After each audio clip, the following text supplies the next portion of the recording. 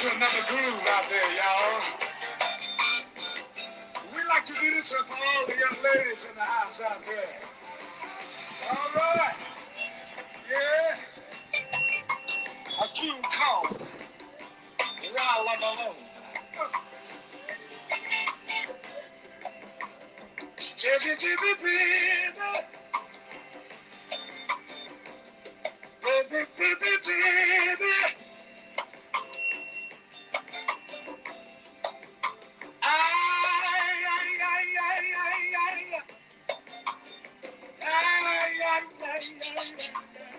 Oh, Lord. Do you love me, baby? Do you love me, baby? Then why you wanna go and leave me all alone? Ooh, baby. My lover, baby, sugar, my lover, good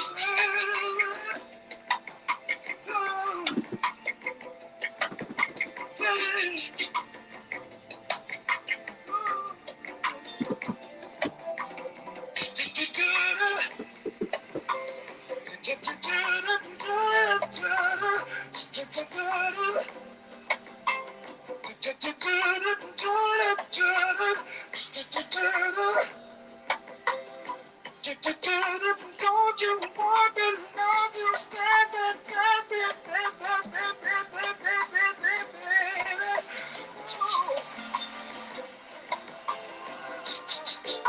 ooh.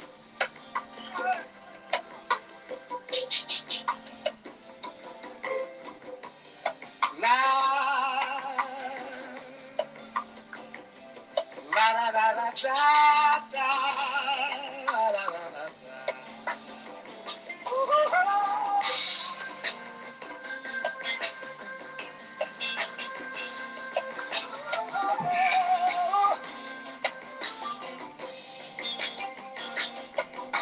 I guess the weekend's over now. You've got to make your way. Have to make your way. Had a ball of dynamite right from the first day. From the first day. Tell me that you come in just as soon as you get home. To pacify my heart while I'm alone. I don't like being alone. Things we did this time of love we've never done before. Never done before. Made some changes in my head. I don't feel the same no more. Feel the same no more. Tell me it's not making me this feeling that it moves on. To company my love while I'm alone. I don't like being alone. Oh, no.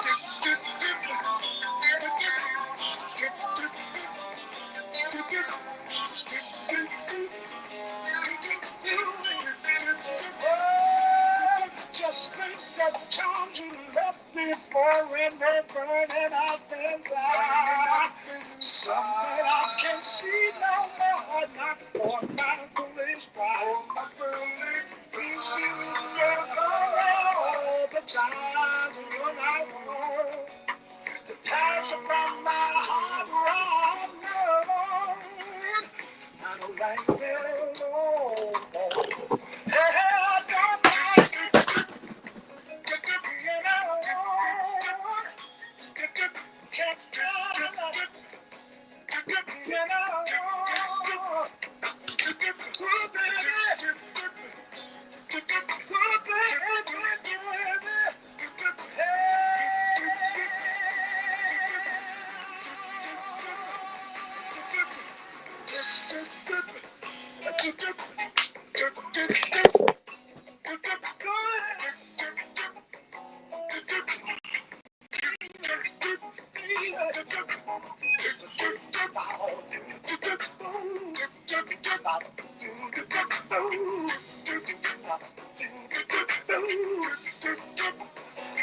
right now, baby.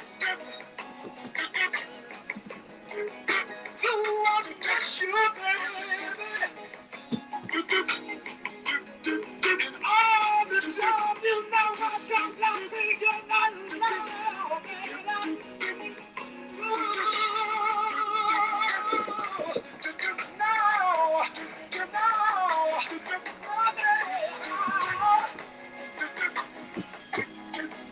Don't you leave me, baby.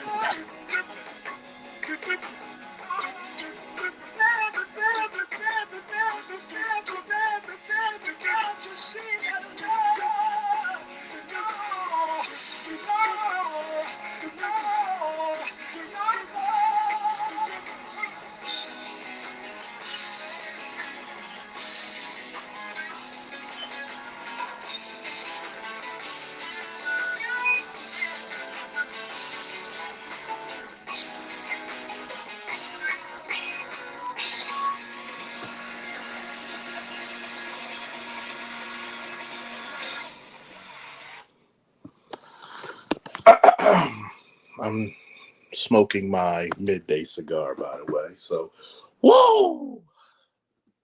How's you doing, folks? Oh man, what a tale, folks! What a tale! What a tale! Tiger by the tail! Woo! Ha ha ha! Boy, I know there's some people who might be a little hurt, but it's all in good fun. It's all in good fun, and I'm gonna tell you why. Have you ever noticed that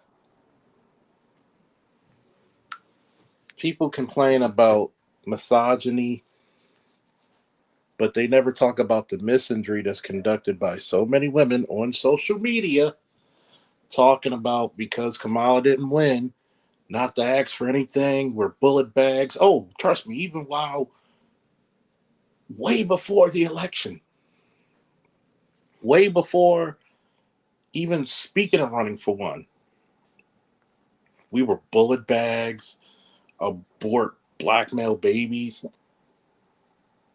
all kinds of vitriol. All kinds of vitriol was said about black men.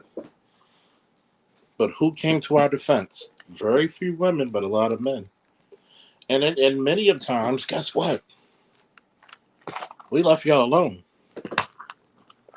But because the person you didn't get in the office, who would have not done a damn thing for black people, because she said it multiple times, she would not do anything specifically for black people. Why so mad? Why so serious? I don't get it. What's really disturbing is that you can't be a respecter of persons.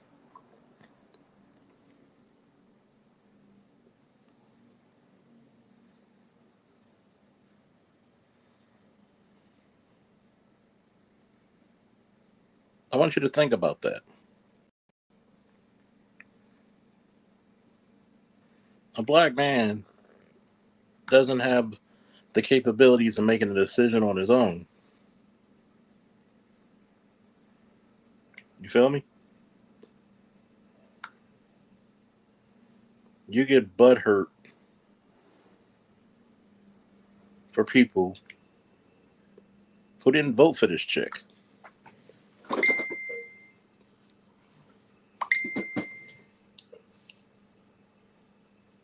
Everybody said, oh, she's the better candidate.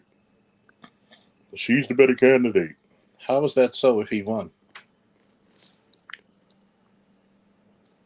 You were talking all kinds of shit when Biden won, but when I talk to people about it and say the reason why Biden lost was not because he was a bad guy, it was literally because what? COVID. COVID.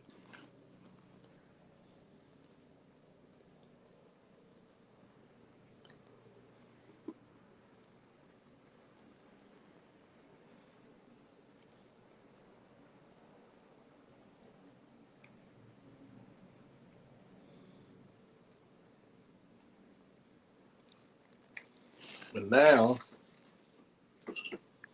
strategically, the Democratic Party put themselves in a really tough situation.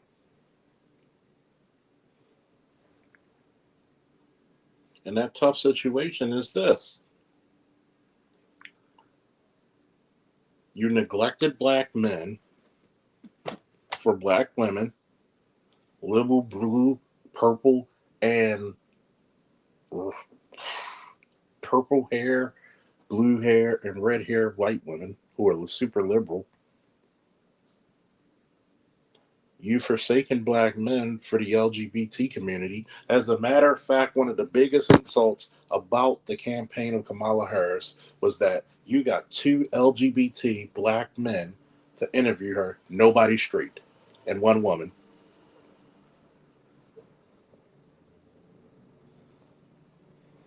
Oh, uh, oh, Sheila. How you been, Sheila? How you been, Jackie? Two of my lovely ladies. Haven't seen you in a while. How you doing, loves? Uh, oh, Sheila. Do you let me that she love you down, burnt? Oh, Sheila. Miss Jackie, how you been? A long time subscriber, by the way. Lovely lady. This the word on the street, allegedly. Remember what color Joe Biden wore to go vote? Obama wanted the DNC to choose the candidate, and he did not like her as VP in the first place. Nobody liked her. The reason why she was chosen is because she was a George Soros girl.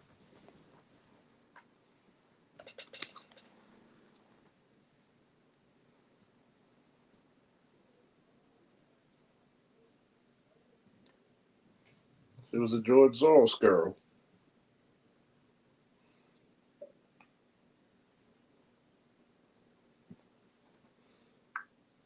They don't want to mention that shit. A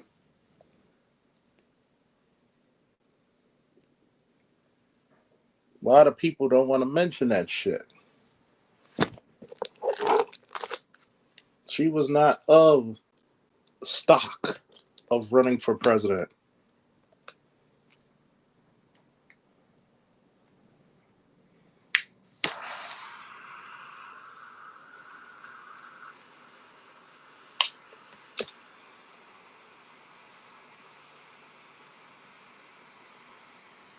But for a person who was basically a last minute candidate, I'll give her credit. She put up a hell of a fight. Honestly, I was surprised she got past 190, 180. It got kind of jumpy once she got to like what, 214? What am I celebrating for? Who said I'm celebrating? Who said I'm not?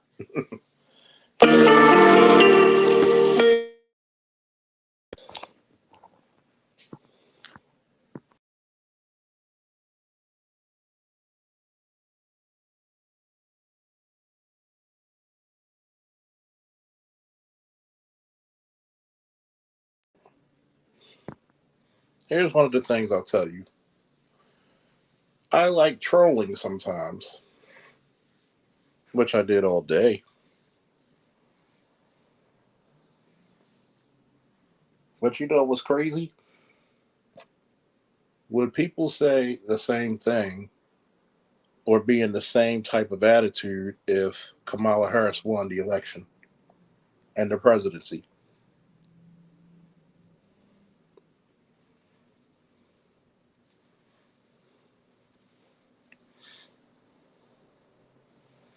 The reason why it's trending is because black people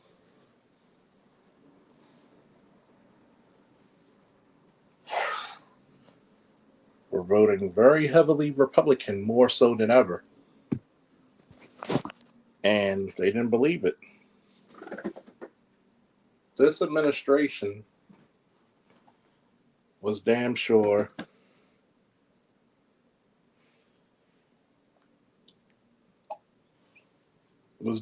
hell bent on breaking this country.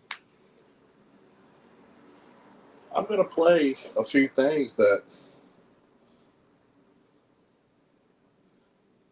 I'm hearing from people who are friends of mine on Facebook.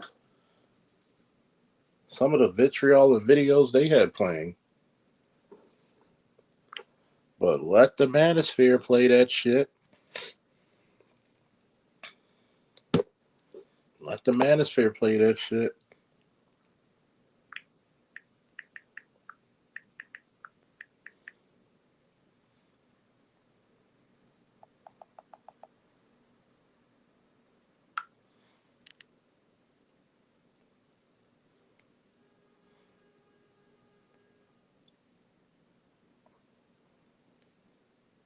We're evil. I'm gonna play this.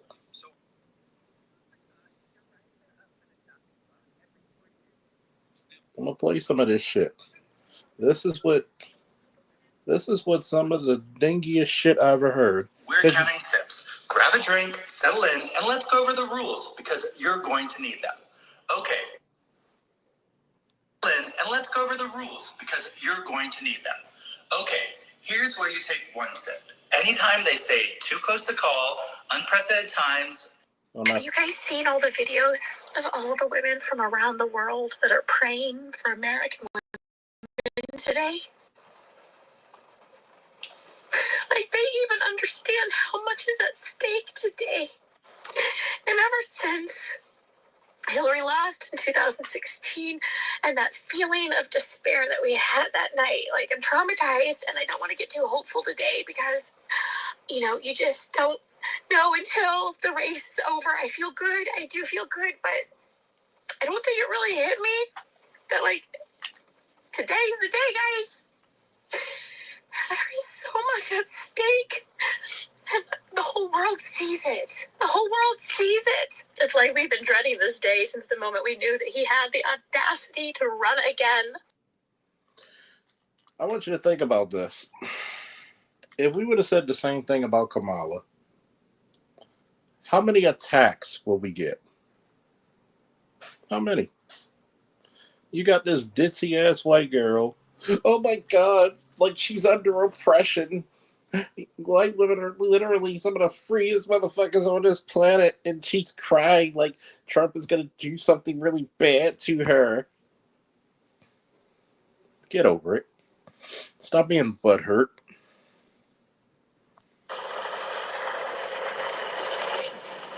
Women, they will never know just how strong we are until today. Why do you want to be strong? Women should not be strong. Women should be resilient. Women should be elegant.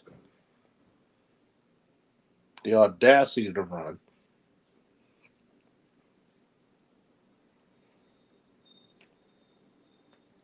Strategically, if you didn't want him to run, why put him on trial for everybody to see? You gave him literally the greatest free publicity on earth, and he somehow turned the tables on them. Jesus Christ. And let's talk about this simp shit right here. This is a black man about to talk about men need to shut up about abortion. And this is the reason why a lot of women are disingenuous. But I expect the women to be on certain terms. But this is the reason why black men are not respected. Because you simp ass niggas always open up your mouth and talk about stupid shit. Hello, men. Y'all need to shut the hell up about abortion. If you're that worried about abortion, keep your shit in your pants. And stop telling women to keep their legs. Number one, if a woman has 2 or more kids, there's a 70% chance they are by 2 or more fathers. Instead of saying we need to keep it in our pants, they need a chastity belt. No, that's not how they get pregnant, right? We need to go all the way back to middle school health class to learn how that shit works. A woman opening her legs has never once gotten her pregnant. Something. Never once gotten her pregnant. What, you come in her ear? See, this is the stupidity simps and liberals speak. Dude, you're going to make women dry, you simp so hard. This has to happen. Now we got grown men running around trying to fuck anything that remotely resembles a hole. Yeah, when a woman... Which is a lie, because one of the biggest issues a lot of young women are talking about is that men aren't trying to date them. Men aren't trying to meet them anymore. How is it that 54% of black men are childless and unmarried, but yet only 8%, maybe even up to 10% of the men are having multiple babies by multiple women? And here's the funniest part.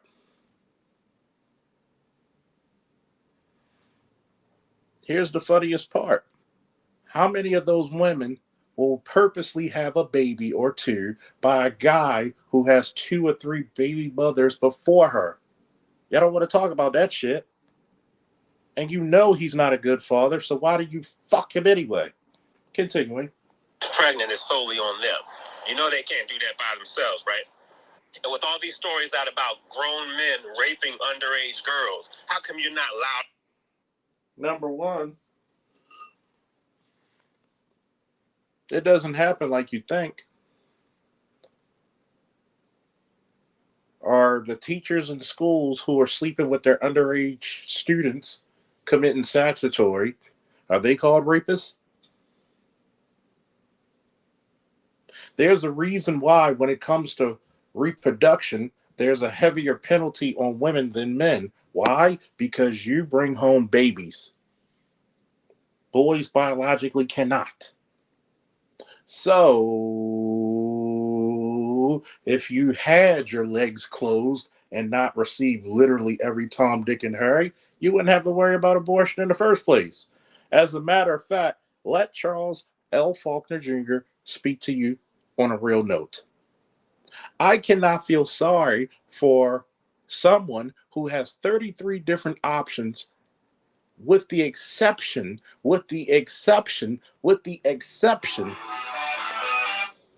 of such. Hold on, folks. Got to take this call. Hold on for a minute.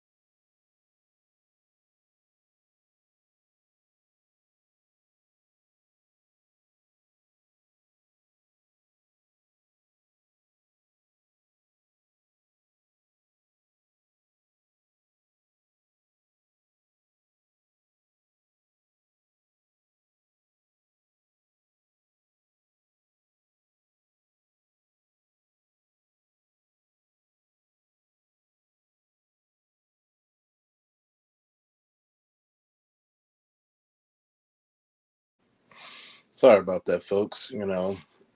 Nobody calls the whole time, and I get a medical call. So hey, we're back now. Continuing. About the rape than you are the abortion. The 100%. Now let's talk about being disingenuous, and this is where they don't talk about the real shit about abortion. You can still get abortions depending on your state. You can even go to other states, and if they do have a ban, most of those abortions can still be processed if you're the victim of rape or incest, or there's something where there's medical complications that would hinder the mother. For example, the one lady who went out of state, I forget which state it was, it might have been Georgia or whatever, the same girls that Oprah had on our show, the surviving family members. They didn't talk about how she was supposed to stay the night to be observed after taking an abortion pill, and she had fecal matter still in her uterus that gave her an infection. Instead of staying there where they could have monitored her, she wanted to get her happy self back home. So when you disregard the instructions of a medical doctor, you heavily put yourself at risk. But we find out statistically, black males use contraceptives the most, meaning condoms. Why? Because guess who gets hammered the most during child custody and child support cases? Guess who we found out don't like condoms the most or contraceptives? Black women. How many guys in here slept with a black woman? You had a condom and she was like, take it off. I don't like how it feels. Is that all black women? No. But you start to see the statistics and the numbers. So when they're talking about rape, which I'm going to use the term rape because it's a professional word that I'm going to use because of my profession. We can always talk about sexual assault when it comes to women, but we make fun of men who get sexual assaulted in prison. Why is dropping the soap funny, but a guy can brush against a female accidentally at work just trying to slide by and the whole world has to shut down? What about the little boys who were 11, 12 years old and they're being coerced by their teacher to sleep with them? And people say, well, he probably wanted it. If I was him, I feel lucky. No, that's sexual assault itself. You can't play victim one way without playing it both. And to stop women having abortions is to keep your little man in your pants. And see, this is how simp ass people like him, instead of saying the person is an accomplice to their own destruction, once again, the person is an accomplice to their own destruction. It's got to be the man's fault. It's got to be Jermaine's fault. But you're the one who chooses who gets to be a father. Remember, not only, let's say if I wanted to have a baby with some ex-girl or wife or whatever, she can have an abortion even though she has 50% of my genetic material. Reproductive rights, right? I'm not supposed to tell her what to do, but she can take my ass to child support when she's broke.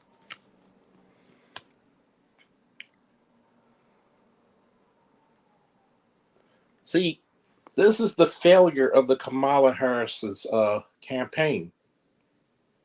You split men and women up, and you thought that shit wasn't going to come back on your ass.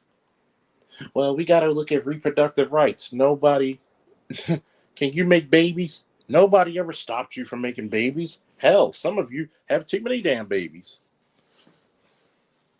Because a woman can open her legs all day, and if you're that scared of a damn abortion, you walk the fuck away. Well, why don't we walk away?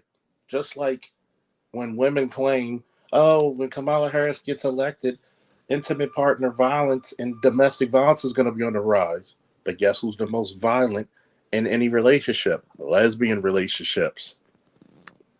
Oh, blame men for that too? If you're going to keep on repeating for women to keep their legs closed, don't turn around and be a punk ass bitch and rape them because they actually listen to you. Oh, and how many women really get raped like that? But once again, not saying that I condone it. Of course not. It's a horrible crime and people should be punished severely. Do you say the same thing about men in jail? No, you call them a punk ass bitch. But here's the problem: you being a punk ass bitch, not holding them accountable of being responsible for their sexual reproductive system. Here's the next video. Still. Food for thought: if your rights are up for the chopping block every 4 years, you don't live in a democracy or a free country. You know, I gotta puff my cigar real quick.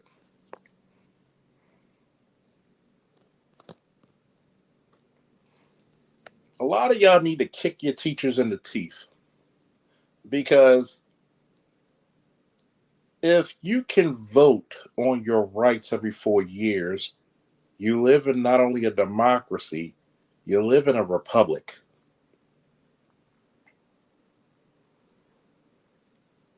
See, look, this is sad.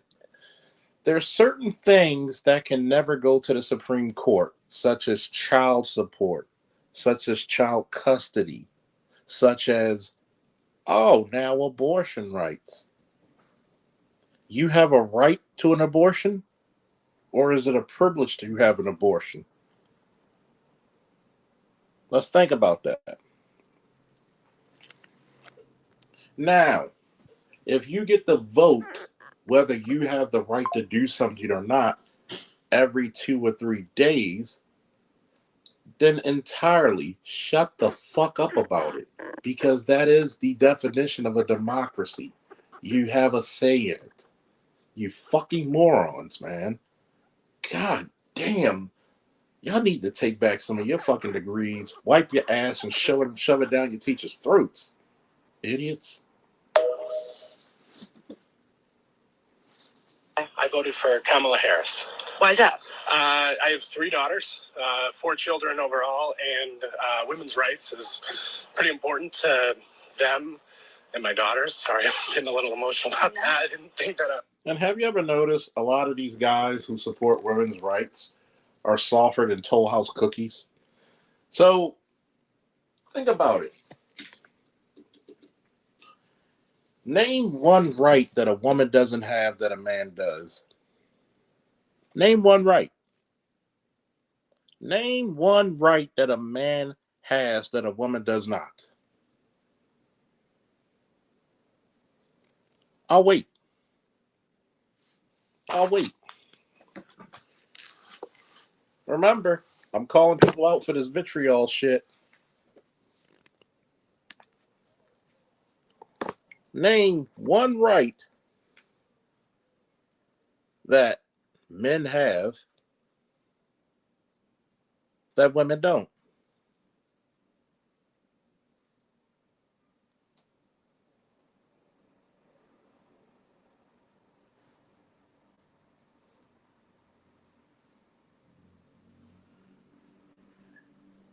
Name one. But name how many rights women have that men do not. It gets much more interesting.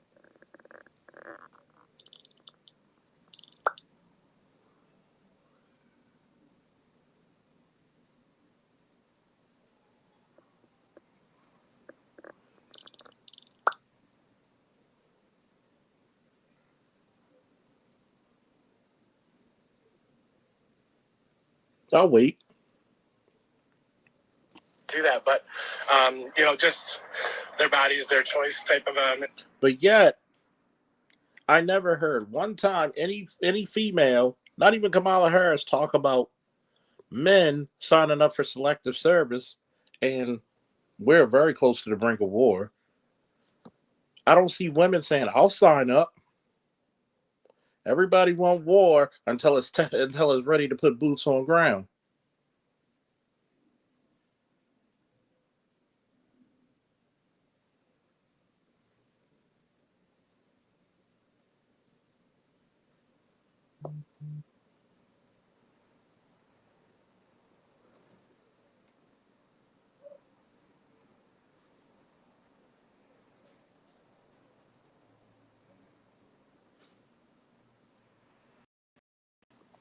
criminality. I want them to grow up in a world that's welcoming to everybody.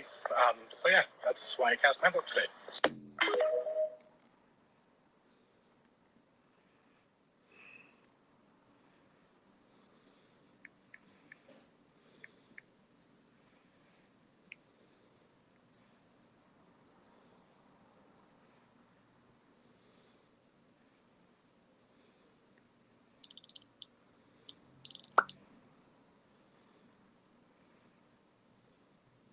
You ready for the next one? This is all on the same. This is all on the same story.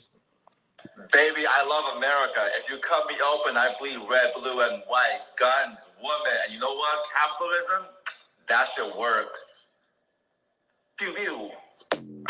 That's a gay guy trying to act like a straight guy, and he's doing a poor job of it. See, a lot of you motherfuckers try to shit on capitalism. Go try communism and see how that works for you. You wonder why we don't have as many communist countries around? Because the shit doesn't work. Oh. The shit bankrupts countries.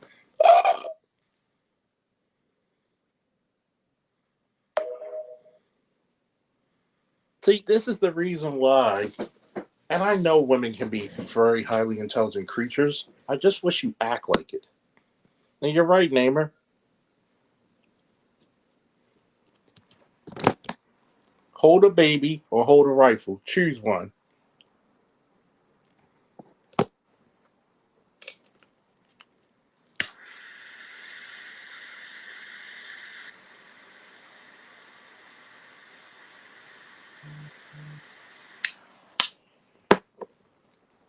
Pick a goddamn struggle, please. Notice you never heard one time from Kamala Harris or her supporters say, why don't we have mandatory DNA testing to see if the father is the actual father, the biological father? You never heard that. Since we're on the topic of reproductive rights, what about the right for that man to protect himself from being bamboozled? Baby. So are we getting aliens or are we not getting aliens before the year's over?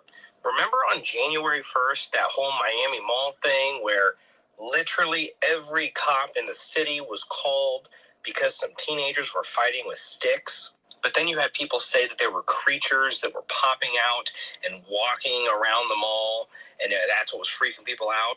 Now you've got stuff falling out of the sky in D.C., in North Carolina. Oh boy. Let's get past that one. Just another person. Another black woman logic. Here we go. If Kamala wins or loses, after this election, y'all need to leave black women alone. Just leave us be. Because some of this is obvious and we saw coming from a million miles away, but to know that Trump is doing better amongst black men than before, or to know that so many leftist allies, whoever, are voting third party in major swing states for practically nothing is exhausting. Because when push comes to shove, the people whose rights y'all are tampering with, the people whose lives y'all are tampering with, will first be black women again. And I remember after 2020 and even 2016, when everybody thought that they learned something, and so they were all, oh, we should listen to black women. They seem to know what they're talking about, over and over and over again. And I'm not saying you have to listen to black women, but for a moment, I had hope that people were actually listening and learning and doing the work they said they were. And yet, to know that we are all sitting here holding our breath, hoping that an insurrectionist... Number one, why should we listen to black women? What law said that said you're not our mother? Okay? Let's get one thing straight. One reason the community is the shit show that it is because a lot of black women frivolously throw their fucking womb around like Batman has a boomerang or a batarang, like Captain America throws his mighty shield, and you have babies by lowlifes who can't take care of them. And you think it's cute because you want to be a Barney and Clyde struggle couple. But then when you try to make this nigga become Tupac in a suit and he's not going to go to work, Let's just talk about it. I just saw a comment where on Facebook, this guy just said, what? Some of y'all niggas don't trust a woman to run the country, but need a girlfriend to do job applications. Make it make sense. You simp ass niggas.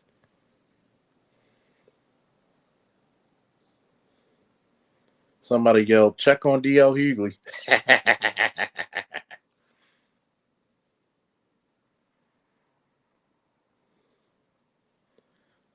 I don't trust a woman to run the country. Oh, Lord, you don't trust a woman. If black women have trouble checking on the community, if black women can't even raise the kids correctly, then why the fuck should we trust them to run a country? The logic of you motherfuckers make it so fucking hard to really believe you.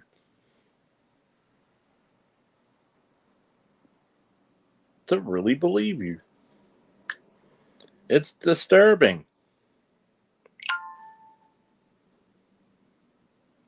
Somebody said y'all cutting people off for voting, but y'all get cheated on and stay with the person. Make that make sense. Wow. Funny as hell.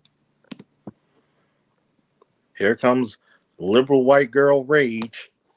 I don't get my way, so I'm gonna scream. News is that men hate us. So there's no point in catering to them. They're gonna hate us anyway. Do you know what I mean? Like, there's no point in... By the way, if you can see this lady, she is not a looker. And the reason why men hate her, as she so claims, because most likely it's not that men hate her, it's just that men ignore her. And she just takes it as hate.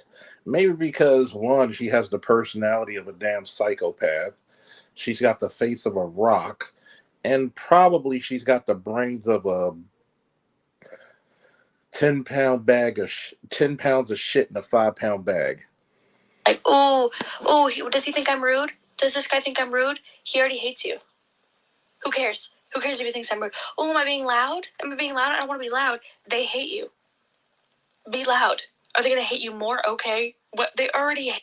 Maybe they hate you because you're obnoxious, insufferable, and annoying.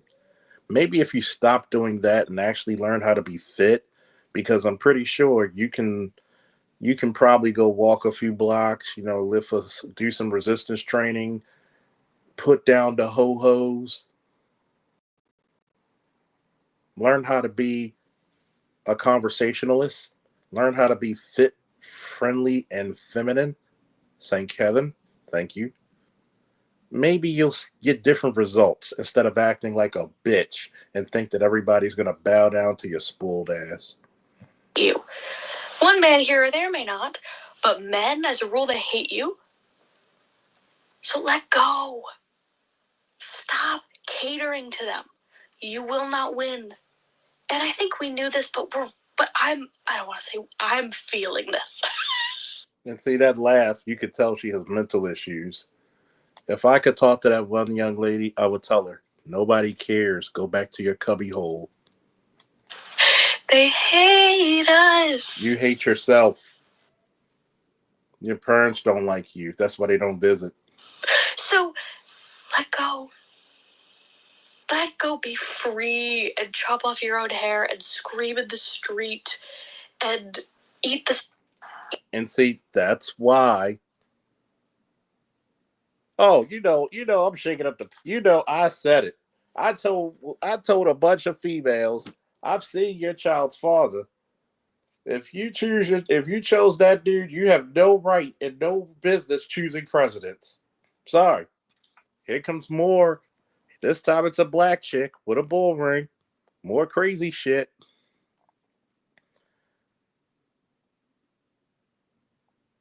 To America. No dating, no sex, no marriage, no baby. Men will die alone. They don't have our endurance. This is what happens when men are in charge.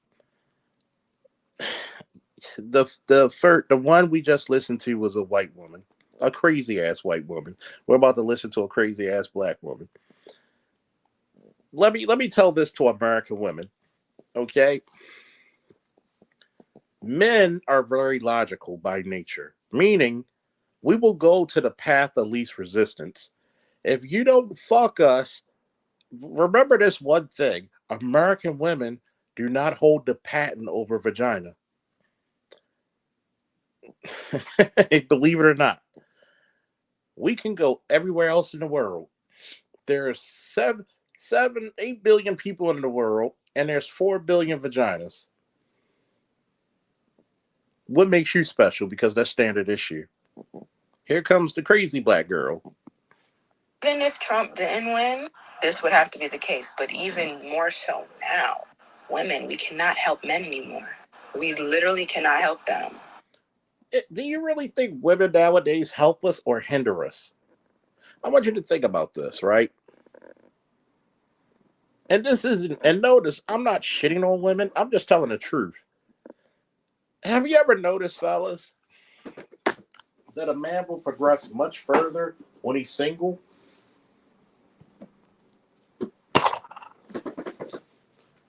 And let's talk about this. One, the only guys fucking her is Father Time and Jack Frost and Uncle Sam when it comes to income taxes. Only 3 people fucking her. Okay? 2, stop thinking that we need your help. If anything, help the bear, since y'all picked the motherfucker. I want you to get this in your skull. You weren't with Dr. Dunbar in the classroom taking all those tests for his PhD in pharmacology. You weren't with me during the academy for 6 months. You weren't with me 18 months in the war zone of Iraq. You weren't with us during our biggest struggles ever. If anything, you probably were the biggest hindrance of us.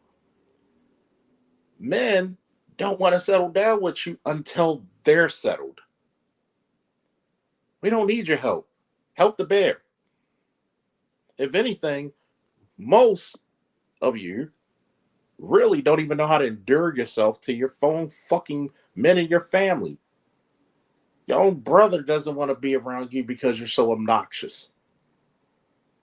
You literally go through these self-fulfilling prophecies, sit there with your pea-brain excuses of why you're not fit enough, you're not feminine enough, you're not fun enough, and you're miserable, not because of a man, it's because you just realize you suck as a person.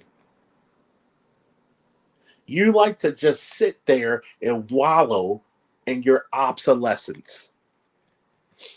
Continuing. We shouldn't even be talking to these niggas. You know that the majority... Men don't talk to you. If a man talks to you, he's probably holding your ass for the police.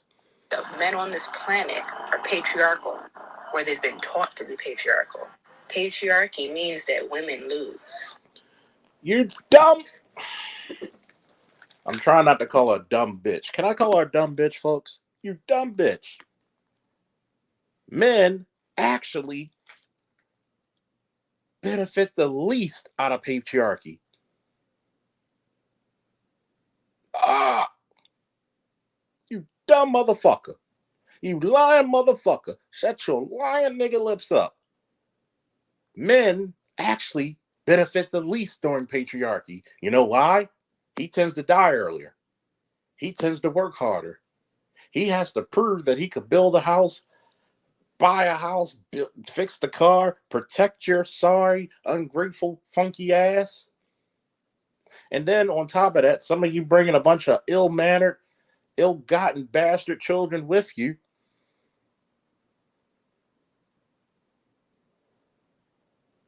I'm sorry, she's a stupid bitch. I'm sorry. Thanks for the correction.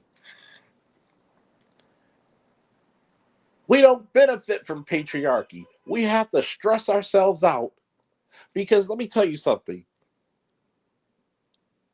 Women think in nest, men think legacy.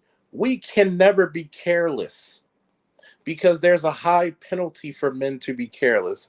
Vito Corleone from The Godfather said it best. Women can be careless, children can be careless, but men never. That's the burden. See, patriarchy is really a burden, a responsibility, not a privilege, you dumb motherfucker. Even if he doesn't win, you lose. How? Even if he doesn't win, you lose. First of all, patriarchy is the reason why you want to get a guy to pay for the first date. You want to get a guy to get dropped down on his knee when he gets a engagement ring that's 3 months of his salary. What the fuck do you bring when he's in patriarchy? Stop it. Trust a person like that who is willing to stealth you, who is willing to hide your birth control or switch it out, who is willing to wait until 3 years into the relationship to show his true colors. They complain about people wearing makeup. And see, here's the bad thing. Here's the bad thing. You dumb motherfucker. You stupid motherfucker. If you're with a guy for 3 years and he hasn't even proposed to you, why are you still with him? Oh, because you're comfortable. But once again, I had to ask a female friend, why didn't you mess with a guy who had his shit together? Like a Charles Faulkner, like a Anwar Dunbar, and others. You know why? Because she said she was with the guy who she had to do an application for because she could control him. Y'all want to be in control so badly because you're so insecure as hell. You're inadequate as a wife. That's why you want to control that nigga. Because it was somebody with some substance, somebody with some intellect, somebody with some goddamn common sense, they would get the fuck away from you because they know that you're nothing but fucking venom. Oh my god, this is the funniest shit. Single women. No man has ever gotten an erection looking at your college degrees. Oh shit. That is true. Not ever.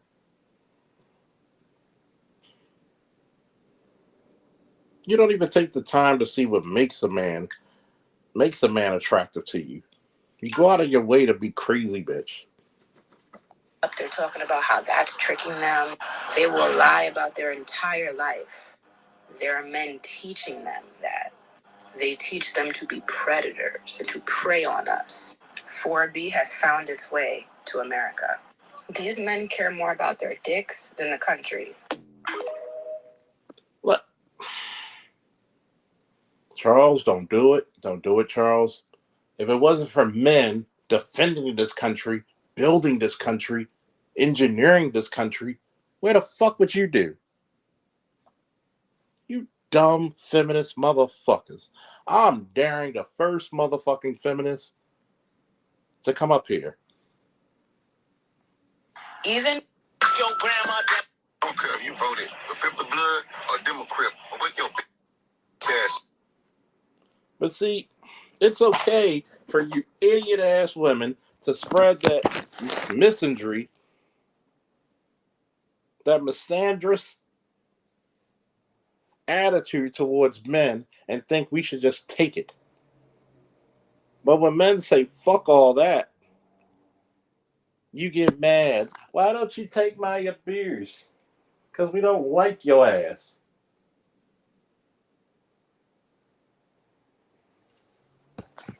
Disgusting. Just fucking disgusting. And this is all because your little candidate didn't win. Last time I checked,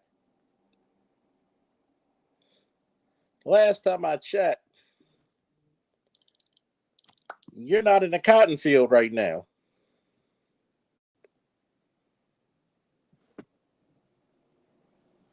Disgusting.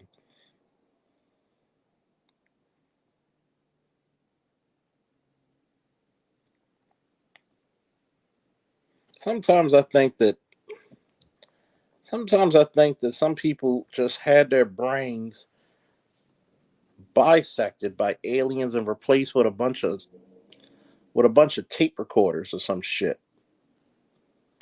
Stupid shit. That makes absolutely no goddamn sense, I tell you.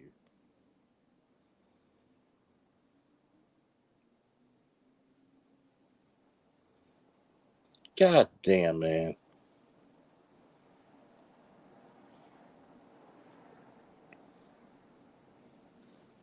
Y'all making a good reason on why black men, excuse me, why women should not be in charge.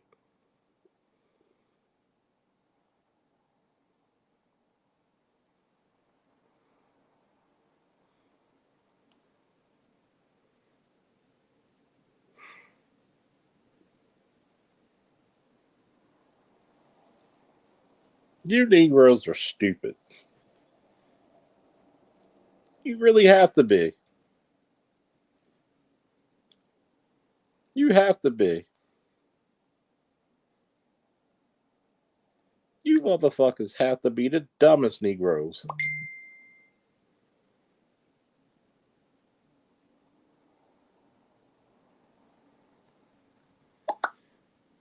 But I told you, this shit was the most beautiful shit ever. You know why? Because all you motherfuckers who still wanted to save the community, this lets you know what the fuck they thought about us.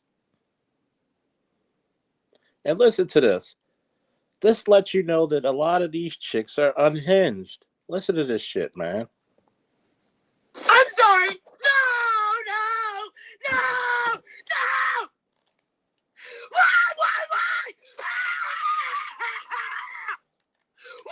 Why? Why? Do you really hate me that bad?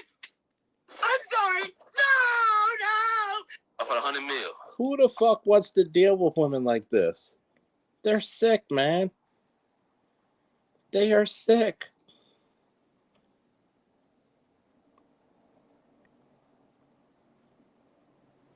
They're sick.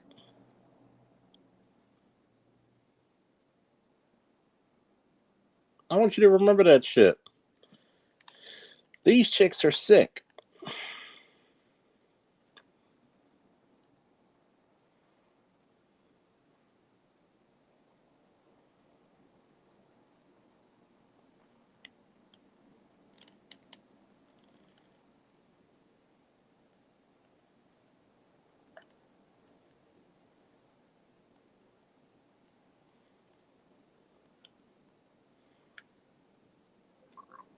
My God, man.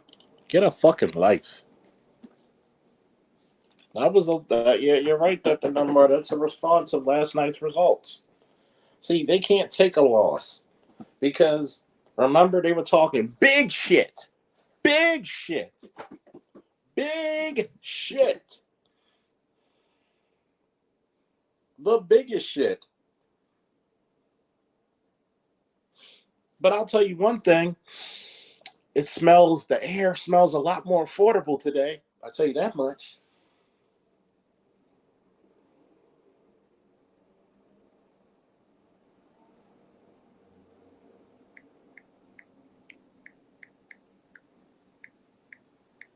But you want us to deal with your craziness,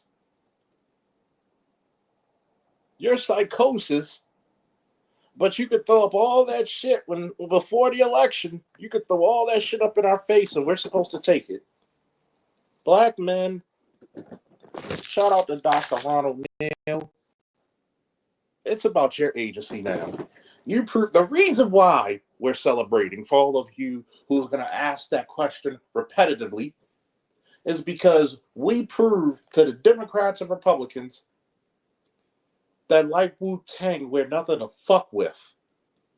Our vote, our fucking, our decisions, our hopes, our dreams matter just like any fucking body else. You ignore us, we damn sure will ignore you. We will vote for another party just to scorn you. Fuck you. We will go scorch earth on this motherfucker.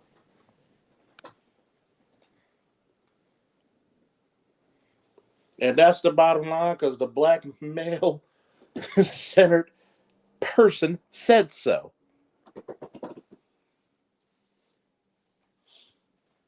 Sometimes you gotta go scorch earth just to let a motherfucker know. And this is the reason why Kamala Harris is the right candidate for these lunatics. You don't even have the decency to go out to your constituents, to your supporters, and thank them for their support through good times and bad, but you're such a fucking coward. You're such a fucking coward. You couldn't face them once you realized there was no winning this thing. That's a definite, clear sign of poor leadership. Woman, man, or in between. And yes, you should rub it in their faces. You know why? Because they have been doing it to you. Fuck them. Fuck them. 2024. Fuck them.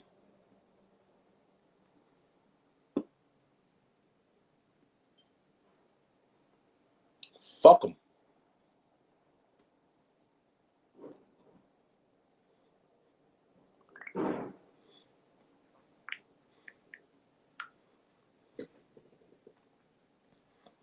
Fuck them. They don't give a fuck about you. They didn't ask you one thing. They said, fuck you. They wanted you to be subservient to them. You don't have any dreams. You don't have any goals. There's nothing about you that was even worthy for a minuscule, a ruble's worth of respect. You're supposed to do what you told, boy. Fuck them. They said they don't want to, they're not going to help us. I say we return the favor. Oh, we'll see who drops first, please. You said you don't need us. We'll see who drops. Since you're strong and independent, go carry your own bags from the grocery store. Go change your tire. Go. Let the feminine women benefit off of us. Let the women with some common sense benefit off of us. The rest of you, fuck them. If they're in distress, if their car rolls into a lake, you got this. How would you like it?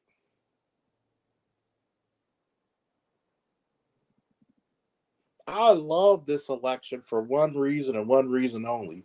It allowed all you simps to see how these women really think, you dumbass. Enjoy that. Enjoy that.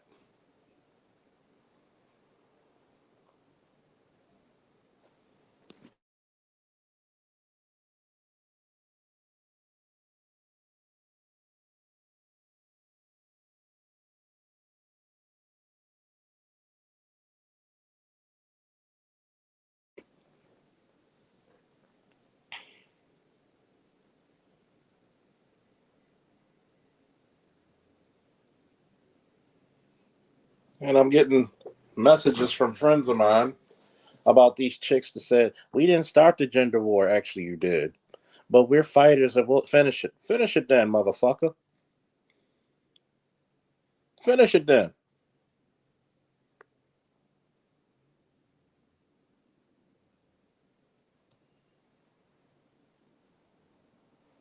See, what if men protested? What if all men, just 20% of men, just left their jobs right now and went to the streets with protests? Everybody would get scared. Everybody would be shaken to the core. When y'all protest, the world still turns. Nobody gives a fuck if women protest. We don't care. You want to burn your bras? We're looking at free titties. We benefit anyway. Half of y'all got titties, one bigger than the other, one higher than the other. Shit. Fuck them. That's how I feel. Fuck them. You don't appreciate us? Fuck them. Don't beg. There's no coming back to the seat.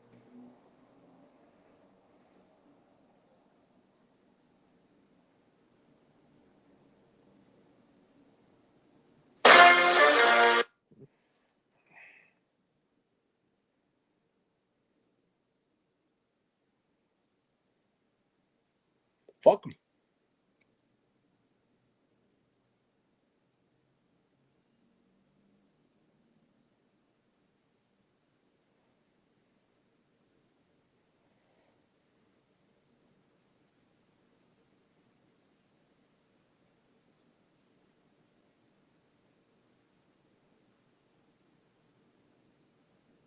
Mm-mm-mm.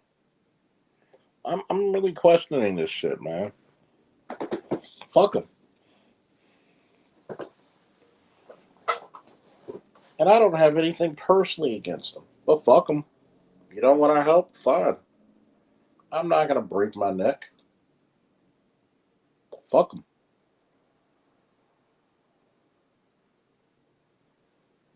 Fuck them. You don't like us? Fuck you too. One of the most liberating things a man can do is to say fuck them. Don't chase them. Don't beg them. Just say fuck them.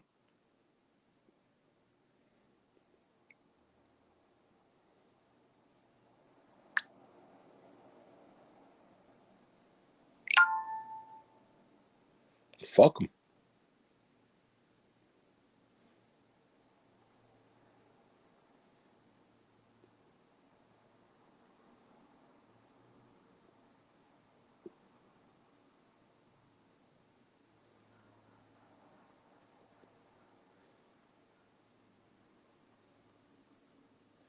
I'm just looking at these comments, man.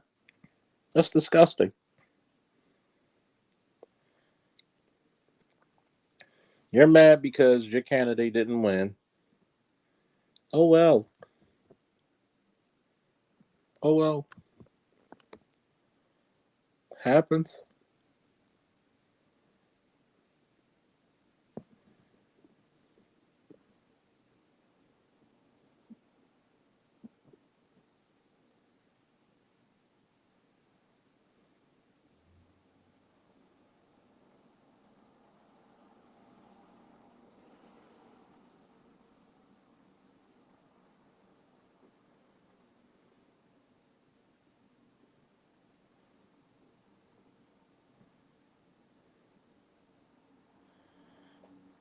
Mm-mm-mm.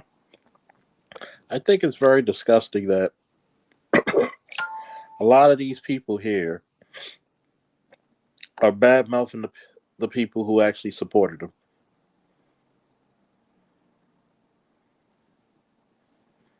I think it's funny. But yet, we're supposed to be political tools. You're not supposed to have any agency over your life. If it's not for mama, then it's for not.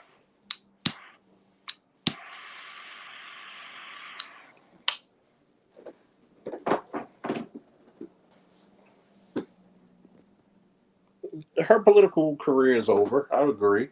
She doesn't want. She didn't want to run in the first place.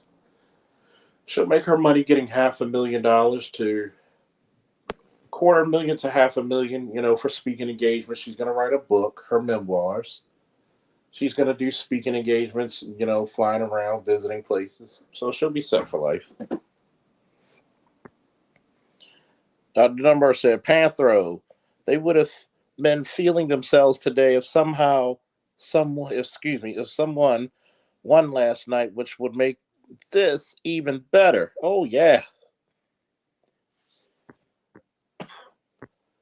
You couldn't take your cowardly ass to speak last night like a champ. You should be gracious in your losses.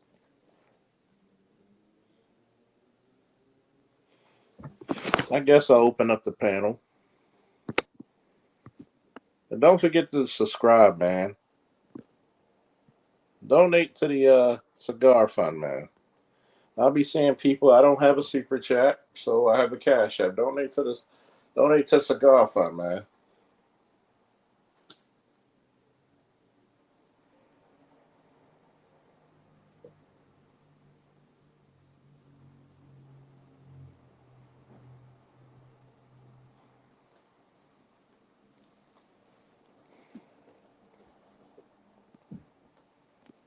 People think I'm brainwashed. I said How am I brainwashed when I'm using my brain properly?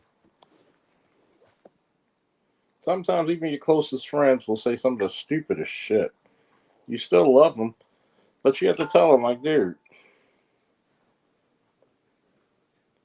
why can't I be respected? But you have to tell them, why can't I be respected?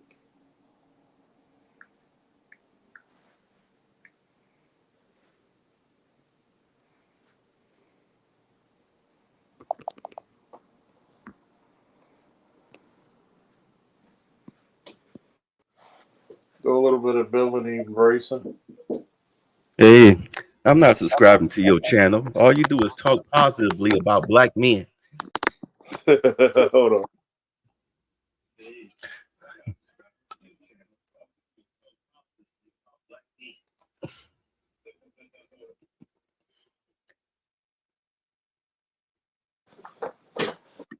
What do you think about the events of the election and also some of the videos I played? We want to get your take on it. Oh, you ain't seen nothing. Mm. You got this is what killed me because I posted the meme where you got Keith Olbermann next to wait, hold on a second.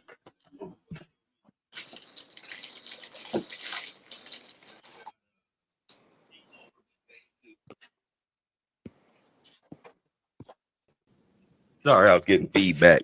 No, Keith Olbermann next to Kunta Kinte saying that this is how black people think they're gonna wake up on January 21st. Because Well, you got left-wing media got them thinking that we're gonna be back in chains. And people, you have black people that truly believe that. Like he wasn't president before. number one, this is what I'm gonna tell people, right? Correct me if I'm wrong. You're gonna get a better Trump than you did last time. Oh hell yeah, hell yeah. Because he And know the, what he's doing now. He has more Exactly. experience. and And what is that? we don't have a situation like a pandemic that's happening now, but it has no more interference. So now it's like we seeing Super Saiyan Trump in Ultra Instinct mode now. You know, now I got my avatars back. Got that Trump back. Exactly. You Bingo. have, hey It's like Fauci. watching the Here- last here- dragon. Here's Fauci. Hey, Yeah. hey, Mr. President. I got an idea for you. This is what he's gonna do with Fauci. Nope, nope, nope, nope, nope, nope, nope. Don't give me that shit. Don't get the fuck back. This is the amazing part. The only thing he had really bad on his record that was super bad was COVID. He even admitted, because people say that, oh, Trump doesn't even he's arrogant. He actually admitted, I trusted the wrong people. I made mistakes.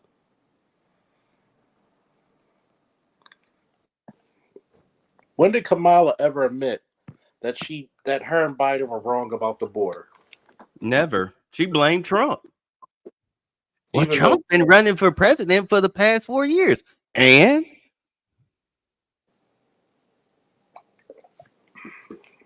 seriously, that was the turning point of that whole conversation. That should have let people know right then and there that this was a typical modern female, takes zero accountability for her actions. She gonna blame some white man that's not even in power. You've been in power for 4 years. What does Trump have to do with you being the border czar? I think you know what I'm talking about. No, I don't know what you're talking about. What are you talking about? I would have asked her. If I was Brett, I would have asked her right then and there. Why do you blame Trump for the things that you were in charge of?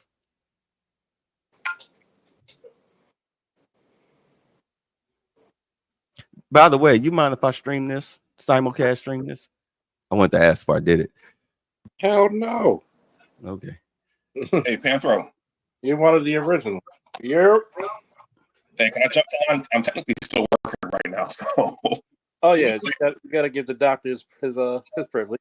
I usually change Okay. my here. So first thing, I mean, on my channel, I encourage taking a holistic look at everything. I mean, we're from the freedmen, the black community, but I think it's important to take a holistic look at the entire horizon.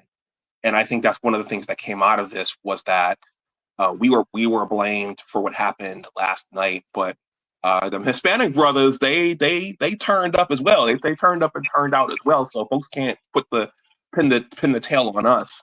On that same vein of taking a look at the entire thing, other groups are kind of traumatized by this too. First thing this morning, I got a DM from my supervisor saying, good morning, Anwar. If you need to talk, let me know. We can talk if you need to talk about anything. And I was fine. I stayed up till 2 in the morning last night watching the results, wondering if the thing was going to flip like it did 4 years ago, and it didn't. It was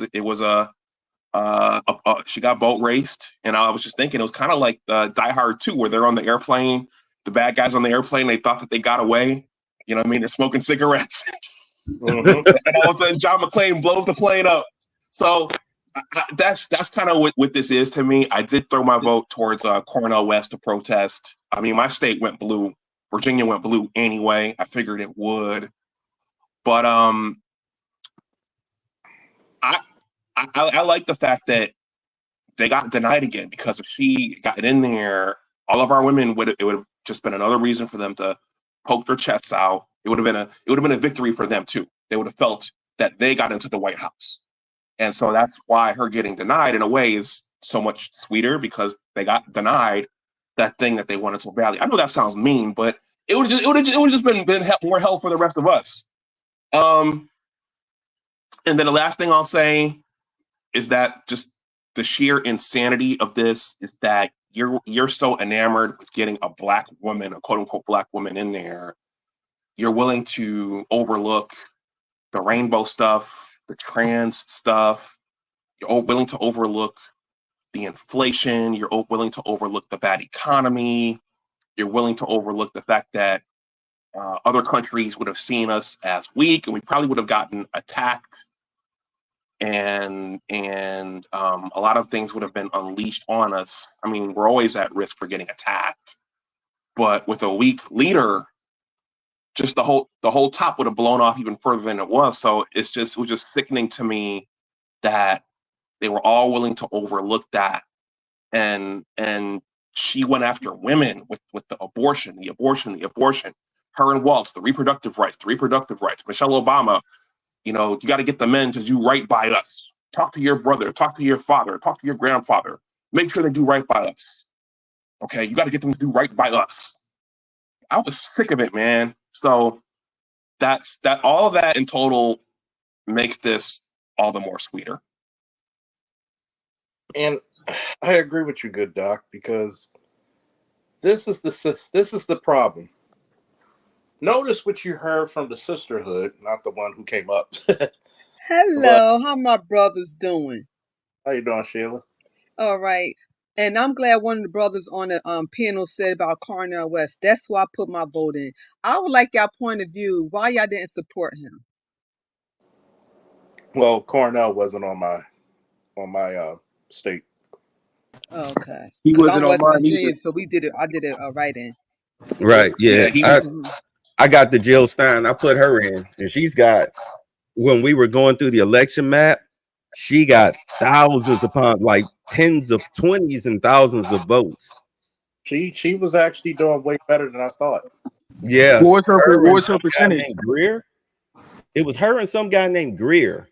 They were cleaning up as third-party voters. And I think what this also showed the power of third party, because this third party was kicking more ass than people think. Yeah, we And was. and you got to think about it. I don't care who you voted for. Make a decision. Make a goddamn decision. Stop judging black men because they make theirs. Here's the criminal part. Nobody talk about black men health. We die before black women typically.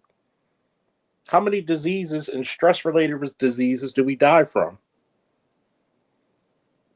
It's not, black women are not the only human beings that exist on this planet. And that's the criminal part. She literally had nothing to say to us. You didn't even have, when you were,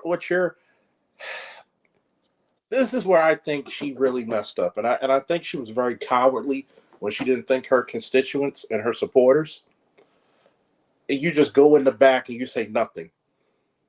You want to be a leader. That's like not being able to be on the ship with your fellas, or your company or your platoon wearing a foxhole shooting, and you just, oh, I'm gonna stay in the brick house where it's safe. This entire Kamala Harris campaign, I feel, was like a major finger from her to black men. Am I off the ballpark with that assessment? Pretty close. No, but I have to ask, was that the sisterhood that asked about us voting for Cornel West? Was Man, that you that asked us, that asked that? Yeah. Okay. I mean, my question is, why should we as black men voted for Cornel West? and when that's answered, I got a better follow-up question. Because this was not the election. Oh, go ahead. Answer the question. I'm sorry. I'll let you answer. Sisterhood, go ahead.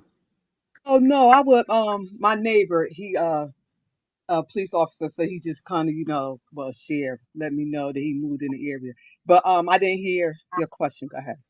I was saying, why did you ask us if we voted for Cornel West? Well, hold on. I think you heard me. I threw my a protest vote behind him. I live in Virginia. I felt like Virginia was going to go blue, and I thought that that's just what I would do this time. So I think she came up and she heard me say it, and she responded to me.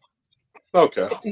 Yes, and it was like okay, let me let y'all know a little bit about me. I'm more like a fighter, into politics and stuff. I fight about black men rights, child support, police brutality, all that. I ran for city council, board education. So I'm one of those women that I go to every meeting. I was in upstate New York going every meeting, whatever. Make sure, look out for my brothers. Mhm. So when I see y'all talk, I say, I wonder why they're not supporting Cornel West. Why it's all about Trump and.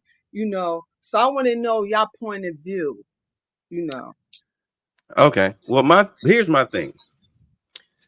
Uh, I applaud Cornell for running. We knew that he stood a droplet of water's chance in hell of even getting on the ballot, let alone winning the presidency. But the thing about it is that this election was, and I'm just speaking in general. I'm not attacking anybody, but this election this year had it 100% had nothing to do with identity politics. It had everything to do with competency and getting the country back on track. Because if you look at the landscape of the United States, they gave black women and weirdo white women, gay males, pedos, perverts, foreign nationals. They gave them carte blanche power for the past 4 years. Well, 3.5, because you had to do legislation in order for it to happen. And look where it's gotten us. We have books in grade school teaching little boys and girls how to have uh, uh, pervert sex, gay sex, be it with someone their age or someone older. You've got counselors in these schools in junior high and high school convincing these boys and girls who are just going through puberty that they were born in the wrong body. So therefore they should get the puberty blockers and sex changes and everything. The medical industry All of those who perform those surgeries on children should be in jail. The parents who allowed that should be in jail. You talk about the counselors and the psychiatrists that push that, they should be in jail. That was child abuse. Those were legitimate cases of child abuse. You don't Yes. do that to children. You Right. know what? Y'all don't mind if I play Donnie Swaggart again, right? Go for it. Yeah, go ahead. That's all like y'all point of view because y'all so and I knew my brother what you just saying everything. I knew it was a bigger picture than Cornell West. I knew that. And I said y'all so smart, so some of y'all should run for local state board education because you know what? It's a lot. I mean, for you to fight this battle, you gotta be in those positions. You Yeah. do. But And I'm on mute. Go ahead. and here's the craziest part. And I'm glad you said that. Yeah, so am I. The craziest part is this because I was with my godson. This was first time to vote, and we were both reading up on this while we were Mm, walking the voting polls. And it was a white guy who approached us, and he spoke more about it. He says, "Why should we be able to teach kids? Number one, this is what Charles Owen Faulkner. I hate to use the word belief, but this is my thought process. Children should stay children as long as they can, because what did they say? When a boy becomes a man, they can never go back. Nope.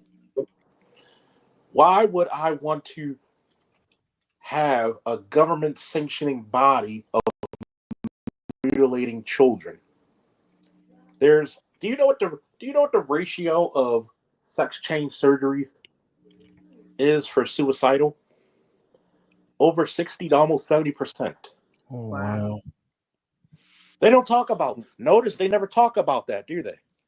Can I Not a speak lot. on that, please? They suppress that. They suppress those videos of people who have been transitioned, who are going through detransition. They suppress them. They suppress the information on the suicide rates.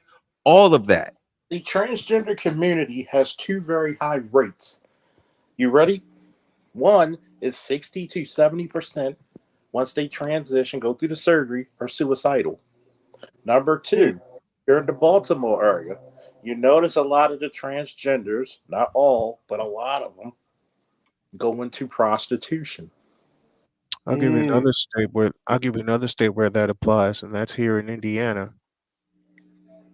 My daughter, Sonia, is going through a transition but can't complete the transition because they won't give her the fucking insurance money to goddamn pay for it. Now, I'm coming in on the back end of all that going on because she's been going through this since she was 16. She is now 30. I am still learning about everything that happened, but to see every member of my rainbow family dealt one blow after another, and this goddamn election was not had nothing to do with identity. It had nothing to do with what's going to be done for the country and the people in it, and it sure as fuck did not have anything to do with what's going to be done for black men and the ones who rise above everything. This whole election cycle to me was a bunch of bullshit. And I'm glad I got people of different walks of life. And we also have females here, just in case they say, you guys are incels. no, no, Thank y'all you. not. You It's know what? whoever I'm be says honest. that. No. I'm sorry, Mm-mm. sisterhood. I didn't mean to I, cut you off. I'm Go ahead. I'm sorry, but they always give me a bad rep, and I'm be honest, and maybe they're gonna persecute me. It's always the unattractive, not chosen. I'm probably older than everybody on the panel. Women that always want to persecute our brothers like y'all guys. We You I got said, know. let me see that. talk to. Can I talk to sisterhood for a minute, Go ahead. please? Because we haven't had a chance to meet or discuss anything. We just saw each other in the chat. So I'm going to give you a brief history of what's been going on with me the last few years. I met my wife Jody in Indianapolis. Jody is white. We lived in Terre Haute for a while. We lived in North Carolina for a while, and it was hell in a handbasket, and we're still getting it. I Wait, have I Wait, used to have I have a house in Indiana. I'm grade sale in Indianapolis, Indiana. wait, real quick, Snowman. What was hell in a handbasket? What part of it all? You mean just what being part? together? Where do you want me to start? No. I want you to continue. I'm not gonna run my mouth just yet. Okay. What was Hell in a Handbasket? It still Just being an interracial couple? Is that what you mean? being being an interracial couple, being in an interracial marriage, me stepping in as a father Oh, to okay. children that were physically not mine, even though my children are grown. I've Mhm. had people tell me you should label them your stepchildren because you don't take care of them, which is bullshit because I love my children and then they come to me Okay. for advice and they come to me to talk to me, and if it sounds like I'm on the verge of tears, I am after the blow my wife was dealt yesterday in being told that she's losing her fucking job. Wow. Sorry to And Mm. hear that. you know what's And crazy? I'm sorry, Charles. Let me get this Oh, out because Let him get it out. Yeah. I'm gonna get burst into tears. I've been called a con artist every day for the past 2 years because some of these motherfuckers, except the folks in the chat and on the panel, do not seem to believe that I had a fight against pancreatic cancer and I was knocking on death's door and I whooped its ass. Yeah. Okay. Charles said it best on a live stream one night when I was up late. I kicked cancer's ass. I couldn't have done it with the help of everyone that gave me positive vibes and positive prayers, and I appreciate everybody for it. I could not have done it without Jody's help either. Jody is the reason I'm here. All right. Mhm. Jody has saved my life 3 different times, from blood clots to pancreatic cancer to a recent amputation of my right big toe. You know what the state of Indiana has Mhm. done for this black man? Not a fucking thing. I've been turned down Wow. 3 separate times hmm for Medicaid, Medicare, and fucking disability. Why? Because they threw my wife's salary in my face and it pissed me off.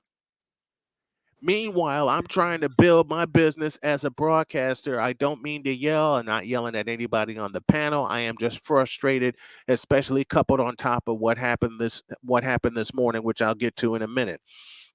Meanwhile, I'm trying to build my business. A black man in sports media gets shunned, laughed at, turned away.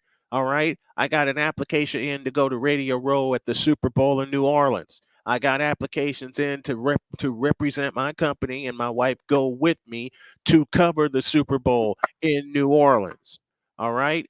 All of that going on. Me fighting a big fight just to get my legs back because I had to sit in a goddamn wheelchair for 7 months because of my amputated toe. I was ordered by my doctor not to be on my feet. So there was a wheelchair and a knee scooter in this house for 7 months. And I had to sit in that bitch. And that was when I got turned away the third time for disability. And I said, that's the last straw. If I don't make Snowman Multimedia and Snowman Multimedia Sports pop off, then I am a failure. Meanwhile, and forgive the use of this word, but I gotta say it the realest way I know possible. Meanwhile, I got niggas laughing at me saying, oh, you're a con artist. Ain't no way you've been through pancreatic cancer, because if you've been through pancreatic cancer, you be in a box. Well, I'm not in a goddamn box. I'm in a chair in my office trying to make this shit work, trying to find some way to help my family. Every time that I'm on a panel with BGS, with Charles, with AB Media, I'm throwing my Cash App out there to get some kind of help for me and my family so I can actually feel like I'm doing something. And if anybody has gone through the problems that I've had in the past 36 months, you'll know that with these health problems comes something I've had to fight for the past 5 years: depression. And see, that's the part nobody ever fucking talks about. I want you to really think about this, right? Nobody ever talks about the depression of black men. Think about this. They sure don't. As long as Kamala was the front runner, when Weekend at Bernie's had to drop out, Hmm. the first thing they made sure was to defecate upon black men. Yep. Yep. Shout out to Dr. Neil for this. What the fuck do black men have to prove? The reason why we got the right to vote, because we picked up arms and won the Civil War for Lincoln. Lincoln didn't free us, we freed him. Correct me if As I'm wrong. Dr. Ronald Neal once said, I, as a black man, have nothing to prove. Just like you got nothing to prove this world. We are who we are. If they don't like it, tough. In the words of a wise prophet, his name was Charles L. Faulkner Sr. You're gonna The go baddest through life. motherfucker of East Baltimore. You're gonna go through life, kid, and not everybody's gonna like you. You may not always make friends. If you make friends, that's cool, but that's gonna be very few people in your life. For the rest of them, fuck them. Are they putting food on your in your belly?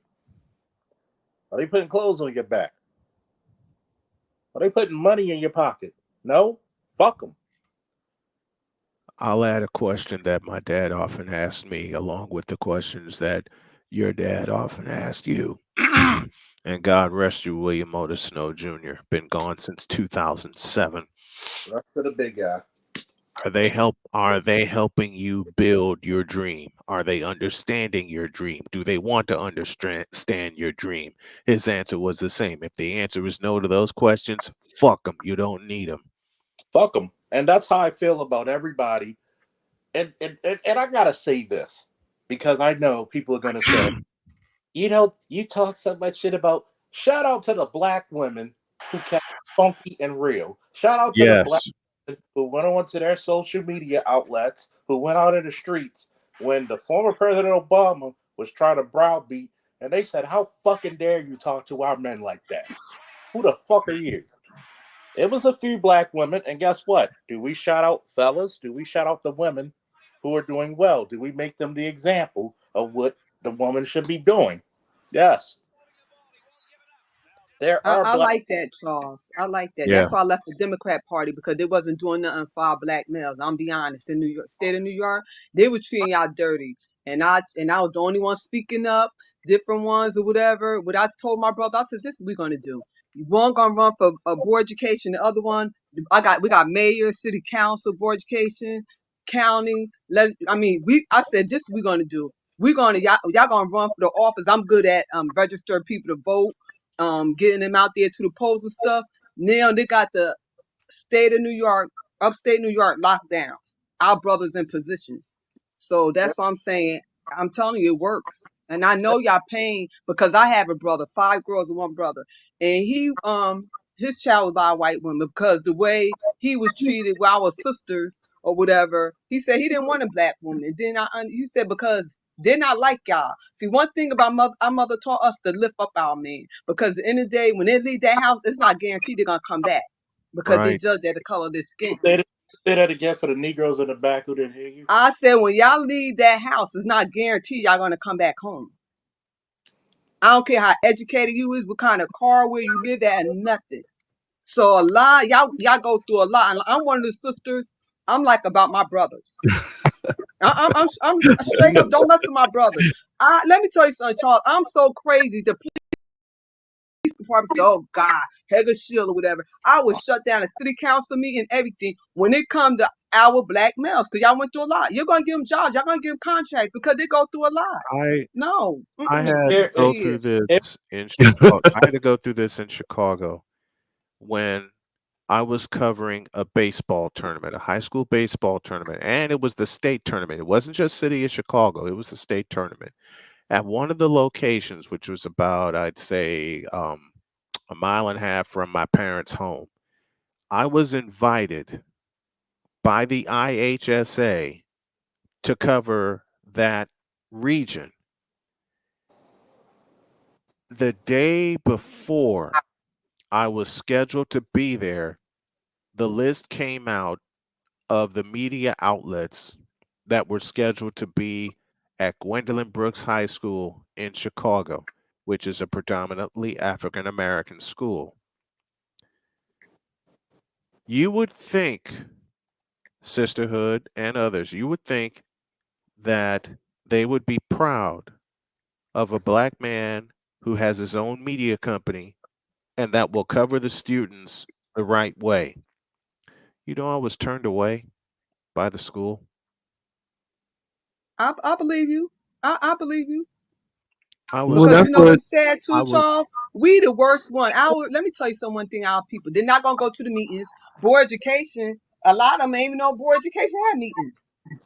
And I'm going to tell you this. I'm going to say this because a lot of people, like I said, salute to the sisters because there's a lot of sisters. When if your friends of mine on Facebook and Instagram, you see me trolling all day, and I trolled hard. Dr. Dunbar would say, and there's a lot of sisters who felt the same way we did about Kamala. There's a lot of sisters who support us. Not as many as the gynocracy, obviously, but we had a lot of sisters and brothers who were down for the cause. yeah, This yeah, is not the Trump being in office is not the end game. That's just the beginning. yep. Now, That's now, that's just the top of the iceberg. That's just the tip of the iceberg. now, you motherfuckers need to go to your city councils. You need to go to your mayors. You need to go to your state senate. You need to go to your governors. This is what we demand. You saw what we did during the presidential election. We're more impactful for your elections. Mm-hmm.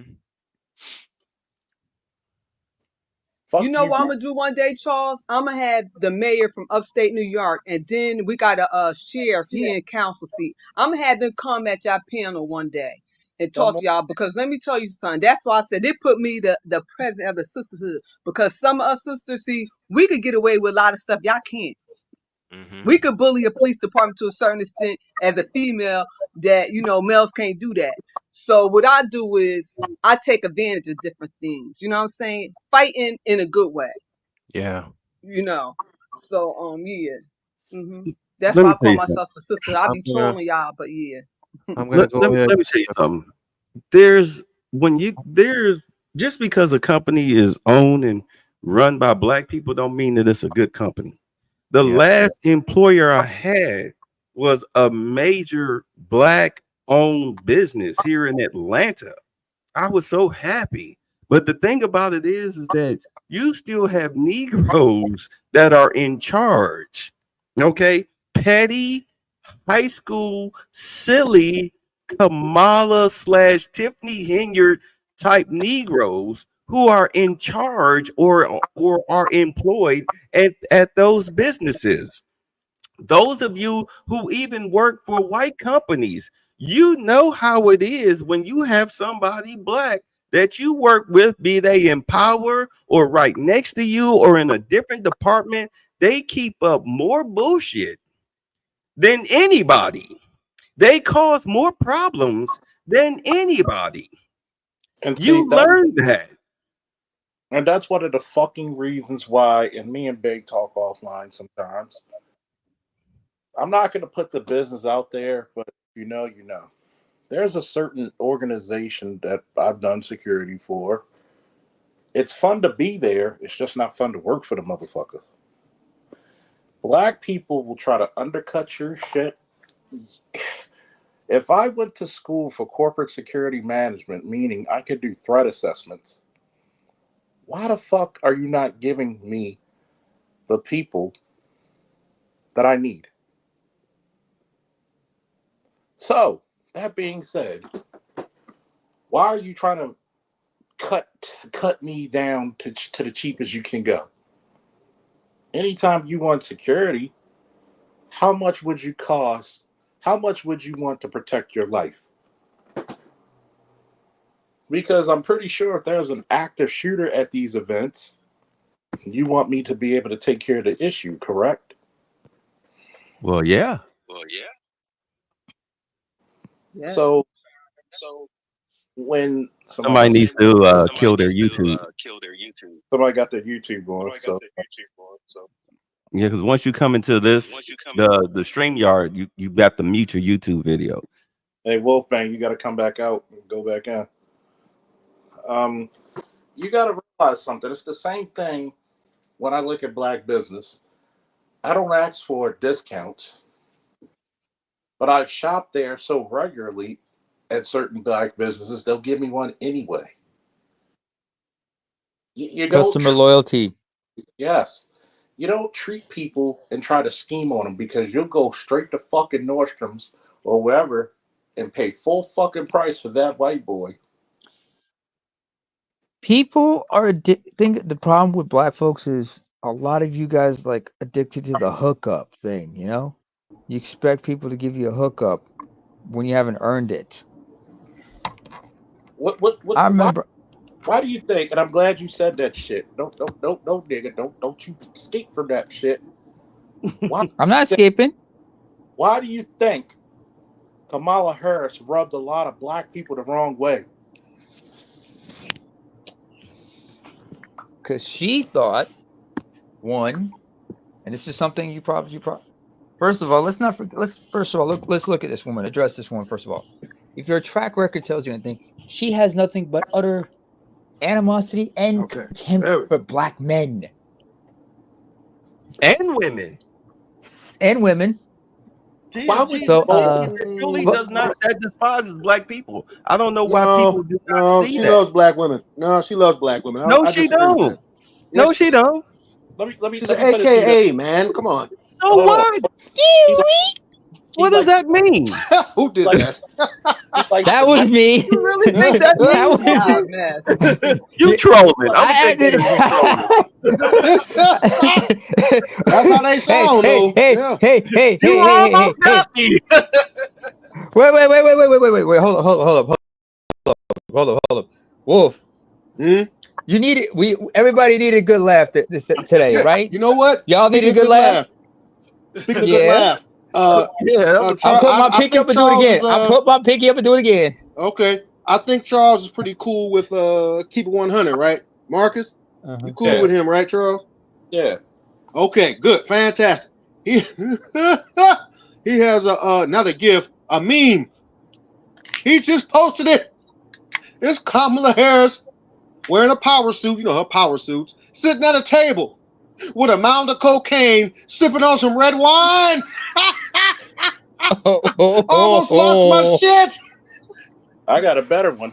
I got Kamala Harris. Wow. Oh no! I got Kamala Almost Harris. lost my lunch. Oh, it was so funny. Got a picture of Kamala Harris and a McDonald's drive-through handing them 2 cups to Trump driving through. Oh wow, really? Ooh, shit. I'm gonna tell you Hey, what it is, right? And but for to all answer your question, sorry, you, but to answer your question, Charles, one, first of all, what was the question? Oh yeah, she has nothing but utter contempt for black men. Secondly, she thought she could try to drive the wedge by bringing up the whole, reproductive rights, trying to cater to black women. But in doing so, she pissed off a lot of white women. And people forget one of the biggest voting blocks in American politics is white women. white women. White women. Yeah. 53% voted for Trump the Yep. last time he was Mhm. president. Correct. Hey, we're talking That's about you. absolutely People true. forget we're still a Christian nation. Mm-hmm. When she Right. kicked those white boys out, you know he you didn't ain't show up shit. to the Al Smith dinner. You know you ain't shit when you piss off the Amish. Piss off the who? Oh shit. Amish. The Amish. Amish. Oh, okay. The Quakers. That's a Pennsylvania reference. That's the Quake. No, Quakers is different. When she No, made I know. I was just throwing that in there. when she made those religious comments, Hmm. I'm gonna tell Quakers you, are mostly in Ohio. The Amish are mostly in Pennsylvania. But you got, I think, All right, Welsh is all right. pretty Neymar with the encyclopedia brain. but I'm gonna play this clear. real quick. I'm gonna play this real quick because I'm gonna keep playing Mhm. this. Shout out to Donnie Swaggart, son of Jimmy Swaggart. I didn't know Jimmy Swaggart was still kicking. Wow. Yeah, I didn't either. Wow. Yeah. Yeah, I heard about that yesterday. I'm gonna play this again, and I'm gonna keep playing it till it gets in your skull. And shout out to Donnie. Obviously, he's white, and we need to stop being afraid of people of other cultures. I didn't hear what you said there, You Charles. going out, Charles? I was saying we need to stop being afraid of people of other cultures telling the truth. Yes, we're gonna be black first for our people first, but as I always say, truth be told and truth be undeniable. Because this whole Democratic Party, I'll, I'll let Donnie speak for himself. He's in front of his congregation, and a true Christian, a true man of the cloth, does not care about the dollar. Your audio is going out again. What about now? Your audio went out at a true Christian, so continue. True Christians, true people who have religious convictions, are not worried about the money. They're worried about their faith and devotion to whatever God they serve. Mm-hmm. So y'all ready? Everybody give me a clue. Go for it. Go ahead, fam. Go ahead. Whoa!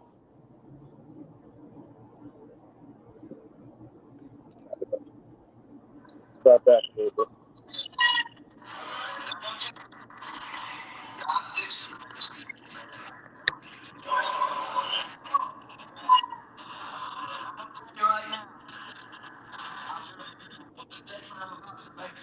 I think we need a little volume. Yeah, Is it me? you need some volume. It's coming in patchy, Charles. I'm gonna start up again. Yes, sir. What about now? It's Still faint. not clear.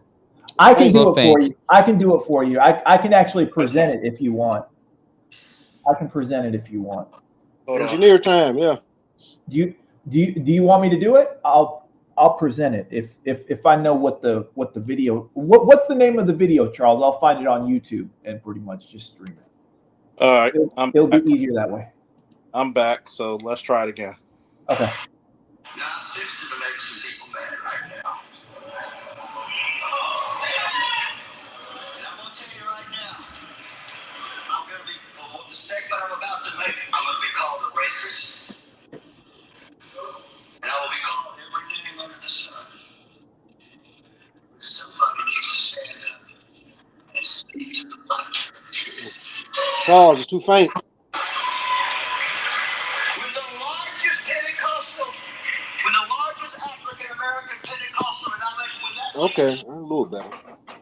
said, I endorse that woman, he was saying, I endorse murder. I endorse homosexuality. I endorse lesbianism. I endorse transgenderism. I endorse every evil that hell can Mm-mm. It's going out. and the black church votes predominantly for the party that is anti-God. What's going on here? What's going on? See, my statement to them is this. We've had them call into the program. Hey, I don't like it when you talk about my church. Well, no, the problem is they don't like it because we're stepping on their toes. Hello? They're cowards.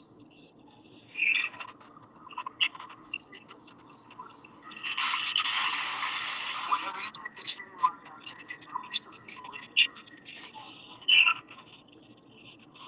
There were some people get mad and walk out. But understand this, I don't work for you. I don't work for you. I work for the Lord.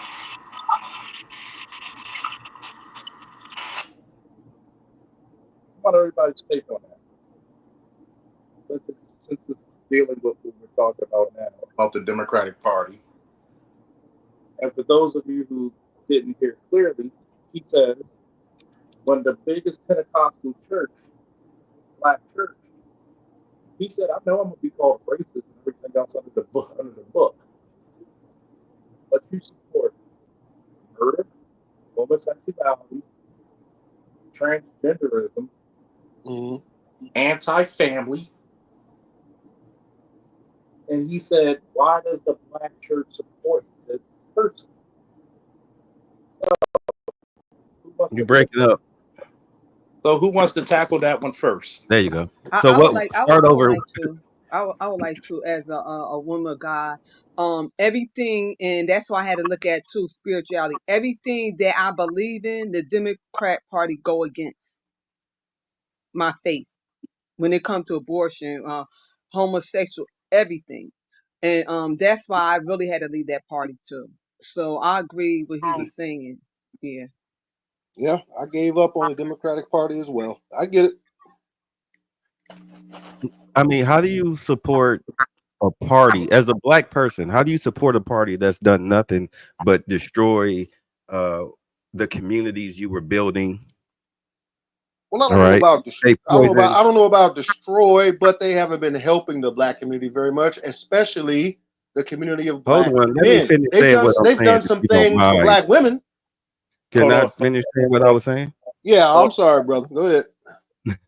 Yeah, how do you support a party that's destroyed the communities that you were building, that have poisoned your as a man, they have poisoned not just your women but also your children against you.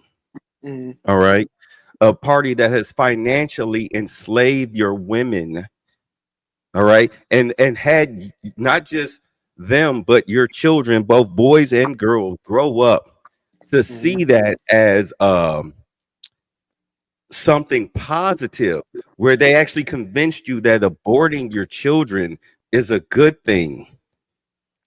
Okay, that instead of talking to you about your issues, they would rather play a saxophone or pull a hot sauce out of the purse or say that they wash greens in a bathtub. I mean, this is, I mean, they broke out the whole Diddy Diddler crew for your vote.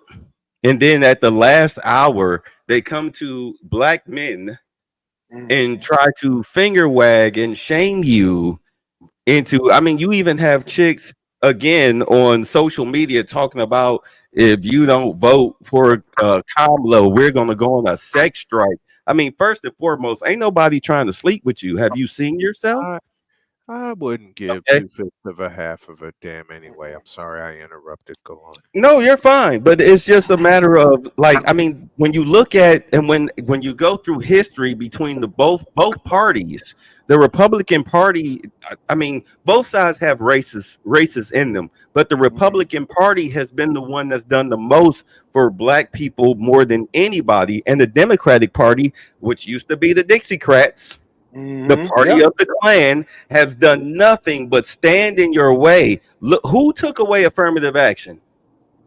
Democrats did. Democratic Party. Oh, okay. Who fought to keep Clinton and them, schools right? segregated? Democrats did. Who Yeah. fought to keep you in slavery? The The Democrats did. Dems. Who took away the black dollar from the black community? Oh, the All right, Democrats all took right, it all right. all. We get it. We get Oh, okay, it. okay, okay. The Who Democrats took it who Praise the all. helped to Lord. keep Yeah. who helped to kick black men out of their homes? All right, all right, all right. Yeah, we good. Oh, Yeah, okay. that's who was that? I just want to say Embrace villainy. Is that? Yeah, embrace. The hi. Republicans are. I would say they're a lot less covert with their racism. Democrats are very covert with that shit, man. Say, Republicans, Yeah. they're pretty much it. They're in your face about it. The way I see it, I'll say Well, this. as they Malcolm don't. They X don't. said, They don't. They don't. They don't like you as you're a big black man. Now, will they say it just like that? No, but as Malcolm X said, I would rather. the insinuation is No, obvious. Yeah, Hold Yeah. on. as go ahead. Malcolm X said, I would rather deal with the racist that's up There front you go. than the There one you that go. smiles in my face and Face stabs me in the gas back. in the Go back. Yeah, ahead. Go ahead. That's why I there you like go. Trump. Go ahead. Let me I'll I say, know where you let coming me from. let me I step like out.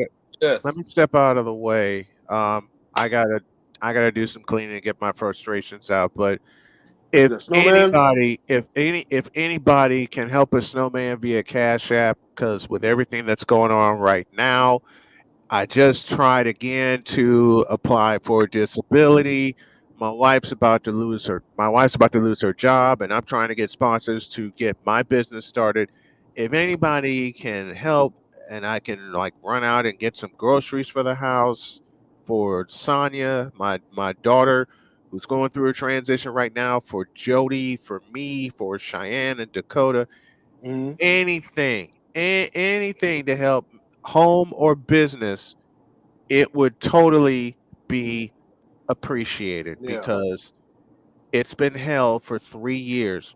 And I'll couple it all with this. And I didn't tell Sisterhood this, but I will tell y'all this now. It's also tough when your in-laws are smiling in your face and stabbing you in the goddamn back. Oh, the Democrats. Okay. Yeah, I see. Wow. Well, here, look. Whatever little, hold on, Snow. Whatever little money you got, $1, 50 cent, $2, invested in cryptocurrency because it is skyrocketing ever since the election. Really? I Yes, will. Okay. yes. I will. Yeah. Whatever.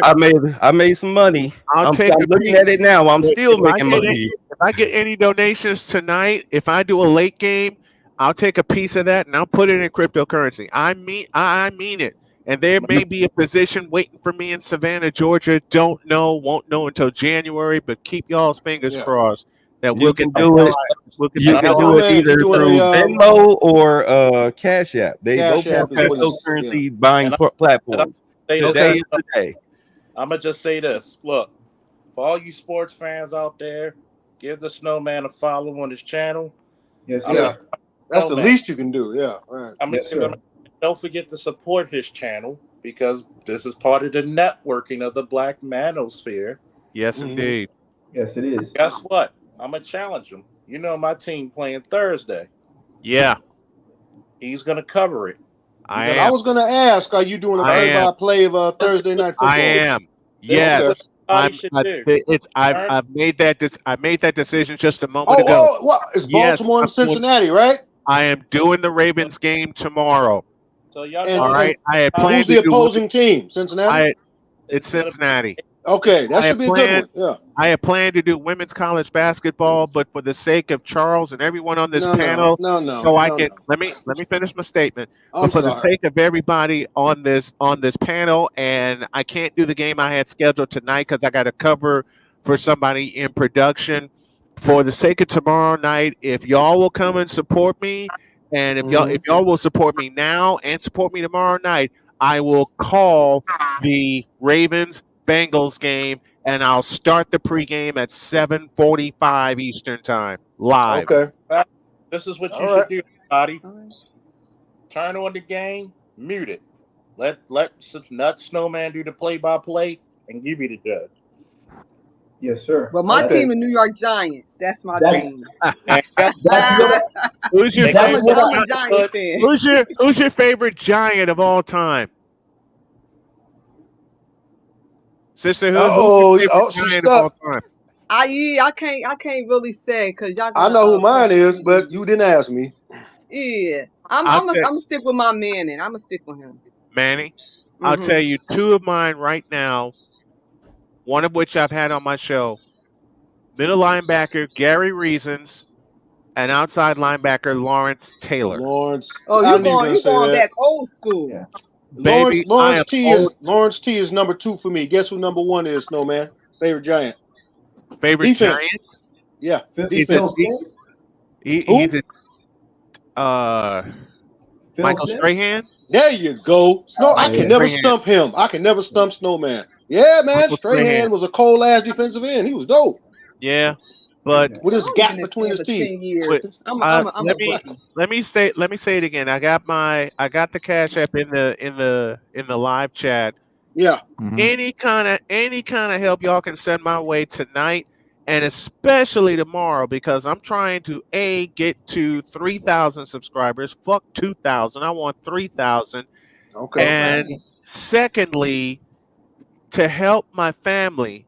And thirdly, pay attention because I am doing 3 college football games on Saturday, and Okay. they're all in the SEC. I got Florida and Texas at noon. I Mm-hmm. have Georgia and Ole Miss, which is going to be a track meet at 3:30, and then I have a de facto college playoff elimination game with Alabama and LSU at 7:30. Wait, what do you mean college elimination? They just started. I know, but Alabama and LSU each have 2 losses. A third loss would potentially, and I better put the word in there, They won't be potentially seeded. eliminate them. This is a potential elimination game. Oh, I see. With, They won't be seeded. They yeah, won't. It'll mess they up their won't make chances to well, go into correct. the The 12 NCAA team, tournament. the Gotcha. 12 Gotcha. team Okay. playoff. Correct. So Gotcha. that's Yeah. a potentially that's a potential elimination game Saturday night, and I'm gonna do it tomorrow. I will indeed call the Ravens and the Bengals. Old Snowman will have the call. I'll It's be there for that one. 8:20. It's an 8:20 Oh, kickoff. before you go, brother. I Yes, Before support. you go, I'm glad you're advocating for yourself, and I will do my best to be there tomorrow night because I am a football head. I appreciate you. And Did guess you what? see? Wait, hold on, because you from the South Side of Chicago, like I am myself. indeed. Did you see how the Bears lost against the Commanders last week? I Did you laughed see my. that shit? Let Did you me see answer it that this. shit? Let me I answer it couldn't this believe it. way. I still don't believe it. Let me answer it this way. Explain it to him, Snowman. Explain it to the My people on the wife panel. and I laughed our ass off when No, the man, you're Redskins supposed to be pulled out. discouraged. I'm not discouraged because my team actually had Oh had someone no. at the most important position called quarterback, which the Bears have not had since Steve Fuller. Caleb is gonna get there though. He's gonna get there. He's not going to get there, and I'll give you 2 reasons why. Matter of Why? fact, I'll give you Why 5 not, reasons man? why. Go Those ahead. turnstiles in front of him, You talking and about I'll the give you offensive line? and I'll give you a bonus reason. They have the wrong coach. Oh yeah, They Eberfluss have isn't. Yeah. Matt Uberfools needs to go, and the staff needs to go with him. When they Now, change the Mm, staff and they actually get some goddamn football people, like the GM though, man. I forget his name. He's Ryan Pace. he's Ryan brother. Pace. Yeah. Listen, He made some Ryan good Pace decisions. is handcuffed. Can he stay and they get rid of everybody else? How's that sound? You know That ain't what? gonna, I think the best thing that that's the not gonna Bears need to that's not do, gonna work because they need an offensive coordinator, like seriously. I mean, a An bona OC? fide Yeah. offensive coordinator. I Somebody will like a tell Frank you Reich would be a great hire for They've them. I'll always tell you had what they trouble need with to do. I'll tell OC's you what they need to do. villainy. Wolfbane, I will tell Yeah. you, I will tell y'all exactly what they need to do. What's The that? one person that needs to go won't go. Last name McCaskey. Oh no, not till they sell the team, man. No. There's If Virginia your McCaskey passes away, problem. they might do it. Maybe. Yep. I mean, she is It may take 90, a right? Blackhawks kind of situation Mm-hmm. where Bill Wirtz died and Rocky Wirtz took over, and 3 Stanley Cups later, the Hawks are one of the model teams in the NHL. Mm-hmm. It's going to take that. They won 3 in 6 seasons. Yeah. Yep, That's very true. it's Yeah. going to take that. And David Kaplan, sports talk host in Chicago, and one of my best friends said it best. Get Yeah. some football people in there. Fix this Yeah. goddamn thing. I remember that. I remember him saying that. Get some football people in there. Yeah. Virginia McCaskey doesn't even know how to spell the word football, dude. You know that. And that comment from David Kaplan came after a loss to the Green Bay Packers on Sunday Night Football, 55-14. How long ago was that one? That was a decade ago. Oh my God! And So then that was David Kaplan was all kinds of pissed off. Let me see, 2014. No, that wasn't Brett Favre. Oh, that was Aaron Rodgers. Yeah, that was Aaron. Okay, that was Aaron, because Favre was already gone. Yeah, he was gone. And Aaron Rodgers had come in. He kind of followed in his footsteps because he went to the Jets like Favre did. Yeah, and you see how that's going. Yeah, he's going to retire. He's ruining the Jets like Favre did. Yeah, exactly. As I said, and you see how that's going. Let me get he's some. He's going to retire a Packer. He's going to retire a Packer. Let me get some predictions from you guys. And Snowman, are you streaming tonight? We'll see. Okay. If I do it tonight, it's going to be a late game because the game I had planned, I've had to pull it because I got to sit in for a producer on another show. Okay. And Deb Whitkus, who's a 2-time Emmy award-winning producer, hosts the show, and she asked me if I could sit in. Okay. And how much did you charge her? Huh? How much did you charge her? $200. There you go. Take 10 of that, Okay, throw it there on you go. crypto. Yep. Did you get your car we do. fixed? Huh? Did you get your car fixed? Nope. Oh, come on, Snowman. Even I mean, I don't make a lot of money, but even I can get my car fixed. Wolfane, listen to me Yeah. carefully. I'm listening. My car had a fight with a deer. Oh, damn. That's because you live in the country. Yep. My That's car correct. had a fight with a deer. That's exactly it. My car had a fight with a deer when I was coming home one night from dropping my daughter off at work. It's gone downhill since. Oh, wow. Okay. So do you have to get a new one, or can it be fixed? It can be fixed. I just don't know if it's worth me putting $3,500 into it. Oh, yeah. Get you a used vehicle, man. No. I Just get you can That's get a what I used vehicle need. for that. Matter of fact, I'll make tomorrow's game and this weekend's game for that fund so I can get going again.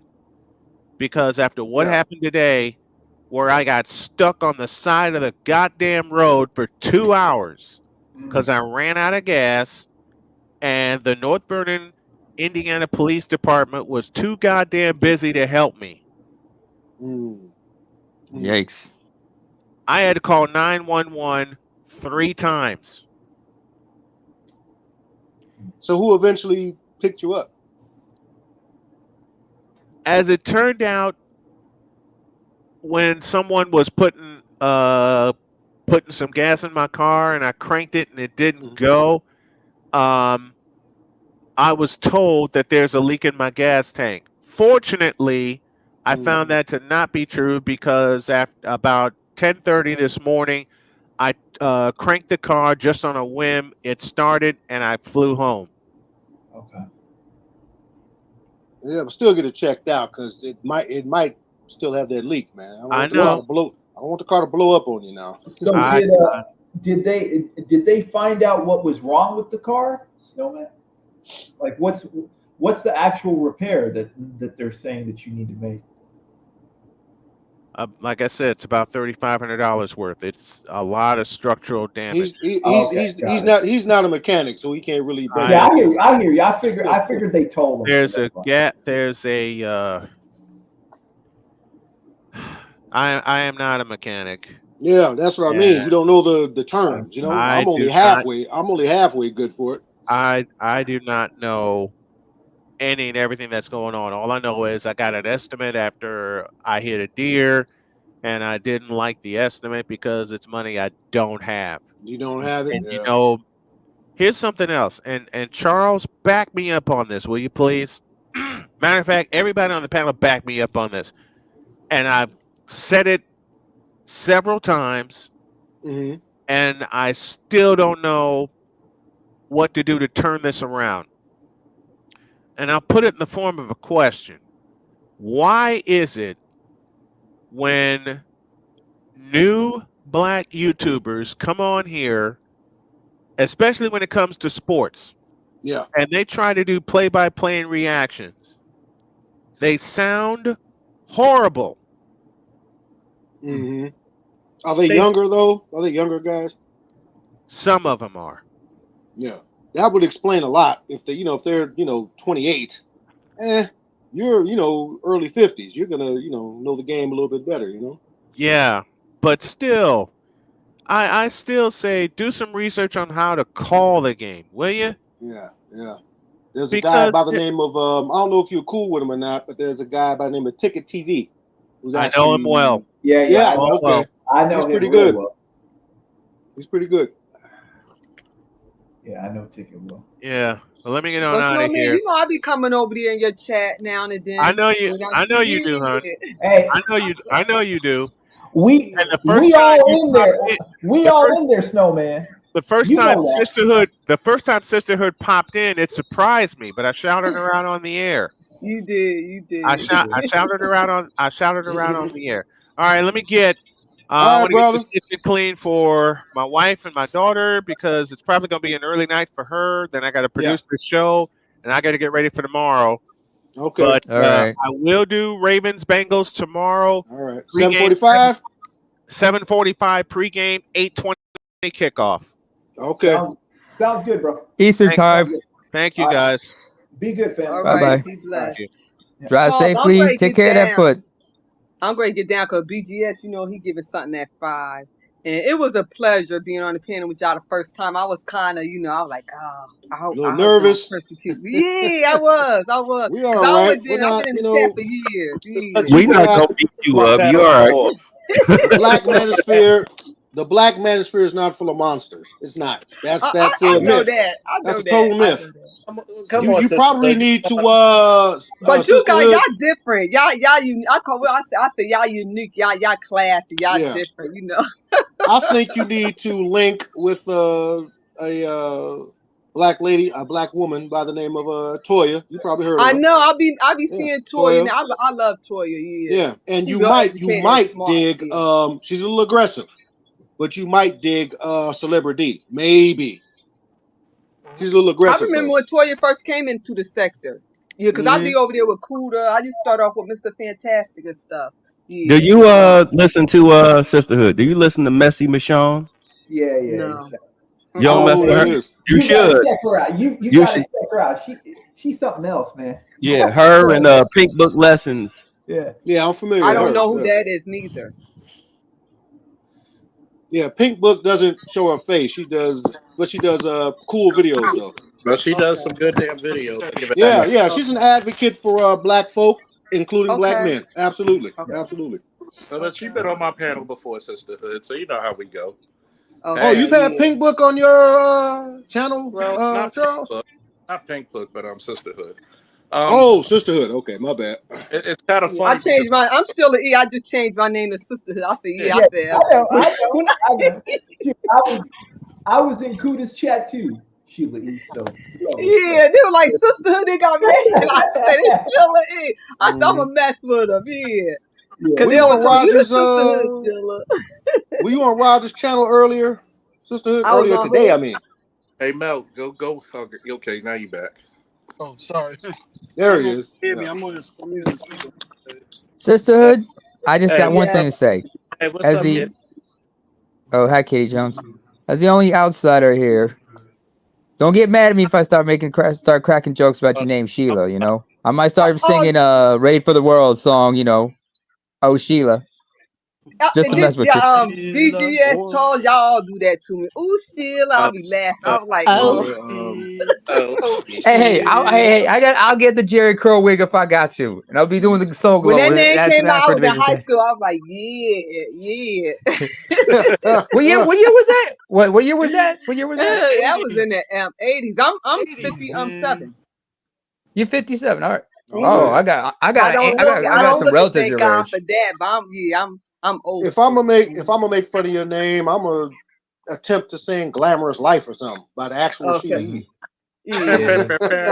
With the Jerry curls. I said, God. That in high school, they used to Shit. burn me up with that song. Oh yeah. By the Yeah. way, I, Sheila. Hmm. I gotta say this to everybody, Oh. especially Yeah, for people on the back chat. Excuse me, on yeah. the playback. Notice we're having fun with a black woman, but Mhm. you hate But black well, no, but we women hate over them, right? there. Yeah, I know. Got You know how snappy much? with her. She's a pick me, Shit. but at least she's No. picked. Oh, oh, You know oh, what, oh, Charles? oh, Charles. Sheila.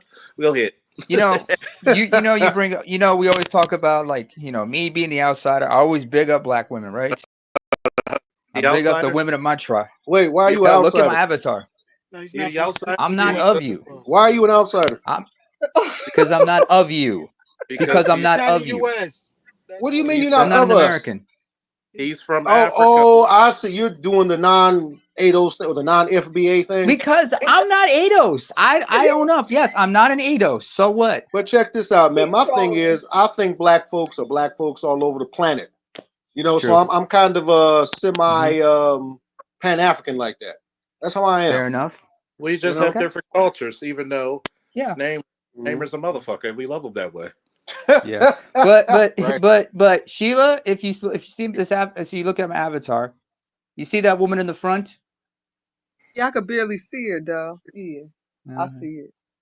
Okay, that's of my peoples, because where I come from, both men and women fought long side by side for our independence. Hell, some of the Mm-hmm. women met their own spouses, and Wow. they were mostly boomer generation. Okay. Mm-hmm. Okay. Two countries where you could see something like this was Eritrea and Ethiopia, but you also saw women fighting alongside the men in like rebel armies for like Uganda, Zimbabwe. Uh, People forget the members of the ANC. They had an armed wing in South Africa, and Winnie Mandela was among those women, Mm-hmm. especially when her husband was in incarceration Oh, in Winnie. Robben's Locked up. Island. Yeah. Yeah, I People, seen a movie about that. That was inspiring. I was like, wow. people Yeah, don't she was a realize how warrior. people don't realize how ruthless she was. Yeah, she Yeah. was. She was. Oh, you guys ever heard of the South African necklace?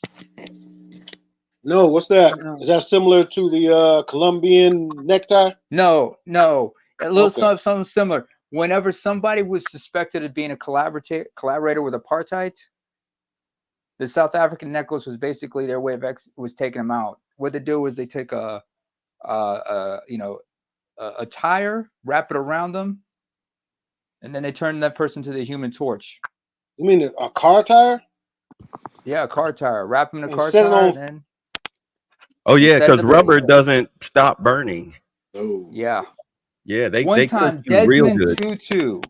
One time, Desmond Tutu, when he was addressing the crowd and saw them trying to, do that to somebody Mm-hmm. who was in the crowd and they suspected to be, informant, he jumped in the crowd and tried to stop them because he understood that this person may be that, but he understood that we could not get this violent. Otherwise, they're going to use that against us. yeah. Mm-hmm. He knew there was a time and a place for everything, but he knew that you got to keep the crowd under control at times because Mm-hmm. when that fervor gets out of people get passionate. Repeat, because people forget human beings are more emotional than we think. We Oh, feel each other's emotions more than we understand each other's thoughts, Mm-hmm. and that's people, what the thing about populism. people. Populism is based on what? What's popular? What's popular What's popping? opinions? What's What's popular? popping? What's it popping? But it's mostly emotion based. It's more based on emotion than on logic. Then you got to remember a lot of it is like this because I'm very humble. Shout out Mm-hmm. to guys like the Snowman. If it wasn't Mm-hmm. for man, I wouldn't even be doing live streams because the first one I ever really did was with him and Matt Shanahan. And guess what we were talking about? Father's What's that? rights. Father's rights. And and shout out to the Angry Man because I always give shout out to Angry Man because that's my first stop at the Manosphere pool. And Yeah, I like shout Mm-hmm. Angry Man. I used to be on Yeah. his pen all the time. He shout don't out come to around much You anymore. you never forget your first. You ain't uh, shit, Ability, for that one. You ain't shit. I double know double entendre. I know my first made me squirt, but anyway, of course we're over here, but no, Hey, serious. hey, hey! The first made me start hollering like the ODB. You might have to get that Mm-mm-mm. checked, but but no, and shout out to BGS Coliseums because y'all need to Mm-hmm. go get some, if you want to see some very introspective talking and sometimes cussing each other out and being cool again. Those old school fucking Coliseums, The, man, were classics. Yeah, And the mud absolutely. wrestling Yeah. you got, the mud wrestling y'all would get involved in, man. Mm-hmm. and I hate BGS this. couldn't pay me enough to mix the mud. He could not I, pay me enough to mix the mud. That's all I, I'm gonna say It's about it. not as I'm not taking anything away from this brother, but it's not as Mm-hmm. aggressive and combative with AB like it was with BGS and Uh-uh. Art of it more. well, All right, a bit It more. was a Hey, bit more oh, engaging when they were doing it. you AB got oh, is a come little to on. bit You too bet. You laid ever back, see the man. roasting well, sessions? well, you got to Wolfman, do you remember the roasting sessions between Charles and Art Edmore? No, actually, The I don't. roasting. Mm. Oh, They you used would to go miss at it. out. They would roast. They would roast each other. They were just taking shots at each Oh other, wait, taking oh, digs. but it was friendly roasting, right? It was funny roasting. Yeah, yeah. They'd even be talking shit while gaming. Oh, And they were while streaming, playing gaming Madden on and the shit. Yeah, I remember some Madden, of that. Street Yeah, Fighter. Yeah. but yeah. you got but you got to think about this, right? Two things that we broke the mold: black men working together and black Mm-hmm. men having engaging conversations with black women, because we know Mm-hmm. that black women are not gynocentric in nature. We know that we breaking our winter soldier ships, and they're breaking their gynocentric ties. And see, Mhm. look how enjoyable this conversation has been. It This, Mhm. was. It was a pleasure. It really but, was. And I must say that, you know what? Don't get discouraged. I keep that head up because the end of the day is the best yet to come, you know? and see, here's the Mhm. part where a lot of the detractors, because I know that Embrace Villainy, aka, a bit of truth, he's a content creator as well, and I'm he's about to giving you get kicked. he gives a lot of black pill news. Like he takes the emotion out of it, he gives you the raw. Mhm. Whether he agrees with it or not, he's gonna give you the fucking truth. As his You know motto. what? You know Don't what forget kills me? about Louis. Don't forget uh, about Louis Yeah, too. don't forget my boy Lewis. It also his tag team partner Louis, aka Red Pill Sleepers. I love that name. But go ahead, Bay. No, I mean, although sometimes I get, I'll be honest, I do get emotional about when I do some of the stories, everything, because I mean, for those that know my background, I expect Mhm. better out of my people, and I don't get better; I get the worst. And And when and, it comes Mhm. to, and we got a few. And sorry for cutting you off. Just a short synopsis of your background for people who don't know.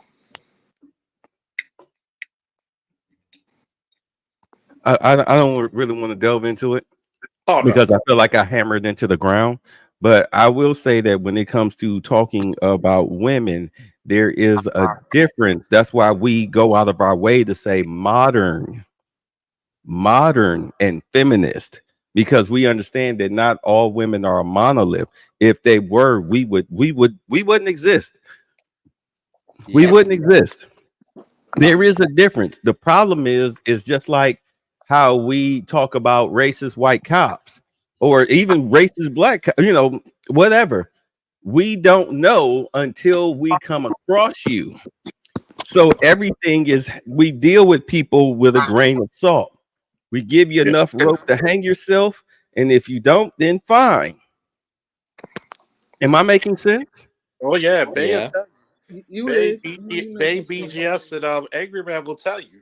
It took a long time for people to be like, "Oh, he's cool. He's one of us." Because of my profession alone, people would try to shit on me till I was like, you know what? I'm the Oh wrong wait, person. remember when I first met you? Yeah, BGS introduced me to you, and I was like, he was like, no, he cool, he vouched for you. So I said, okay. I gave you the benefit of the doubt. What was that, 5, 6 years ago? yeah, about 6 years Something ago. like that. Where am I I think I now? remember. I remember when everybody was. I remember when Charles got clowned on by everybody in the chat. Like one of them was like said, like, "Come on, Charles. You know the only reason and all the women be digging you is because of handcuffs." And guess what I told him? Or Wait, oh y'all was clowning Charles like that. we Well, were. Well, they were. I was just laughing at the whole shit. I was like, "Hey, come on now, one of the many nicknames is Eric Hormonger. Eric. Thank you. What's the face? Classic Ruby. Rude. Mm-hmm. Well, I'm great. Get off, guys. My Okay. brothers. Yeah.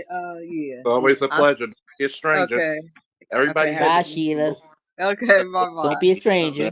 Don't be a bye. I'm not. stranger. Bye, Sheila. Y'all a mess. so It'll be it's like wild. it's one of those things where this is the funny part that I wanted to Mm-hmm. add on. Mm-hmm. A lot of the Black Manosphere detractors will never take this episode and use it and say, "Wait a minute, you didn't hear one argument with sisterhood, aka Sheila E. You didn't hear one disparaging remark because the women that I spoke about earlier in the show when I was playing the Mm-hmm. videos, she and a few others are not like those women. They're logical. There's a lot of women who actually did not vote for Kamala because they didn't like what she stood up for. When you heard Donnie Swagger, people don't know that took a lot of courage for him as a white guy to talk about the black church and knowing he was going to get hella scrutiny. And guess who was the motherfucker? The first motherfucker to try to fucking throw his name under the bus.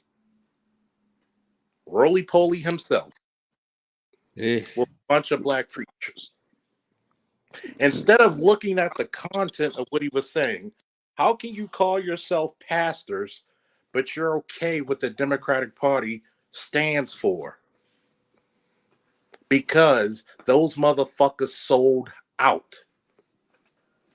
What does the Bible say? Though I bestow all my goods to feed the poor, though I offer my body to be burnt, if I do it without charity, it offers me nothing.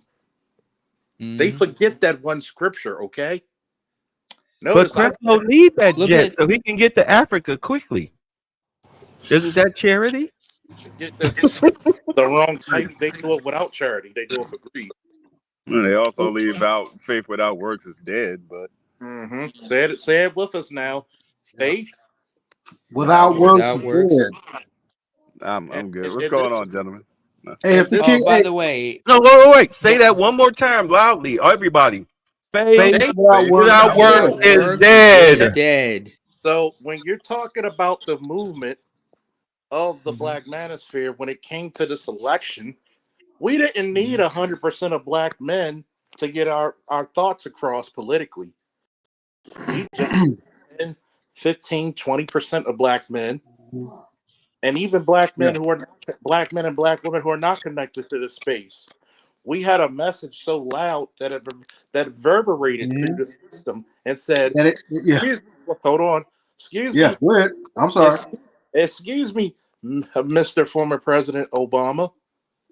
Last time I checked, we are functioning adults who have enough mental fortitude to actually make a conscious decision like an adult. We are not some automatons that you could program and says you Mm-hmm. you have to vote only Democrat when we say it. No, we fell for that shit for you. Yeah, we're happy that a black man sat on the throne of the fucking free world, but at the same time, when you look down upon us and talk to us like shit, Mm-hmm. Mhm.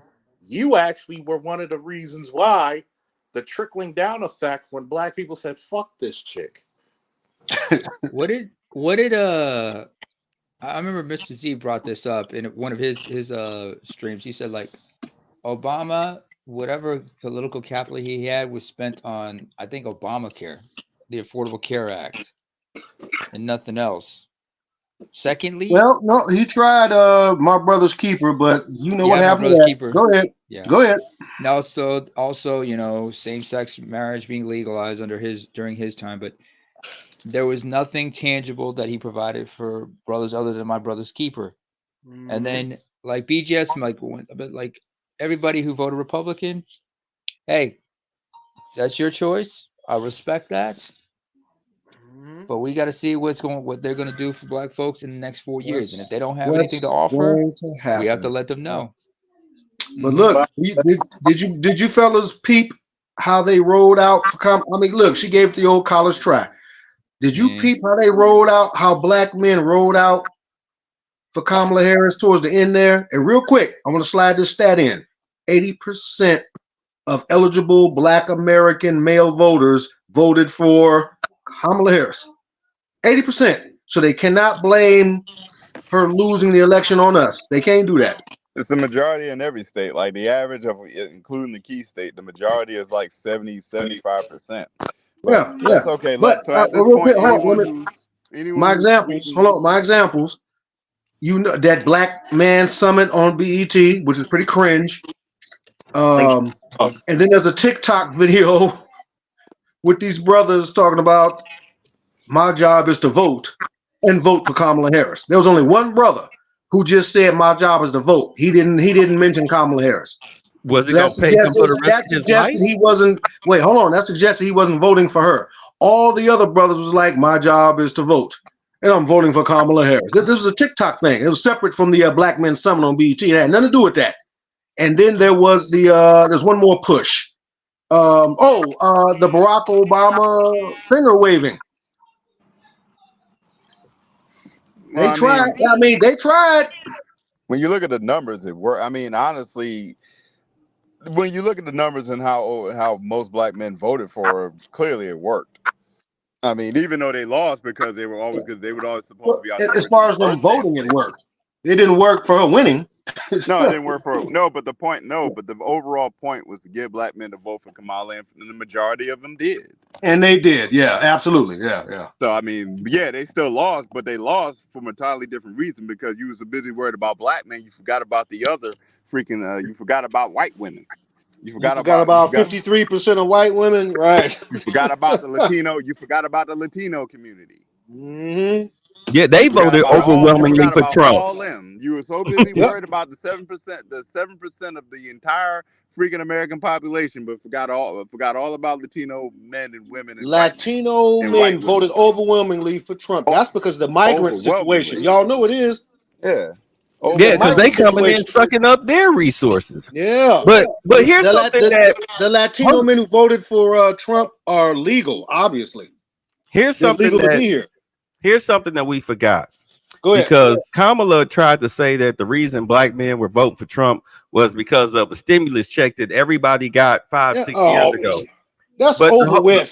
I know. But as a black man, we remember when Obama was in office for 8 years, white supremacist cops were killing us for breakfast, lunch, and dinner and in between meal snacks. And it all started with George Zimmerman. But and sure enough, Obama gave us the body cams. But who started prosecuting those cops for what was going on those body cams? What administration did that? Can I speak on experience? Hold on. Just answer it.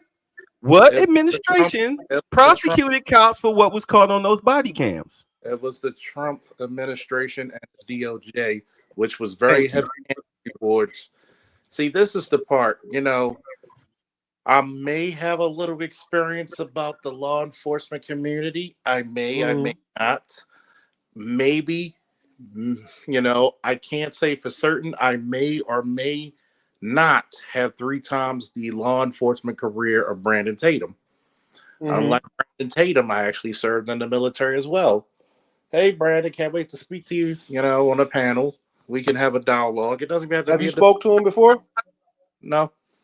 No, not yet. Okay. I would love to have a dialogue. It doesn't even have to be a debate. Just a dialogue, cop to cop, to see where our minds are. We may agree on some shit because of things we experience. We may not agree. Who knows? But it'd be nice dialogue. Now, this is the part where people say he's gonna be. See, people go off of emotion. When you saw a lot of this shit going on, a lot of this police brutality shit halted because Trump's DOJ was heavy-handed towards fucked up cops. He left the cops who were doing their duty honorably the fuck alone. But if you did something fucked up, he would send the DOJ and land it on you like this. Y'all ready? This is how he threw the DOJ at fucking fucked up cops. Let me see. But Trump is going to let police kill us with impunities. He threw the DOJ. He Silly Negro. When you looked at that Floyd case, that George Floyd, how fast did the DOJ come on that town? They swarmed it. They swarmed the fuck out of that town. And see, people don't understand. He's not going to have a beer with you to try to settle the. No, he's like, that motherfucker has to go to jail. That's why I laugh about when they bring up the Central Park 5. And I ask the question, I say, if that was you, your mama, your sister, your daughter, your cousin, etc., who was reportedly gang raped and beaten to within an inch of her life, and they caught some suspects, don't matter what color they were, but you had some billionaire that didn't know you from Adam post a front page ad saying, hang these mugs. Are you gonna, because they're a different color, you're gonna say that it's racist? Now, let's give context to that story. Thank you, please do. Let's give context. The whole fucking New York was saying the same shit. Black and white, and Latin and Chinese, etc. Don't forget now, What's your name? What's the name? Hold on a second. I'm gonna finish and I'm gonna give you the floor. Right. I'm gonna say this. See, people like, oh, he's racist because he put the ad out. How crazy is Trump about New York? Very. That's his hometown. That's like if He's from something. Queens.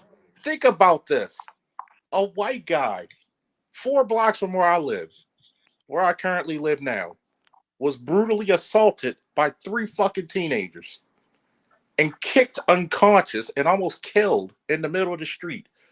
What the fuck do you think I would have done if I looked outside my house and that would have happened on my block? I would have shot them. And that was a white guy.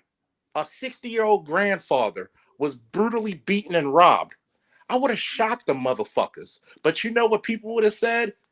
Is either you're going to have 2 distinct people. Thank God you shot the motherfuckers because they could have killed that man. Or, oh, this guy, he's connected to police. He's trying to kill the young men. Did you know You racist. that would have been a justified act of shooting them because they were going to kill that man? But guess what? Mm-hmm. Nobody would have said and gave context. Context was the whole fucking city was like that because that was a very brutal crime. It was. That you know It was not, and that wasn't the only case. You had multiple cases of that, and the only reason that the 5 are out is because the actual perpetrator, his name is Matias Reyes, he confessed to it, and he was already serving time for 4 other cases that he committed in that very park. Yeah. So people were angry. It's no different than when motherfuckers had.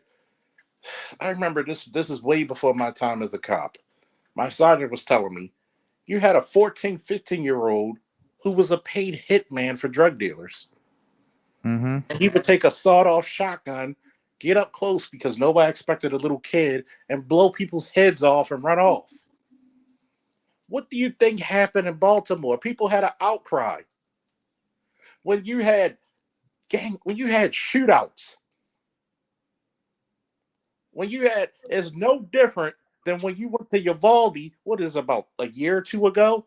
Close to 2. Yeah. Was it an outcry because those cops failed to do their fucking duty to go rescue them kids and kill that motherfucker?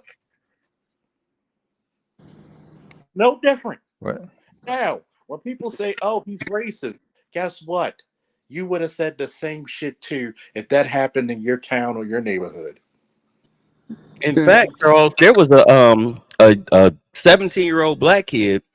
The police saw him. You probably know this case. They saw that the cop saw he had a gun on him, had a gun in his waistband. The cop was chasing the kid. The kid pulled out the gun. That happened in The cop Baltimore. shot him in the back. It was in Baltimore. That was the end of the news story. Cop shoots kid with gun. The only reason why there was no outcry was because the cop was black. Imagine if he was white. The real reason there was no outcry because the cop was wearing a body cam. And guess what? The guy, one of my wrestlers went to school with that guy. The cop killed. He was turning and he was pointing the gun towards the cop, and the cop let him have it. Play stupid, and what happens? You win stupid prizes. So when motherfuckers try to say something, look, you don't do dumb shit like that. Why? Because you're putting people on edge. Your fucking actions, which shouldn't have been an action to begin with, even if you get caught, you thrown out on the ground, and the cop takes the gun from your waistband. Guess what? You get caught, but you're lit. You shoot at the cop because you played too much Grand Theft Auto or Call of Duty. Yeah. You get lit the fuck up. I don't want to hear, oh, he was a good boy. Good boys don't pull guns on cops. Thank you. Or anybody. My point, my point bringing that up is that the problem that we have with us as black people is that you have those of us who are so racially sensitive, all right, and so brainwashed into promoting and defending black criminality that they turn cases like that into a racial issue when it's not a matter of race, it's a matter of criminality. Just like I brought up a few times the case where this was after the kid that got killed in Cleveland with the BB gun. Mm-hmm. Tamir Rice. Shortly after, we had a case in Columbus where you had a 19-year-old and a 13-year-old. The 13-year-old was an honor student, and for some reason, I could never understand why you have these 13. These There's always a 5-year age gap with these teenagers that get caught up in crimes. They were robbing people in the Short North area in Columbus. All right, where it was around this time where it gets dark. It's like 10 o'clock p.m. dark at 7. They were robbing folks. They were robbing folks in the Short North area. They had a large, heavy police presence because of it. The kids got caught. Somebody saw him robbing this one guy. The guy just happened to be white. The neighbors, they called the police. They got to running. The 19-year-old gave the 13-year-old the gun. The police confronted him in the alley. The kid turned around, gun in hand. He shot and killed the 13-year-old. And they were trying to have an uproar until because it was a BB gun. It was a BB gun. You killed him over a BB gun. And then the chief of police held up the BB gun in the press conference the next day, and it looked like a real gun. Charles, you saw that Glock I showed you? Yeah. You guess That's what? a toy. Split seconds. Split seconds. Right. Cops only have so much time to make a decision. Hold on. The story died right then and there because remember at the time they used to make, I don't know why they went back, but they used to make toy guns look like toys to avoid those type of situations. Yeah. And then suddenly they went back into making them look like real guns. Real. And they were trying to say that the cop because the cop was white, shot him was racist. And I said, no. That was on the kid. I said, in all honesty, they need to be questioning the living shit out of the 19-year-old because they were a robbing crew. Why are you worried about the cop? Or why aren't you worried about the 19-year-old and the boy's mother? Gave him the gun. Yeah. Well, the boy's mother, the 13-year-old, he was, single mom raised, mother working, working the job, trying to pay the bills. Her kid is pretty much at home by him. He's a latchkey. Most of us grew up as latchkeys back, if you were born between the 70s and the 80s, or 70s up, you grew up as a latchkey, whether you had siblings or not. Yeah. So he had no accountability for his whereabouts. You know what I'm saying? I feel bad for her. I feel bad for her son. But the real problem was the black criminality that was going on, the 19-year-old. Why aren't you questioning him? Why isn't his picture all over the front page? Why are you trying to prosecute the cop? Do you understand? Why are you doing that? Yeah. You're supporting and promoting black criminality. That's been going on ever since Biden. I mean, as far as heavily has been going on since Biden has gotten to office. One of the main things with this Embrace Villainy channel, I've been covering the amount of black criminality that's been going on to the point that I've had headaches because I'm like, what the hell are y'all doing? Because again, the Democratic Party made crime legal. Yeah. They made crime legal. You reversed everything that Trump had put out there to stem the flow of criminality. But to be the fair, point where the Villainy, country is now.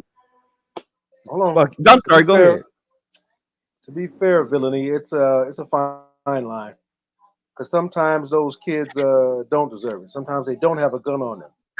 However, there are those situations like you just mentioned where the cop can't tell if it's a real gun or not. What decision is he supposed to make? Because you're right. I'm 52 years old, so I come from the days when cap guns and BB guns really looked plastic. You could really tell they weren't real. Then I remember that time came along where they started making them look real. Yeah, they started making them look real. Yeah, you're absolutely right. I don't know why the fuck they did that, but they did. You know, but it's a fine line because I'm in Chicago, Illinois, man, and you know, they shoot a lot of dudes, man, that didn't have a gun. I don't know if you guys remember the is it Antoine Ferguson? I forget his first name. The Which one? 15, Which city? 16-year-old, no, 17. The 17-year-old who Where? got shot 16 times by that white Chicago police officer. I think that was Anton Ferguson. And it's I funny. remember. Talk Go about ahead, Ferguson, Bud. Eric Brown. No, which one was Ferguson? Was that Eric Brown? Michael Mike Brown. Brown. No, Mike. Mike Brown. Yeah, because Eric That whole Gardner was story Long that the cop Island. gave, that was BS. Who the hell I gonna turn around and charge a cop with a handgun pointed at him? because when I Even you read even had the construction workers saying he had his That hands up. when I read the was that autopsy, too. But then there, when I read the autopsy of this shit, the fight actually started at the car. That's why one mistake was made. If I'm going to tell somebody, hey, they got to get out the street or they got to do whatever, get out the car. And what you find out on the autopsy, the gun trace residue was on his thumb. And the gun trace residue was in the car. So the first shot, when he was grabbing him, because the witnesses said that there was a scuffle in the car, like while the cop was still in the car. And he was when he was fighting him in the car. You're very vulnerable sitting down in a car. I don't care who you are. I don't care how strong you are. I don't care how skilled you are. It is fucking hard to fight a person in a seated position, especially in a car where your space is quite limited. If you're his And sergeant, what's the strapped to the first chair was question about that? If you're his sergeant, what was your first? When you got that autopsy report about the gun residue? What's the first question you asked that cop? Number one, like, what the fuck happened and where were you? Because one, that gun trace residue that's in the car and that's on Mike Brown's thumb was that y'all were battling over the gun. Why didn't you get out the car? And why did you pull your And, gun? and I know that one, unless I'm getting overpowered, if I'm in a vulnerable position and I'm getting overpowered, and people will say, "Well, you're big and strong, you got it going on," but little Biggie reference. But here's the thing: if I'm getting overpowered and I'm in a vulnerable position, sitting, I'm on the ground, my back's on the ground, whatever, I could pull a weapon or gun, or a knife. Mm-hmm. And remember, I tell people, your level of fear is going to be different because of your size, your strength, your skill level, your experience. I don't know. You might have a phobia. Who knows? I might have a phobia. Temperament.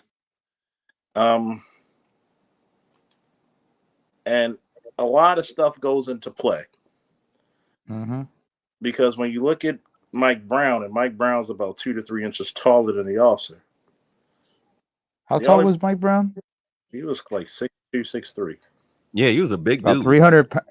He was like what? 300 pounds? Yeah. So he's like damn near almost an offensive lineman, or a He was. defensive tackle, and at least. So you're fighting with him in the car, and he's grabbing the gun. The gun was near him where it was grabbed, to the position where the thumb was. They're doing the autopsy.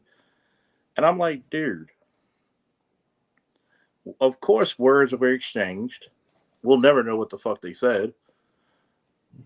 And I'm like, you have to be in your safety. Me personally, Mm-hmm. most times, okay, of course, because there's an advantage of being a black officer in a black neighborhood 90% of the time, 95. Yes, you're gonna get some assholes, and sometimes even the young guys being assholes. The story it is, and I always said this: the problem with modern policing, and I told BGS, love BGS to death, but I said this is kind of my field. Like, we got away from getting out the car and engaging folks. Getting to not everybody's going to be your friend. I get it. But what truly happens is this. The more community policing and the more you get out that car and walk and engage people, the more they put a name to the badge. There are people who, you know, OGs and gangs on York Road will tell their boys, look, he's one of the good ones, he's fair. And two, he'll fight a straight one for you. He won't even reach for his shit. And he'll put you in the hospital with just his hands. If he tells you get out the corner, he didn't disrespect us, he's doing his job. But that's the problem when you have OGs. And the sad part about it, not condoning gang life, but that's the problem with a lot of organizations like military, police, fire, any organizations. There should be a little bit of a gap, at least I say a 10-year gap, because lived, learned experiences are something that are so valuable. This is the reason why you're having a transition of police. You don't have enough retention. You don't get people who are built for the job. You should be able to talk yourself in and out of a fight. It's fucked up to say. Some people's like, that's fucked up. Why?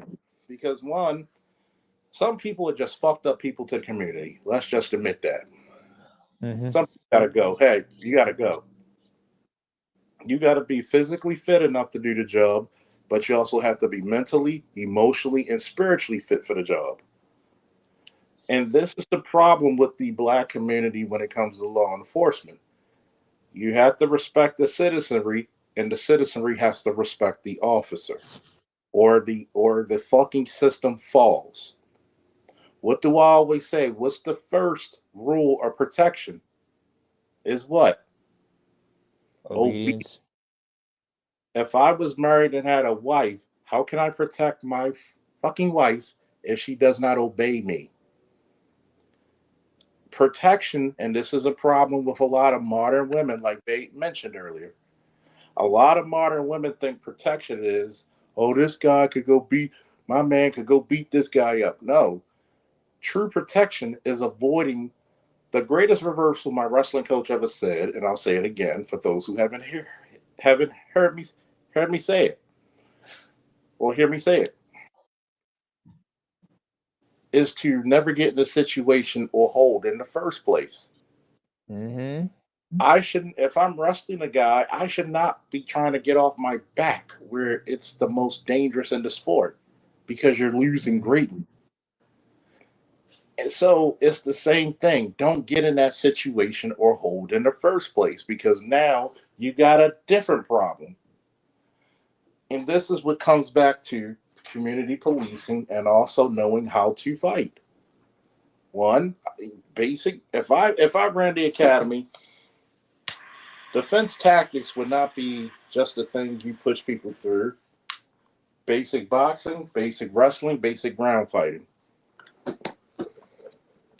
And you should be doing it at least 3 times a week in the academy where you can become very proficient into knowing how to throw a proper punch, knowing how to do a proper single leg, double leg throw, and knowing how to do proper joint locks. Because the more skilled you are, the more physically fit you are, the lesser you using weapons will be. Are there times you're going to use your baton, your pepper spray, or your firearm? Yes. But now, because you're better trained, the instances become lesser and lesser, lower and lower. So what you notice from a lot of those studies is one, how do you talk yourself out the fight? Sometimes you got to tell a really bad joke or funny joke to get everybody back in spirits and break the animosity up. But what do I know? I'm just some guy.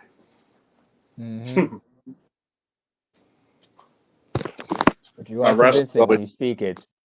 My wrestlers always say, "Hey, coach, why don't you run for mayor?" I said, Baltimore wouldn't like me. I would have to, in order for me to get it, I would have to run Democrat. I would be only a Democrat in name only.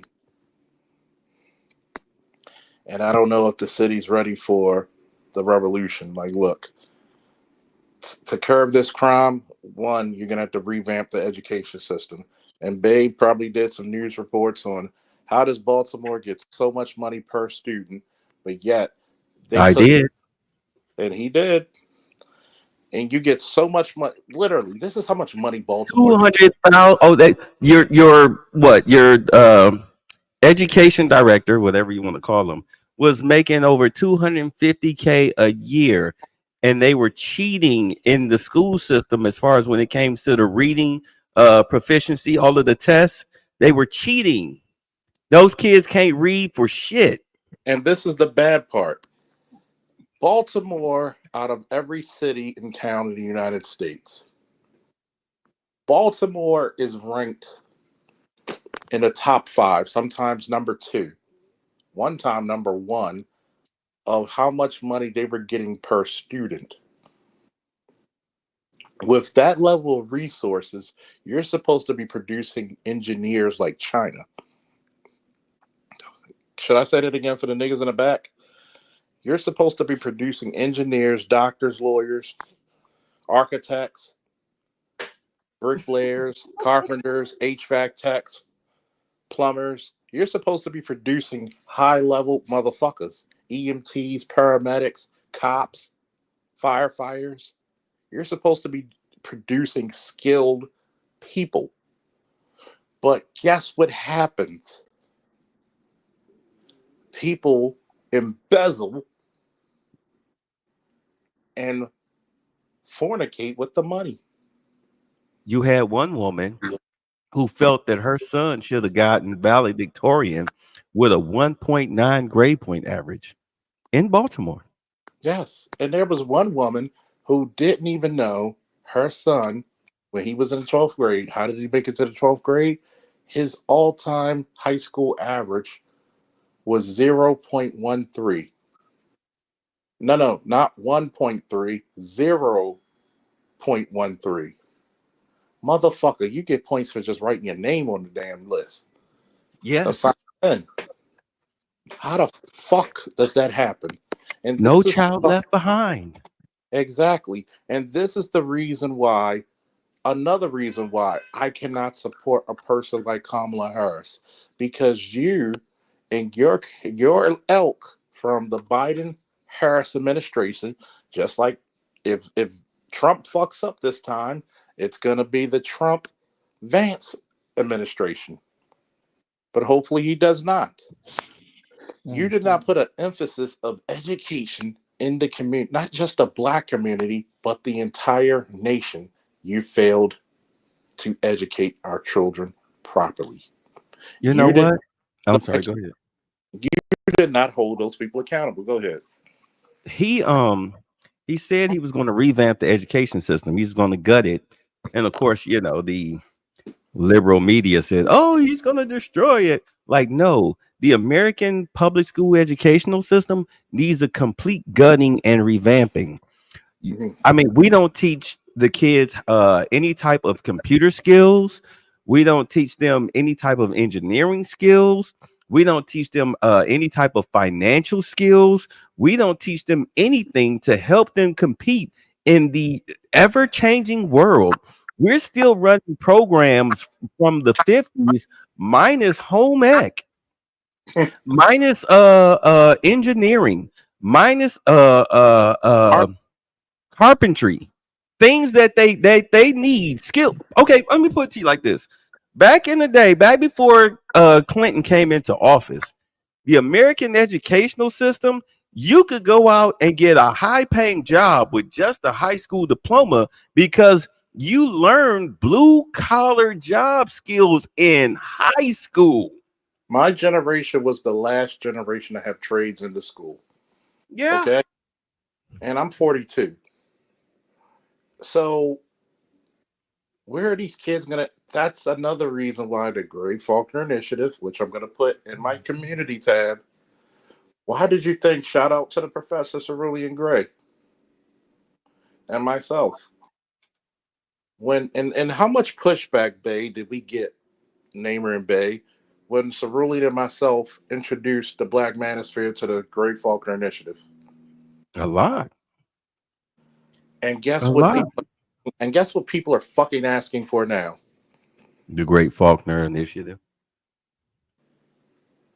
I mean, you have. It's funny because I sent you the picture with me with the tactical vest, Mm-hmm. asking where could I put in an application, because Mm-hmm. you have photos of your team members, and these are young Young guy, guys looking fresh out of high school. fresh out of high school. And think about it. I'm teaching them skills on the job of how to do executive protection. You know, how big is Cree Summer? I don't know. You met her. You tell us.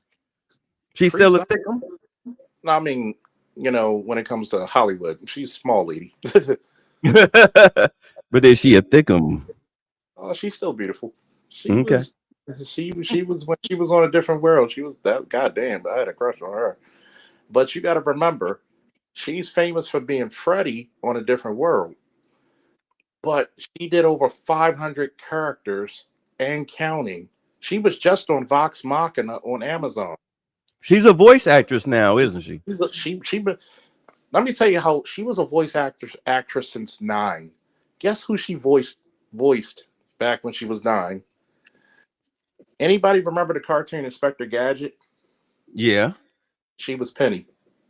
I figured you was going to say that. Yeah, I figured she was Penny. She was You'd have said She-Hulk. Dr. Claw. I would have been surprised. She was She-Hulk in the 90s.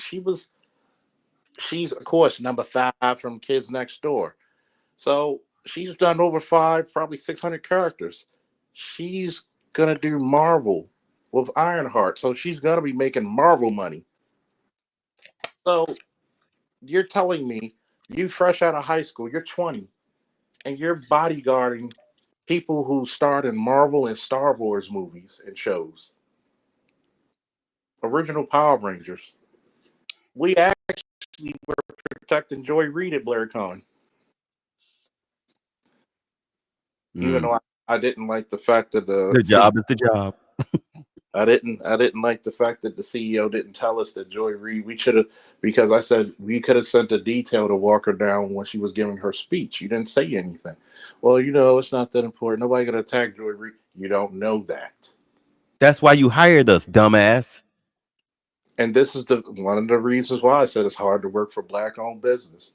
Because if you hire how controversial can Joy Reid be? Very. So wouldn't you want armed security with her so you don't have an incident that fucks up your business and event? Ask Trump how important armed security is. He almost didn't make it to be the 47th president. On 3 separate occasions. And people ask me this question: what would happen? I said, first of all, if number one, you have an inner perimeter, medium perimeter, and an outer perimeter, there would be no fucking way. As a matter of fact, that little place right there should have been a place where the Secret Service snipers should have been, at least one of them, so you could get what's called intersecting fire. Okay, which means your lane of fire is going to intersect cross. All right, see you later, Wolfie. So there was a lot of tactical mistakes. Which why do you think the director of the Secret Service was removed from her duty? She needs to be prosecuted. Because you can't tell me that wasn't either. I hate to play conspiracy theorist, but I'll say it. I think it was an inside job. Yeah. She took the fall for that. Because it's no coincidence that shortly after that happened, Biden dropped out of the race. Because they were waiting to see what would happen, and how. And this is the telltale sign when Biden called them. When did you know to turn your head? You didn't say, "Are you okay?" None of that. And by the way, so that would have just pissed me off. And number two, right? This tells you how fucked up the gynocracy is. Remember when Trump went on that National Black Journalists Summit? Not only Yeah. were 30 minutes to an hour late for a former head of state, a former sitting president, you were late for a former president. That's like the ultimate disrespect. Mm-hmm. Then on top of that, you didn't even have the common courtesy to ask this one question. Mr. President, before we begin, are you okay? And how are you feeling after that assassination attempt? Are you okay? How are He you feeling? he had to bring that up. He brought that up. And this You what kills me. remember his Yeah. opening monologue? He brought that up. And you know what kills me? Women are supposed to be the softer side of seers. You would think a woman would bring that up just because she's concerned, be like, "Oh my God, you nearly died. How are you? Are you okay? Are you comfortable right now?" Like, we just want to know because that would actually be something called investigative journalism. Tell us because most people don't walk away from assassination attempts. Tell us what was going on in your mind. That would have been actually interesting and even more. And the sad part about it, you know what that journal? I'm going to say this, Bay and Namer. Uh-huh. Everything that they tried to do with him, they actually backfired. You notice in the crowd they were booing him at first, but notice when he Mhm. was making his report, his witty remarks back to them being rude. Did you hear what the crowd was doing? They were laughing. They're laughing. The only Mhm. person that had an issue with what was coming out of his mouth was Mr. Booty Cheeks, Mr. Booty Butt Cheeks, Mhm. Roland Martin, Mhm. to the They were point that Roly they had poly. to kick his ass out of the NABJ. they At least he actually wasn't doing the wobble. they actually and shout out to Harris Faulkner. It take a Faulkner to know how to act right, and act correctly. And it's funny. Don't be surprised if she doesn't become the press secretary or she gets a high paying role in his cabinet. Don't be Oh, the surprised. black chick on the end from Yeah. Fox Don't, that they sabotage their mic. yep. Don't be Yeah. surprised. And one thing about Trump, Trump is very loyal to people good to him. If you have not noticed his modus operandi, he. Don't be surprised she's not up in that White House. Yeah, You who was heard the black chick he fired? Amarosa? Yeah, Amorosa. Amoroso. Because she was trying to use him. She was trying to use her White House connections like LeBron James' mama. And he Mm-hmm. was like, you got to get the hell up out of here. Like, you're not here to, do this ratchet stuff during my presidency. Get the hell up out of here. He fired generals. He fired so many people that he brought onto his staff that it was ridiculous. But like he said, hey, I learned from my first presidency. I will not make that mistake again. I will Yeah, hire competent people, not people that I think can do the job, but people I know can do the job. yeah. And think about it. And think about this. The way Harris Faulkner acted and presented herself, would she be a good representative of his press staff? Oh yeah, definitely better than Carrie Prejean with her goofy ass. Every So time I saw her, she was ticking me off. so don't be surprised that and see people don't understand. Omarosa got too big for her britches because Trump actually fucked with her. He fucks with her. He that was his right hand. But what happened? She start turning. What's the old saying? Never bite the hand that feeds you because it might be the ass you got to kiss later. And she learned that the hard way. Like if that was me, and he's like, you know, Charles, I like what you're doing. It's huge. We're gonna make Blackline Security Firm LLC huge. You're gonna be doing. You're gonna do high risk security. You're gonna do executive protection. I'm gonna. I'm gonna send you to school for SWAT school instructor. You're gonna be teaching it. You're gonna transform Baltimore. You're gonna make it from being a cesspool, and it's gonna become. It's gonna become the mecca of what America should be. It's going to be the reason why we make America great again. Why do people have an issue with making America great again? You know when America was at its greatest? When America was transforming into a perfect union, not back in slavery, but when you had the little rock six, that's when America was starting to be great, when we started integrating. When You know what? Hold on. I think you should write up a proposal, not necessarily to be part of the White House staff, but for something to help Baltimore, getting black youth into a type of training program in order to protect the neighborhoods. I really do think you should write up a proposal for the truck candidacy to see if you can get some type of funding to help do that. A legalized version of the guardian angels. Hey Kitty, did you hear that? You still there, Kitty, right? Guess what Kitty does? She's my new friend. Guess what she does? She She does writes proposals and stuff. she writes grants and Yeah. contracts. You need to talk to her. See if y'all can team up so you can do that. Something, to do into the school system, getting the best and brightest, because you Hmm. need the best and brightest. Like, hey, if you don't want to be a cop, at least be street patrol. Or it could get you Something. because guess what? You can do armed security at 18 until you're 21 or 20 to get into the academy. Guess what? You would make motherfuckers so fucking proficient because now they're going to get the experience of being on foot. They're going to get the experience of being around the community. Who's better? Just what when I took the interview for Morgan State to be a lieutenant, they didn't call me yet to say I didn't make it or nothing like that. So I guess it's still good. So um, I you know what made that perk up their ears and pique their curiosity. I said if I was there, I would try to recruit the students there to become your police department. Who's better to protect Morgan than your best and brightest degreed people? Especially those who were taking courses in Criminal justice. as far as criminal justice. Those are because that way they get the experience of what And it's like to deal with, street level crime and everything and whatnot.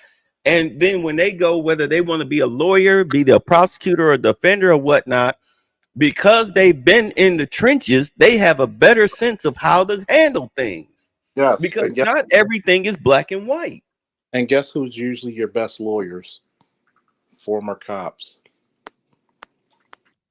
My professor, because you take law classes, a lot of people think cops are not educated. A lot of cops are educated. As a matter of fact, every academy is supposed to be accredited, just like a college or a community college. Meaning, my transcripts from the academy are literally college credits. Some You know what? academies in I'm sorry, the go ahead. some academies in the country, there are some academies where you leave with an associate's degree or at least 60 credits. I was saying this last night, and I've been saying it this whole year, looking at all of this black teenage criminality, is that instead of you getting a slap on the wrist or having your charges dropped or whatnot, what we're going to do, you're going to be charged, but your sentence will be a government owned and operated ROTC program where you're getting up at 4 o'clock in the morning, you're doing your daily exercises, whatnot, you eat, you go to class. Okay, this is your punishment. You go to class, but at the same time, afterwards, you are taught discipline, you're taught order, you're taught structure, you're taught civics. Also, you are taught some type of you can either enter into the blue collar field or the white collar field as far as education. So that way, by the time you get out, depending on your sentence, because once you turn 18, you graduate out of that program and you go into the real military to finish off the rest of your sentence. So by the time your sentence is over, you should be a functioning adult. You should know how to read, write, read, write, and speak at least at a college level, if not a high school graduate level. You leave there with some type of job skill. And instead of having the criminal record that condemns you from getting a job, you have the record that is really a credit to your country. Like, oh, okay, so you got into trouble, you stole cars, you got caught when you were like 15, 16 years old. You know, they sentenced you to 3 years in the ROTC / military program. So we know that you got all of these accreditations because they were government funded, you were government controlled. Plus, we get a kickback for hiring you. But the thing about it is, once you come out of that program, if you commit another crime, your ass goes to real booty banging jail. Ain't no more, safety nets. You're out of the safety net. You should be a credit to your country, your community, to your race, etc. All right. But if you step out of line again, none of that matters. In Korea, that's why the whole Johnny Somali thing, it was surprising that the young people in Korea, they mandatory have to serve in the military. Okay. Ain't no choice. We should eliminate, in all honesty, we should eliminate that choice. We should eliminate that choice because from what I understand, serving in the military, whether you love the country or not, you still have some sense of pride, some sense of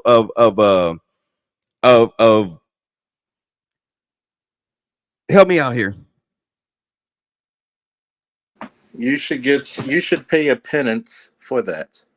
Right. You, whatever it is, you walk out of there, okay, having some sort of, that's what I was looking for, some sort of self-respect. A lot. This is why a lot of, go ahead. You need discipline, which is one of the key things lacking in the black community. Thank you. Think about it. I've never seen a community that prides itself on being single mothers, except ours. I've never seen a community pride itself on poverty. Say it again, because the niggas in the back still not listening. I've never seen a community pride itself on poverty. All right. Why are you okay with the ghetto? This is what I'm talking about when I say black people support and promote black criminality, because they see that it's okay, and any type of discipline, order, and structure that takes that away from them is considered to be racist or detrimental. Do you understand that? That is so ass backwards that I can't believe it actually exists. And that's the society that we're living in right now. You understand? I mean, you literally have people right now on TikTok again crying and talking about, oh, the police is going now kill us with impunity. Really? You really think that come January 21st, the cops just gonna start just executing black people for breakfast, lunch, and dinner and in between meal snacks simply because you threw a piece of gum wrapper on the ground? Really? Is that what you think? No, because we got bigger fish to fry. Like, good Lord, like how silly, if anything, nobody ever and no IQ are you? I'm sorry, go ahead. Nobody ever thinks of this. Right? Nobody ever thinks of this shit, right? Nobody ever talks about how many cops kept them from getting in trouble. How many cops gave them, wrist slaps just to say, if I catch you out here again, you going to jail. I'm locking you up. How many times are we supposed to people never talk about how many times you're driving on a suspended license and they like, look, I'm not going to tow your car. I'm not going to arrest you. I'm just going to give you a ticket. Clear it up with MVA and clear it up with the courts. Bruh. I can't drive the car because I'm responsible. All Bruh. right, I'm gonna do solid.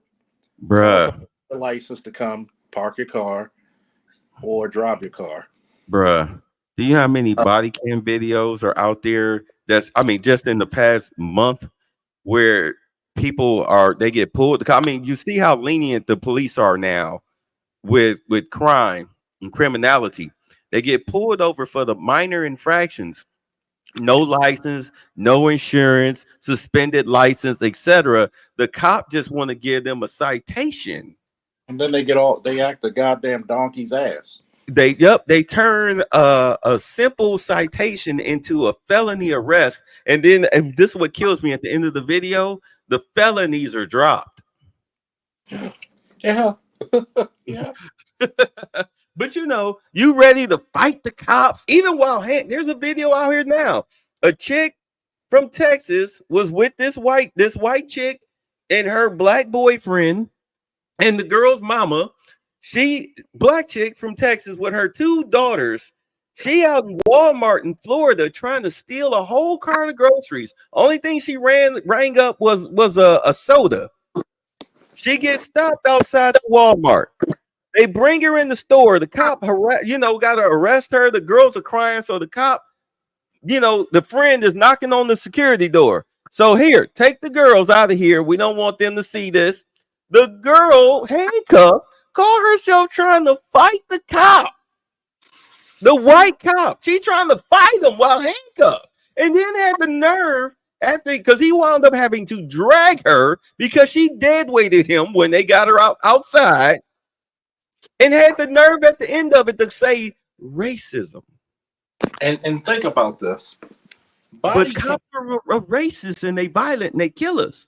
Body cams changed a lot of how people perceive what cops go through, right? Yeah. Yeah.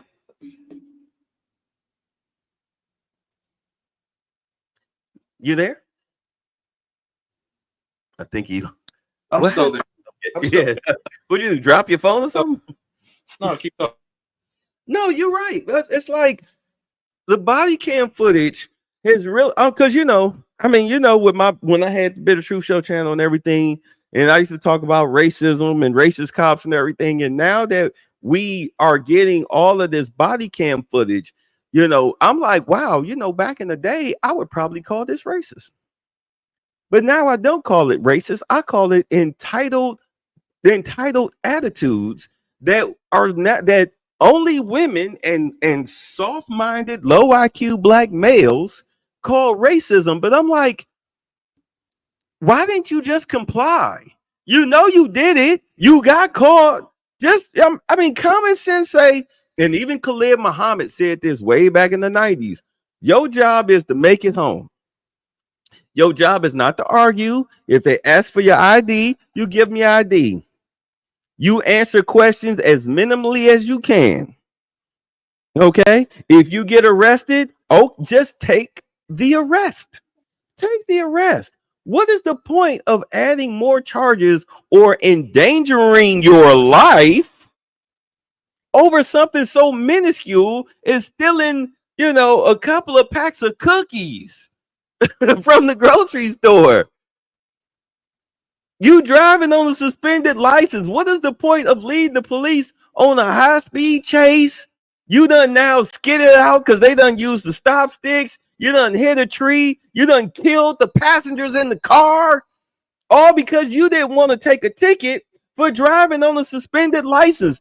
What was the video we saw where the guy, he had his girlfriend and his child in the car? And he's trying to run from the cops, and the girlfriend is like, stop the car. What the fuck are you doing? The baby's in here. Stop, stop, stop. And she finally got him to stop. What would happen if he'd have hit another car or jumped the curb or something? Could possibly kill them all. But we would have called that racist, wouldn't we? Oh, definitely. It's shameful. I'm sorry. This is what I'm talking about. These type of things, they get me emotional because it's like, where's your common sense? I wouldn't have even done that at 20. It's called you didn't do half the shit people would do today because there was family shame. Your dad will probably slap the piss out of you, and you would take it because you knew you did something so foolish. Did I tell you that I almost shot a 14-year-old kid? We're listening. I get a call. Two or three boys trying to fight one kid. I'm first on scene because it's my post. And I'm close by. All I see is a kid make a fist. He's got the blade pointed in a ice pick position with his dukes up. And I get out the car, and all I see is that knife. I could have just shot him if he took one step towards him. But he's lucky I opened up my mouth and said, you better drop that shit right now. What'd he do? He dropped the knife and went prone on the ground. He took one look. Oh, shit. Did you have your hand on your service weapon? My gun was pointed at him. Oh, wow. 21-foot rule. I don't take that shit lightly. He'd have took one step at me or them, I'd have shot him. And by law, you were justified. But guess what would have happened in the city of Baltimore? Oh, the police. Wait. He went out for a drive. Never mind. He shot at the cop first with warrants. Yeah. Call Big Crump. Free my nigga Pookie. No, keep that nigga in. Who's the guy that they celebrated getting out of jail? Big Meech. Who the fuck is Big Meech, and why are you celebrating it? See Big what I'm time. talking about with black criminality being celebrated? Big time drug dealer. Meanwhile, you got people making videos of kids on the bus by themselves graduating high school. I've seen that. I've seen that. When I've graduated, I've seen that. My parents showed up in when I graduated elementary, junior high, and high school. They showed up. Mm-hmm. They showed up. I'll never forget my favorite memory when I was graduating elementary school. Of course, you know, my mother's there and everything. And I'm looking in the back. We on stage singing the song. And I'm looking in the back for my dad. And I didn't see him until I got off stage. And, you know, I walked up to my mom. She hugging me. And next thing I know, my father standing right next to me with that big old afro. Hey, y'all sounded pretty good up there, son. I was like, oh man, I hugged the hell out of my dad. Yeah, so I didn't think he made it. I've been to my son's elementary from 5th grade, his 8th grade, next year senior. I had to tell people, look, I told sergeants and lieutenants, yeah, my son got a concussion playing football. He can't. He need to wear that cap. He can't go to sleep yet. He need to wear that cap, that concussion cap that they now have out. Yeah. No, yeah, this he was needs to wear that cap. Years ago when they said. Oh, I'm sorry. Go ahead. I'm sorry. Years when he was little. Now he's taller than me, and the sergeant was like, "You got to come in." No, my son's hurt. I got to stay with him. He can't fall asleep yet. I got to wait hours and monitor him. They were like, "Well, you know, you can't take sick." I said, "I'm gonna tell you this one, Sarge. That's my boy. He came out of my testicles, and I don't think none of you whores at the department are man or woman enough to drag me out of my house for my kid. Try it and see what happens. All right, we'll see. Just make sure to take your son and we'll see you when you get here. When you come. They tried you. Not anybody else. I said, fuck y'all. You really want to pressure that? You know what? That's as far as concerning like work. We were talking about black owned businesses or whatnot. Mm-hmm. Sometimes, like, you cannot let your job punk you. No. That's why, I think about when I collapsed at work from that stress attack. Mm-hmm.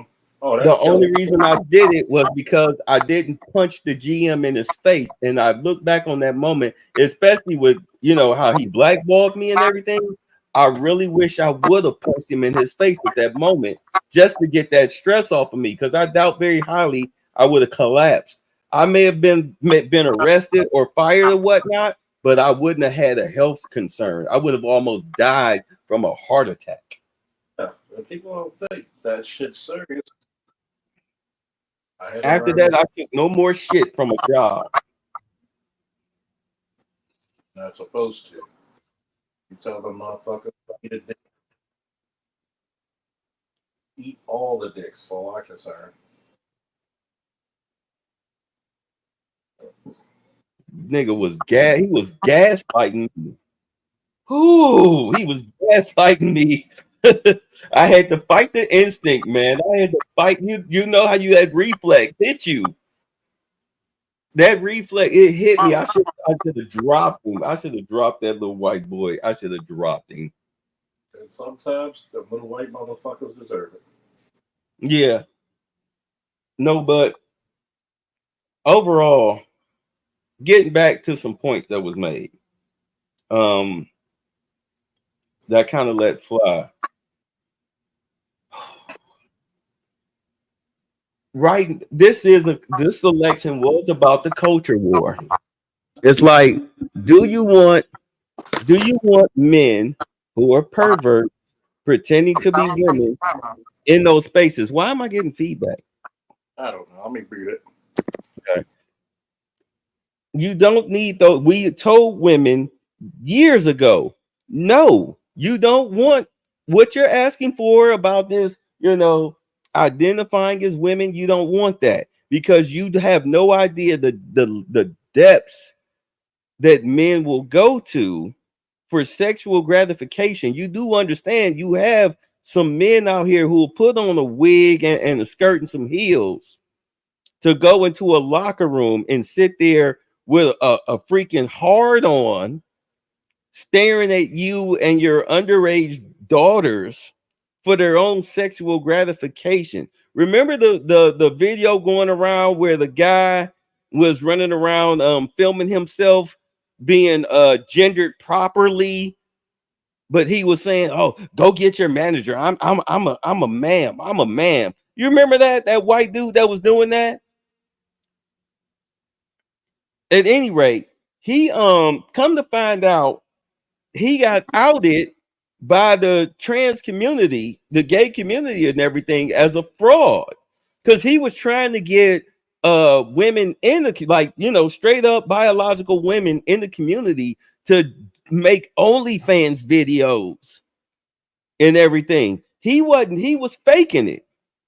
He was faking it. You have men who are, they're convicted rapists who during their trials or post trials, thanks to democratic law, who are now claiming to be women, and because they claimed it without any type of surgery or hormone treatment or anything, are being transferred to women's prisons, and they are committing sexual assault on the female prisoners, and the prisons are just shrugging their shoulders because, like Kamala said, I'm just going to follow the law.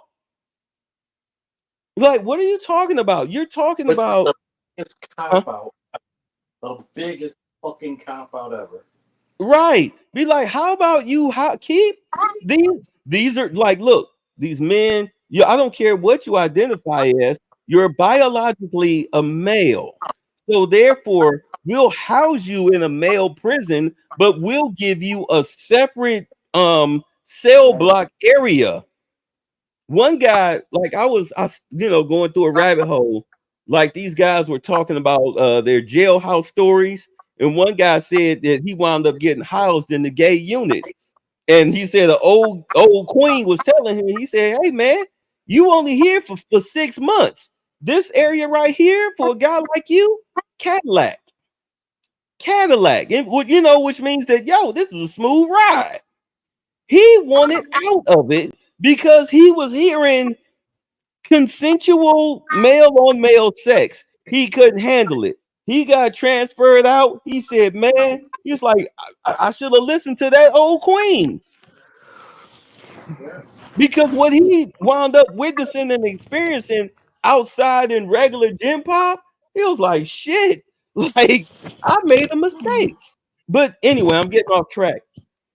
You don't need to be having biological men in women's sports. You got a whole situation going on right now at the college level where a biological male on a volleyball team, they just now they fired the head coach or whatnot because girls have spoken out about this guy. The coach and the other players have conspired for this guy to hurt the women on the other teams that are complaining against him, because they set him up for the spike. If you're familiar with volleyball, they set him up for the spike, and he's aiming at the women who have complained, trying to hurt them. All right, this has been a big story. It's a big story that they're trying to bury. You can't have that anymore. You can't have that anymore. If you're an adult, be you a man or a woman, and you want to go ahead and have the surgeries and all of that stuff, knock yourself out. But I say don't. It should be legal if you're over the age of 21. But at the same time, at 18, and you want to still do it, you should go through counseling, because like I said, you have counselors and teachers and whatnot. They brainwash these kids who are Mhm. going through puberty into making them think that they're born in the wrong body. Yeah. All right, that's child abuse. That's abuse. And I and did a Go ahead. think we want a president who's gonna follow the law instead of having some fucking code and saying that's not right. But then again, that's another reason why I can't trust that bitch. She doesn't have kids biologically. I wonder how many abortions she's had. I wonder how many kids she swallowed. Millions, billions, trillions. Millions, billions, trillions. Really, I mean, even her husband said, "Hey, she puts her head down and go to work." work. I mean, she's diligent, huh? Yeah, she's diligent. I bet you he ain't knock her head between the washer and dryer, but I'm sure he's gotten head between the washer and dryer. That's the reason why he was so handsy with his first wife, right? Oops. Yeah, shit. Got him a Guatemalan babysitter, and oh god, woo wee. Of Playing course, he was gonna compete. throw that pussy up on his ass. That's what he was thinking. But it was a culture war. You have to do away with the George Floyd laws, where theft under $1,000 is not a crime. This is why we've lost so many stores, not just franchise stores, all right, big franchise stores, medium franchise stores, but also mom and pop operations. What was it last month? A little mom and pop little operation liquor store. You had a bunch of kids, unfortunately black, on bikes trying to roll up and trying to do the whole loot of a liquor store that just happened to be owned by some white people. And they are so lucky that white guy didn't open fire on their ass even after they assaulted him. But Yeah, they were trying to make the store owner out to be the bad guy because he stopped his store from being looted by teenagers that's a lot out of there in California. Hmm? that's a lot of shit to be literally Right. sacrificing. I can't believe California went blue. Like, are you kidding me? But then again, a lot of the conservatives in California, they started moving out. The money in California is leaving. They're actually talking about Hollywood, California, as far as the industry of Hollywood, leaving California because of all of the liberal laws that they have there. Ain't that something?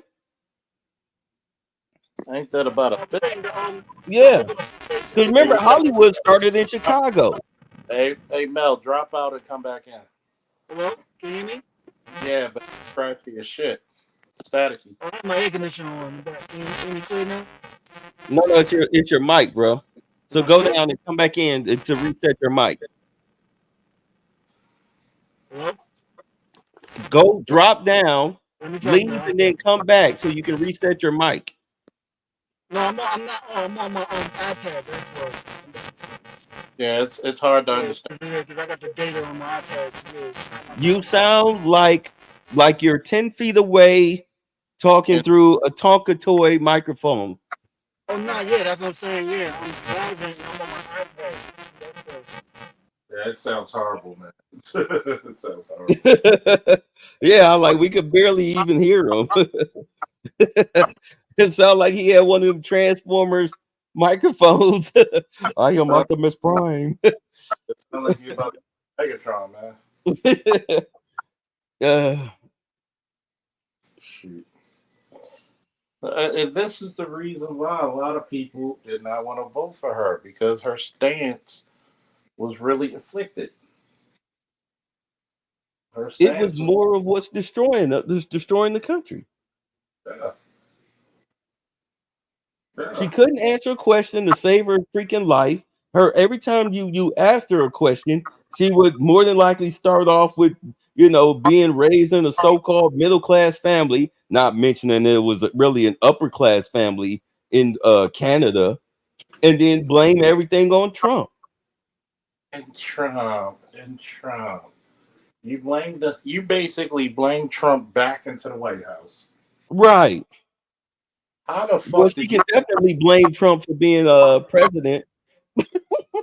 as you can? I mean, Yeah, how the fuck do you do realize that was the greatest fucking comeback in American politics.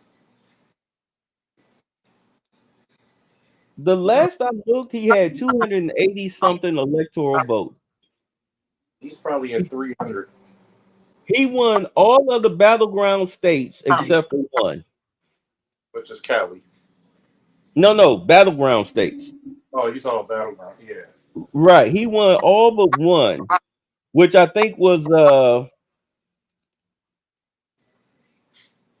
I think it was Wisconsin. I'm not sure, but it don't matter because he needed to win at least okay, let's say there was seven. He won six. He won six of them out of seven. You knew California and all those other states and whatnot, that northeast and that western shoreline, you knew they were going to vote Democrat. Illinois voted Democrat. You knew that was going to happen. But all of the battleground states, he won all but one. That was a red wave. It was ridiculous. He blew it It was, out. The it was a good wave. Um, Louis said it was 295, man. That's 295. Look at that. and this is the greatest comeback in American politics. How do you fucking survive 37 charges? 3 assassination attempts. That motherfucker deserves to be president after all that shit. Yeah, fake criminal prosecution. Oh, speaking of which, Letitia James, who she gave a concession speech. Well, we're going to do what he says, even though he won. And it's like, chick, you'll be lucky to have a law license come February 1st for Mhm. malicious prosecution. Yeah. Who was the other one? The Alvin Braggs. You'll be lucky to have a law license. Fannie Willis will be lucky not to be. Her and Nathan Wade will be lucky not to be in jail. She deserves to be in jail for lying under oath. Yeah. What the hell? Because I was watching. Because they in the appeal they took. Trump took the appeal to the higher court, right? Yeah. So I'm listening to James's staff trying to argue why the verdict should go through, and the judges are like, well, just because he valued the property at a certain amount of money, but the bank said no, it's only worth this much. and it sold for what the bank said it was worth. Why are we here? Why are we here? Nobody, there's no injured party here. It's no different than you going to a pawn shop and them trying to say some Cracker Jack ring is worth $200, but you argue them down to 50 cents. You know what I'm saying? So you telling me that the pawn shop owners should go to jail for trying to get maximum value for their items? Yeah.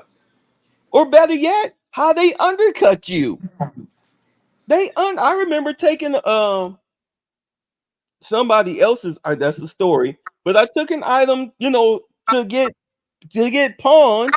The guy tried to undercut me. I said, "Nope, I need 250." Even though the camera was worth over $1,000. I said, "Nope, I need 250." He smiled at me and gave me my pawn slip and the $250. So should that guy go to jail for haggling? No. That's Okay. So stupid. The and then you department store chick, he didn't get convicted of so-called sexually assaulting her. He got convicted of defaming her character, even though she was the one that levied the false accusation. that was all on her. Right. Y'all really gonna convict him for giving Stormy Daniels money to keep her mouth shut? Y'all niggas promote paying for prostitutes. Isn't that shut the fuck up money? Yeah. That was consensual, right? Yes. What the hell is you talking about? The records where he took home the record. He like every president is taking home documents. What is you talking about? Then, We then were they hmm? then they investigated Biden and found out he had a whole rack of shit. Right. Like what is Obama got stuff? Shit. I'm pretty sure the Nixon family got records sitting somewhere. What is he talking about? Fucking Jimmy Carter probably got some shit stashed. Right. Malicious prosecution. And then now, oh, the big somebody played James Brown, the big playback. Like Phyllis trying to make her career off of that shit. Yeah. Like, You yeah, you done fucked up now. and you gotta realize to go after a former president is like going after 1,000 mob bosses. You just made a very powerful enemy. The Yeah. most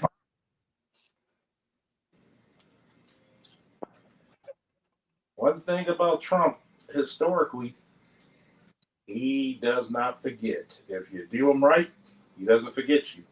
If you do him wrong, he doesn't forget you. At least you know he's about that. I would start turning in some resignation letters. I would start setting up some impersonal meetings to be like, hey, look, I'm sorry. I was just following orders. You know what I'm saying? I mean, now is the time to start making business decisions. Whether like if you got all these goofy Negroes, I'm standing on business. I'm standing on business. Well, now is the time to stand on business because not only is your job on the line, but also your freedom. Because a lot of that shit was highly illegal. Shit. I mean, you can be too proud to beg, but you shouldn't be too proud to negotiate. No, no, never. Especially you don't want to be one of them people who disappear. Okay? Yeah. Or think you too big to be touched. Because there are people who work for certain organizations to make it look like an accident. Shit. Hell. You know what I mean? People lost their jobs because of this administration, this current administration. A lot of people lost their jobs, lost their pensions, You know, I lost lost. it. I Hmm? lost a couple of Facebook and Instagram friends because of my trolling about the election, and people took it like I'm gonna block you. Okay, block. Bye, Yeah, people you block. sensitive little bitch. Yeah, People get all sensitive about it. Y'all really thought Kamala was going to save y'all asses. What do you stand for? Myself. You can't see that tells you the immaturity of black folk. Because I may have a difference of opinion or a difference of politics, does not mean I'm trying to destroy you. We're gonna end up back in slavery. It's gonna be 1949. Why? Can I get gold slave chains? You already put chains on. And This with time, brain schools. this time you do it willingly. This is what killed me. We are at a time right now where inflation is so high, it's so bad out here that I mean, welfare is not enough to cover people's rent. Section 8, not only is it not enough to cover people's rent, but you have a lot of places, be it both personal home ownerships and apartment complexes, they're not taking the Section 8. Yeah, You're because not taking it. Huh? because bad rep. Right. The food stamps are not, they're not taking it. It's not enough. It's not enough to cover your monthly grocery bills. All right. You were financially struggling. I mean, again, last I checked, black women were the majority of evictions at 6.3%, double the national average.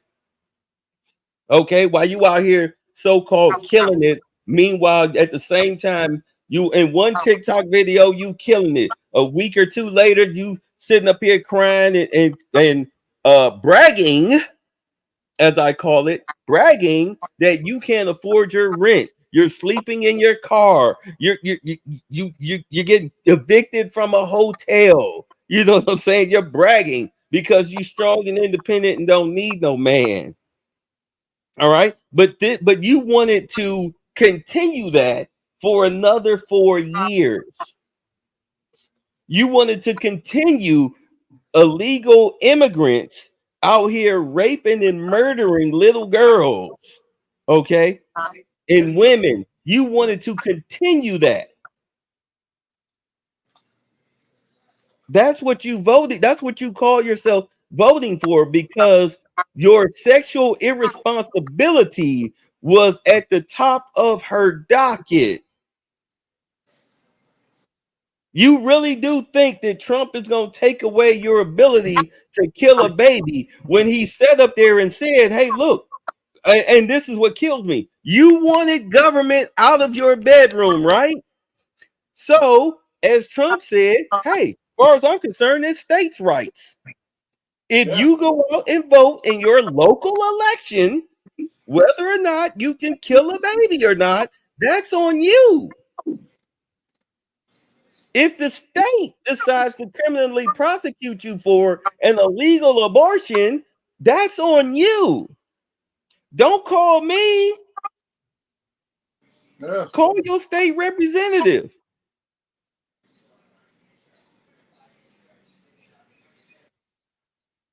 Hello? yeah. It's a culture war. A revamped educational system, a revamped policy on crime, a revamped policy on gender politics, and a revamped policy on the economy, and a revamped policy on geopolitical dealings, especially with the Middle East and Russia. That's what was needed Hmm. immediately. Not in 5 years, not in 10 years. It needed to be done now.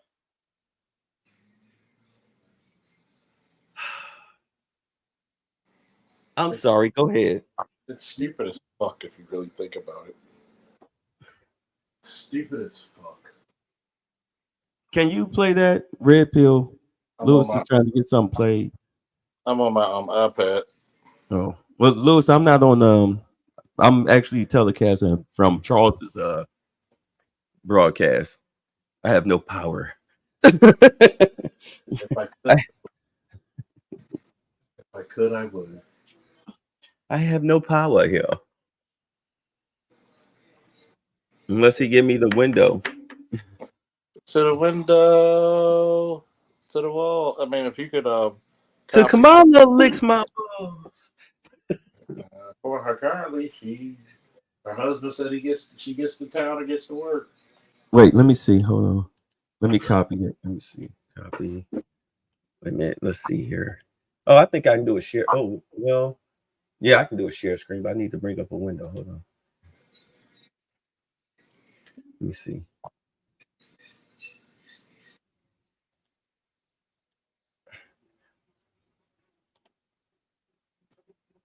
All right, that's on you. All right, got it. Oh, I need some. Okay. Is back, bigger and better and stronger than ever before. Let's start that over. Hold on. The meltdown. My message is that things have to change, and they have to change right now. It is time to show the whole world that America is back, bigger and better and stronger than ever before. That shit is so beautiful, man. That's so beautiful. Fuck them. Fuck them all. You Fuck get what you deserve. You get what you effing deserve. You basically get what you fucking deserve. You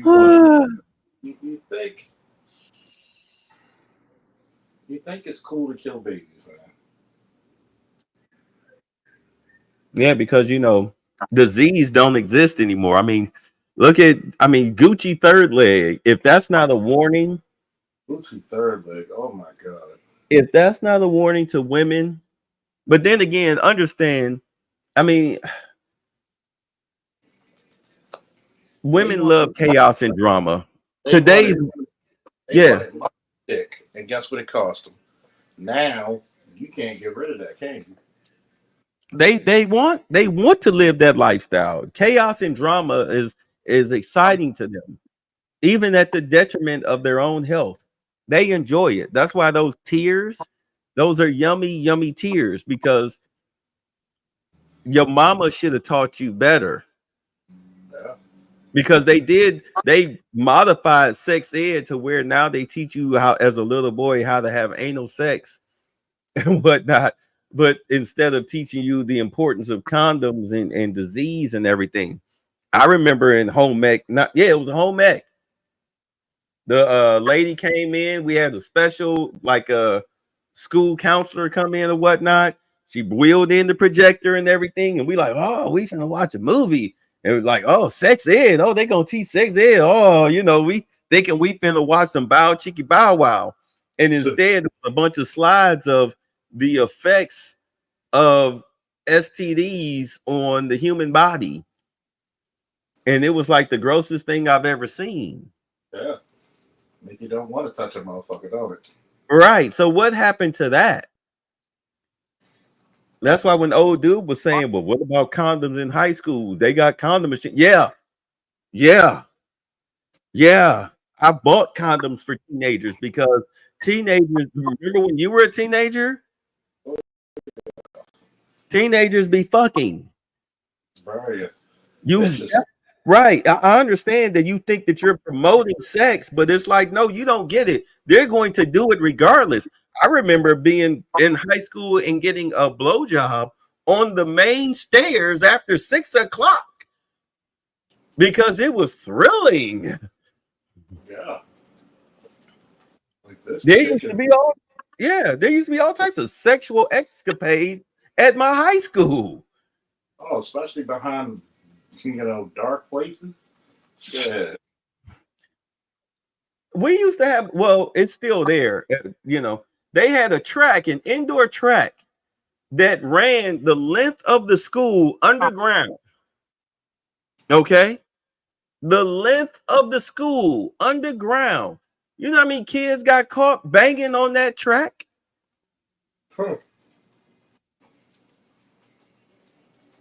During school, after school, before school started. The old auto shop room. Oh, the auto shop room was because it was down. It was one of the rooms that's separate from the track, right? It was a bunch of rooms, but that was the one that was always unlocked for some reason. It had 2 Studebakers in there just to show you how long, you know. Yeah. Yeah, that was the favorite spot. That so many condoms and kids caught screwing their brains out in the auto shop room. Are you kidding me? You should be buying your teenagers condoms and talking to them about sex, be they boy or girl. You got a teenage daughter, you better put her ass on birth control. She's pretty. Oh, she getting fucked. Like, you better. It don't matter if you got her on a strict schedule where you pick her, you drop her off at 7:30 and you pick her up at 2:45. She knows that schedule. Thank you. You better think when you were a teenager. All the things you did. Matter of fact, the one little girl, the 12-year-old that got killed by the two illegals, up under the bridge. They had her under there for 2 hours. How did she wind up in that situation?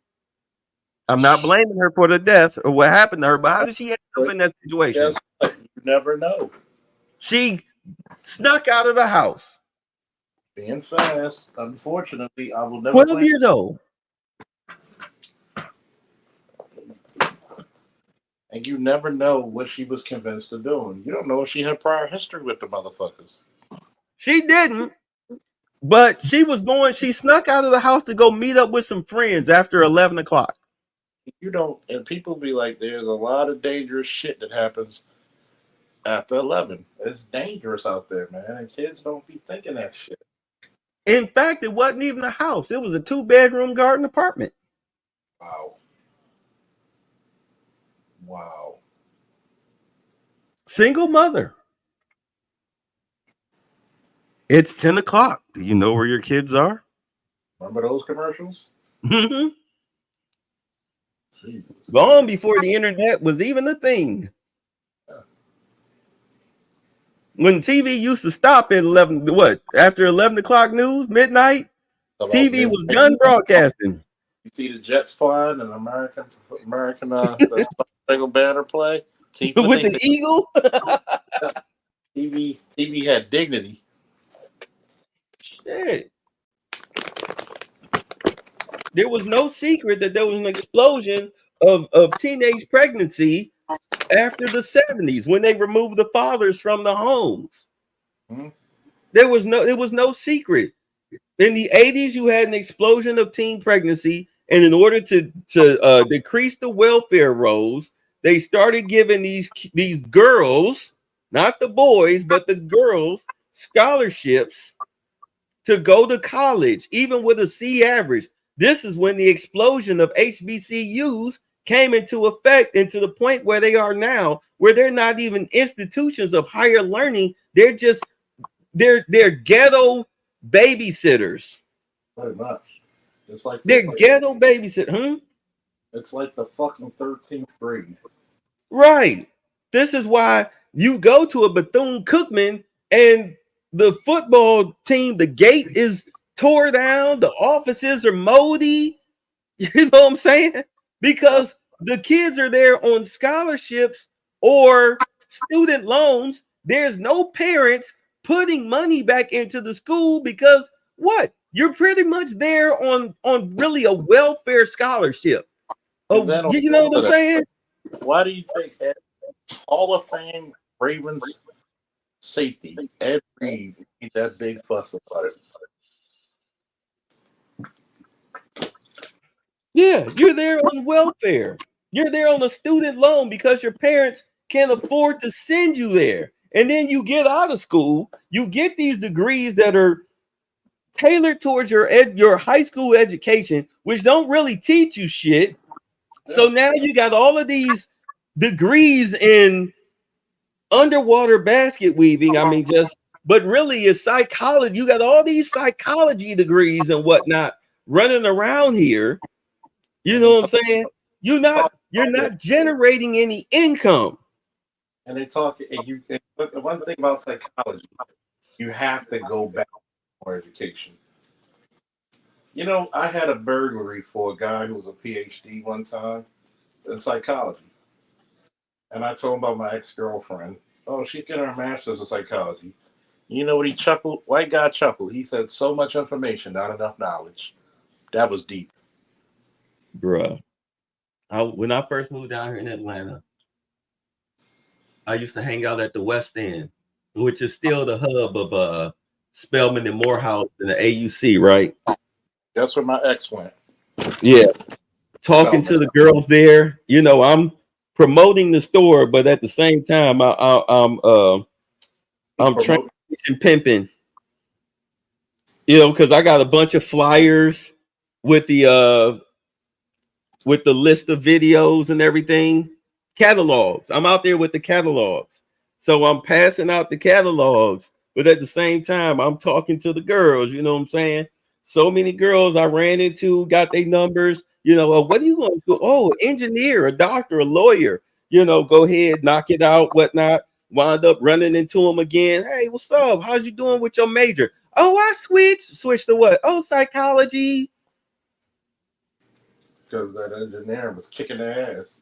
Exactly. You weren't equipped for it because of your high school education, but you're there on a not on your parents' dime, but you're there on a scholarship. Okay. You're there on a scholarship or a student loan. So your psychology degree will have you paying for your student loans even after death. That's the trap.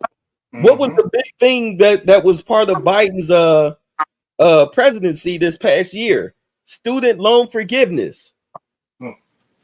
Okay, student loan forgiveness. Even my homeboy got caught up in that shit. He was like, "Hey, if they can at least forgive $10,000 loans, I'm good." Damn.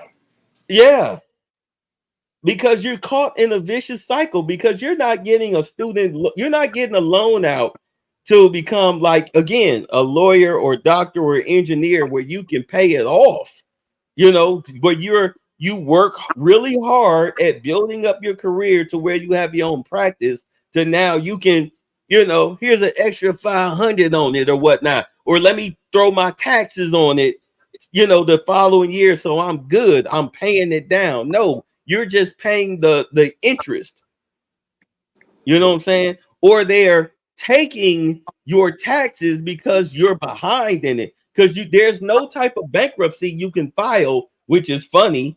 No bankruptcy you can file that will eliminate that from your record. Did you know that? No, I did not. Yeah, you can't do it. So you're stuck. You're stuck. You have to pay that. So they decrease the welfare rolls by giving these girls these scholarships and whatnot, letting you know them be accepted in the student loans, even though they didn't have the credit, all right, the credit scores in order to get and afford these student loans, just to clear the welfare rolls, only for them to turn around, okay, for these chicks to become single mothers and now have to reapply back on social benefits, be it Section 8 or food stamps, okay? And the more hours you work, the less you get. It's a trap. It's a trap. The more money you make, the less benefits you get. And you're like, well, damn, even with the regular job, I'm not making enough. So what you gonna do? You gonna scale back your hours in order to balance out your benefits the way you're not making too much? But the thing about it is, you're stuck in the fucking ghetto. You're stuck in the hood. You're not living somewhere. And we're talking about before COVID.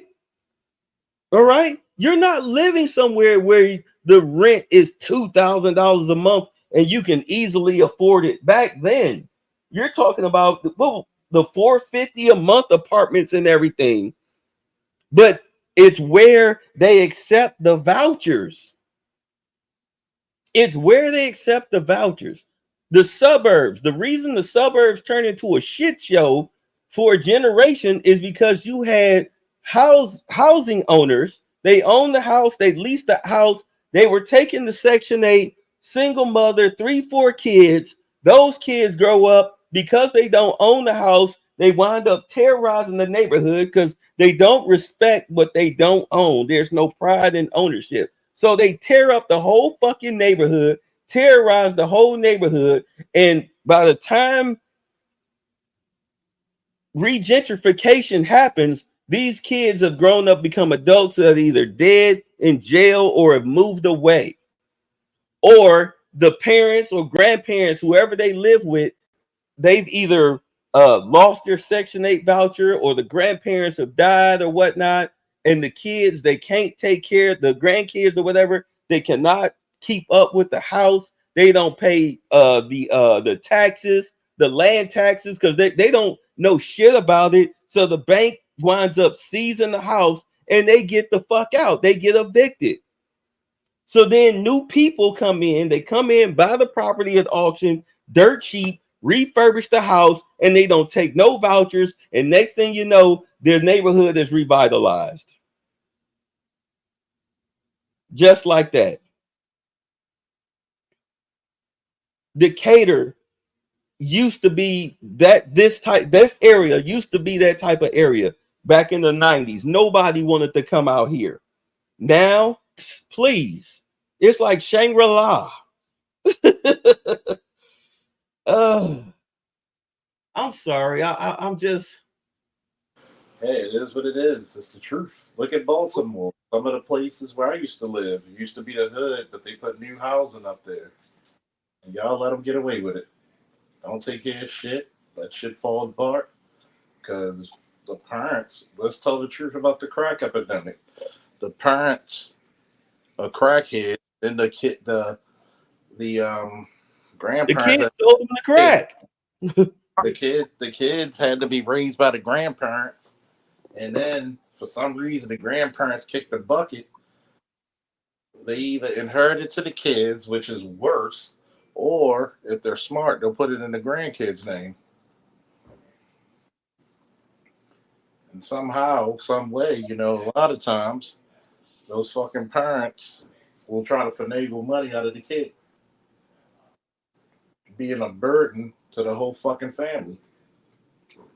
You know what? I thought for the longest time, since I was like 17 up until about a year or two, when my aunt died, I thought for certain that I was conned out of my auntie Ida's house.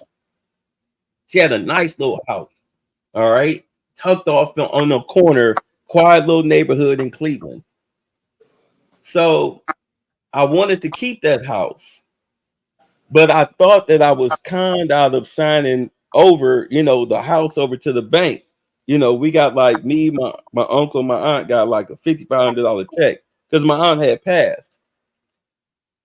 But and yeah, story time. But come to find out, the reason why we lost the house and we had to sign it off to the bank because we had, we were on my aunt's will, was because my aunt had took out credit cards in my house owner aunt's name to supplement her boyfriend's lifestyle.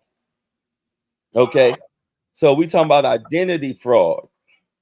Wow. So yeah, so the bank, the creditors, and this is what killed my aunt. She died of a heart attack because she was gonna lose her house. They was gonna take everything from her. My uncle Dave worked hard. He was one of them Freemason dudes and everything. He worked hard to make sure that my aunt, she lived a good life, which she did. But she died of stress, a heart attack because of it. The bank was gonna take the house, but somehow my other cousin wound up working with the bank to where at least we got some equity out of the house. Mm. All right. Yeah. Right. If none of that would have happened, that house would have fell to the three of us. But I wanted to keep that house. You understand? That house, of course, is no longer in the family name. This is what happens to a lot of property. You have somebody like yourself or whatnot work hard to build something to have some type of equity, and the people up under you that are in your fucking family, they will cut your fucking throat for $1. Mm-hmm. Short-term thinking. This is a problem that a lot of us as a people have. We have this short-term thinking. I mean, I remember asking a question: would you rather work and get 5 days a week and get $20 a day at the end of your shift, or get $200 come that Friday? And a lot of people was like, well, I want the $20. Lord. Right. You dumb fuck. You dumb fuck. You're shorting yourself Yeah, by $100. Do you not understand that? Called Look, math. this is why the educational system needs to be reformatted. Yeah. oh man. But yet, here's the funniest part. How many people legitimately, and I do mean legitimately, block me or no longer my friends on Facebook after me just poking and trolling? Were they paying you? Nope. And do I Were give a you fuck? getting some pussy? Nope. Not What giving a fuck. benefit were they bringing to you? Not Mm-hmm. a damn thing. So why you worried about internet niggas? I don't. I just Okay, thought I thought it was hilarious because I'm like, y'all niggas really that sensitive? Okay. I'll Yeah, I even, just. I'll even read you one of the messages. well, Mm-hmm. please do.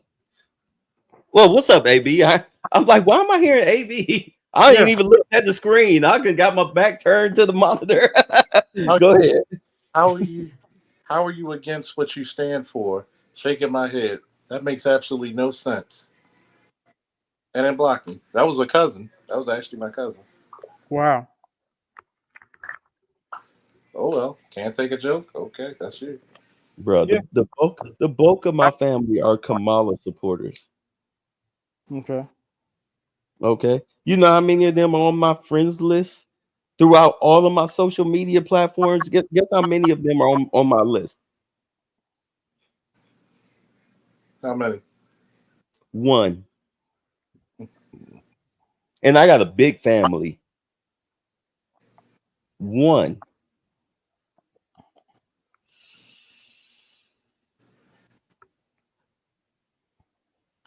And then they keep saying I would never vote for an open racist. Then why you vote for Kamala? Thank you. So why would you vote for a closeted one, which is even worse? Mm-hmm. Well, then again, open racist. So I asked him, I say, like, how is Trump racist? Explain how he's racist. Let me hear it. they always got to come up with the central part.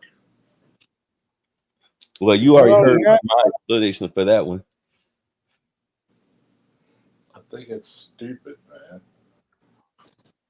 Like Trump would have taken out that same ad even if it was 5 white guys, if Yeah, it was 5 Hispanics, 5 Asians, 5 Jewish. people need to stop this emotional bullshit because y'all don't even know what real racism look like. No, they don't. We're gonna go back to being slaves. Some of you might need to be. Maybe Uh, you worried about the stupidest shit. You really thought this bitch was going to beat this guy. And here's the funny thing: they're still counting Arizona and Mm. Nevada, which is Yep. probably hit. They're still counting it. it don't matter. It doesn't matter, but he's over 300. When you over 300, that's a landslide victory, dude. Yeah. Hey.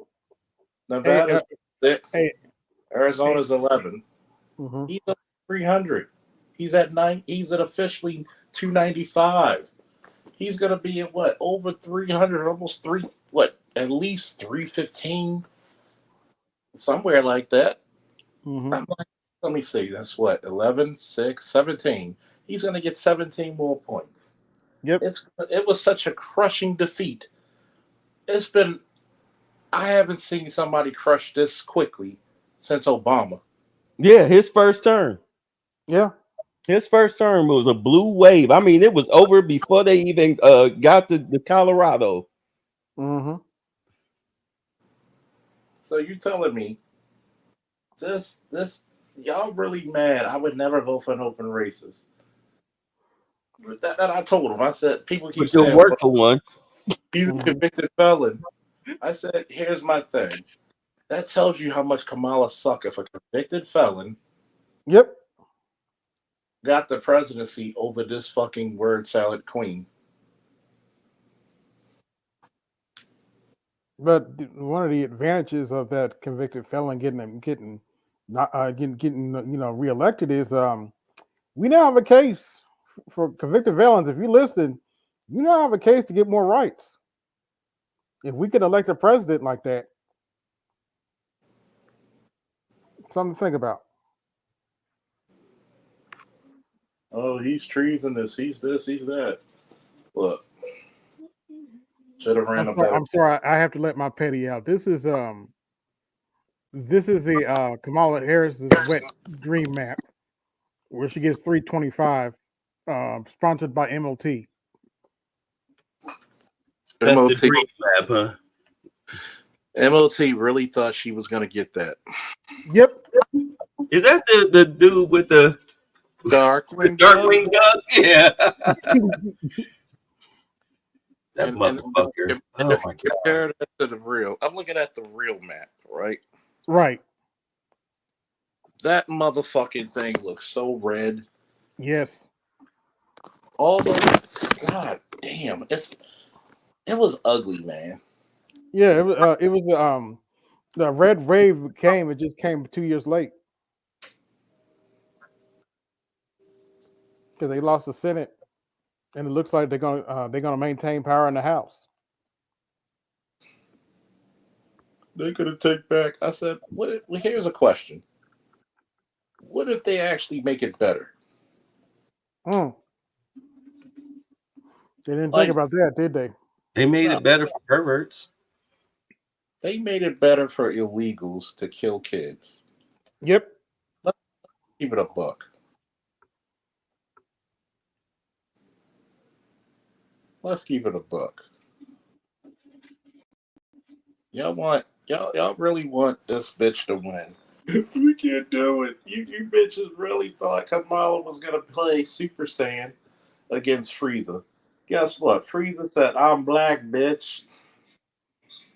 I can't wait to see what happens starting in February when the National Guard of invades New York, Chicago, Colorado, Texas, California, Georgia, Philadelphia, all these places where all of these illegals, where they put these illegals in order to try to rig the elections and Mm-hmm. start mass deporting their asses. Now, personally, I say if you came over here legally, but when we run up on you, you're holding down a job, you haven't committed any offenses or whatnot. Yeah. Okay, well, here, fill out this paperwork. You can keep your job. We'll let you stay here, whatnot. But fill out this paperwork and we'll work on getting you a naturalized citizenship status. But the rest of you jobless fucks, get the fuck out of here. Oh yeah. I don't care where you go. We're gonna dump y'all off at the Mexican border because we're continuing to build this wall. We're gonna block Mm-hmm. up some of these tunnels that aren't government approved. Mm-hmm.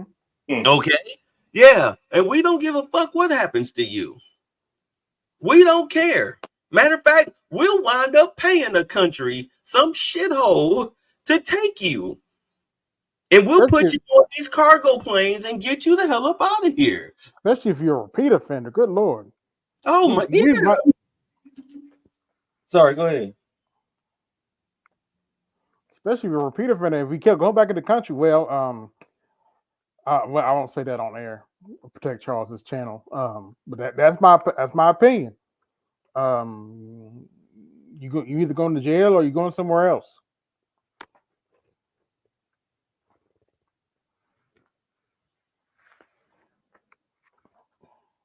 Y'all there? Yeah, matter of fact, tell you what, since Kamala and since Biden emptied out all of these prisons, tell you what, you committed a crime here on American soil, or your country won't take you back because you're a criminal. Well, we got a place for you. We got a place for you. Get in that cell, Hector. Get in the cell, Hector.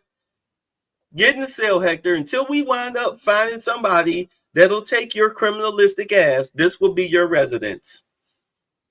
Mm-hmm. Yeah, this will be your home. You'll get 3 hots in the cot, and you can be violent felons unto each other. We'll let you go ahead, and all of these little gangs or whatnot, we'll let you fight it out amongst each other.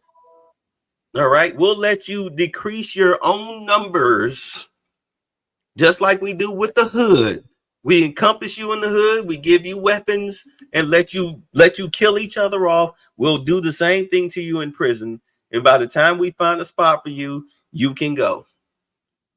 Get on the plane. Get on the bus. Let's go. You're out of here. Flat out. Or is that unconstitutional? You got to be a citizen to be held under the Constitution first. So if you're not a citizen and you're out here committing crimes, then what are you? What do they label you as? You can actually go to Guantanamo.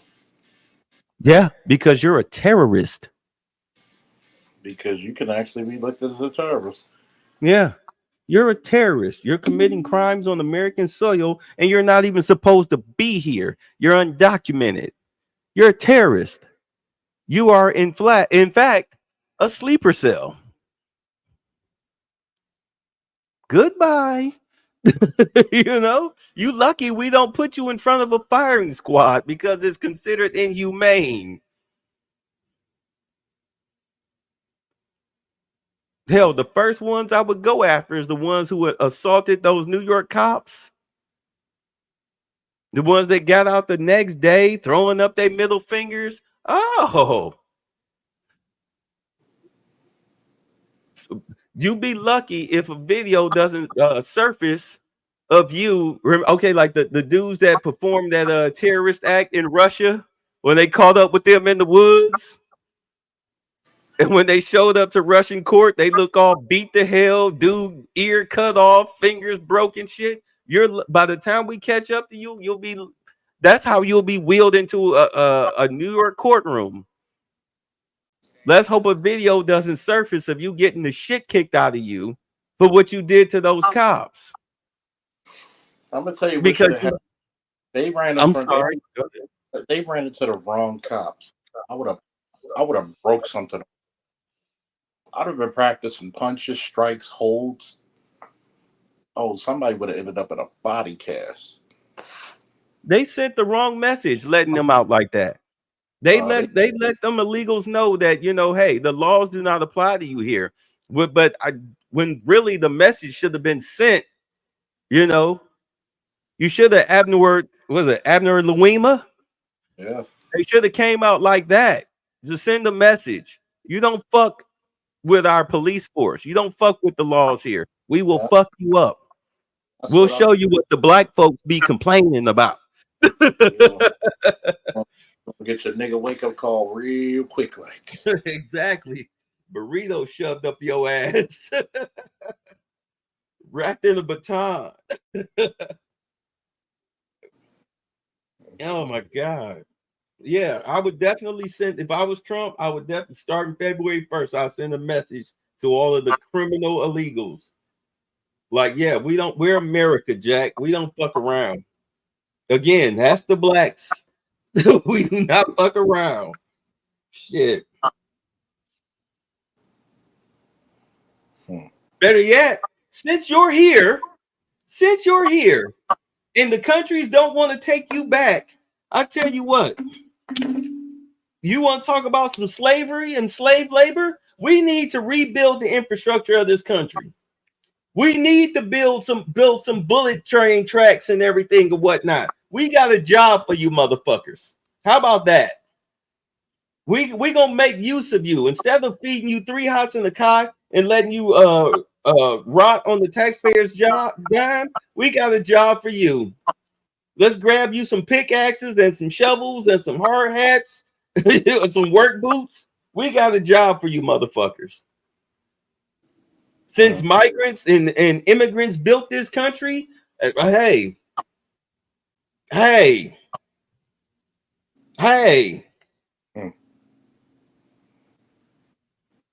How's that for justice reform? It is. There it is. Yeah. There it is. Work your ass to death. You'll rebuild this country. You want to be a citizen so bad? Okay. By the time we finish rebuilding, be about a 10, 20-year project. We'll talk. We'll talk. Those of you that survive, we'll talk. You started in your 20s, in your 30s, but now you're in your 40s, 50s, 60s. We'll talk. We'll talk. You'll go ahead and have your anchor babies. Yeah, they're not going anywhere, but we'll talk. We'll talk to you. If you kept your nose clean, by the time Reconstruction is over, then we'll slide you some paperwork. How about that?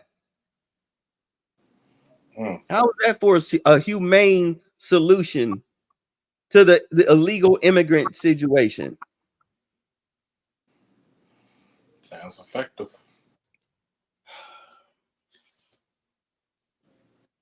Anyway. Let me get out of here. Always. Yeah, let's get out of here. Thanks for having us. Of course, we got to do this again soon. Oh. Peace.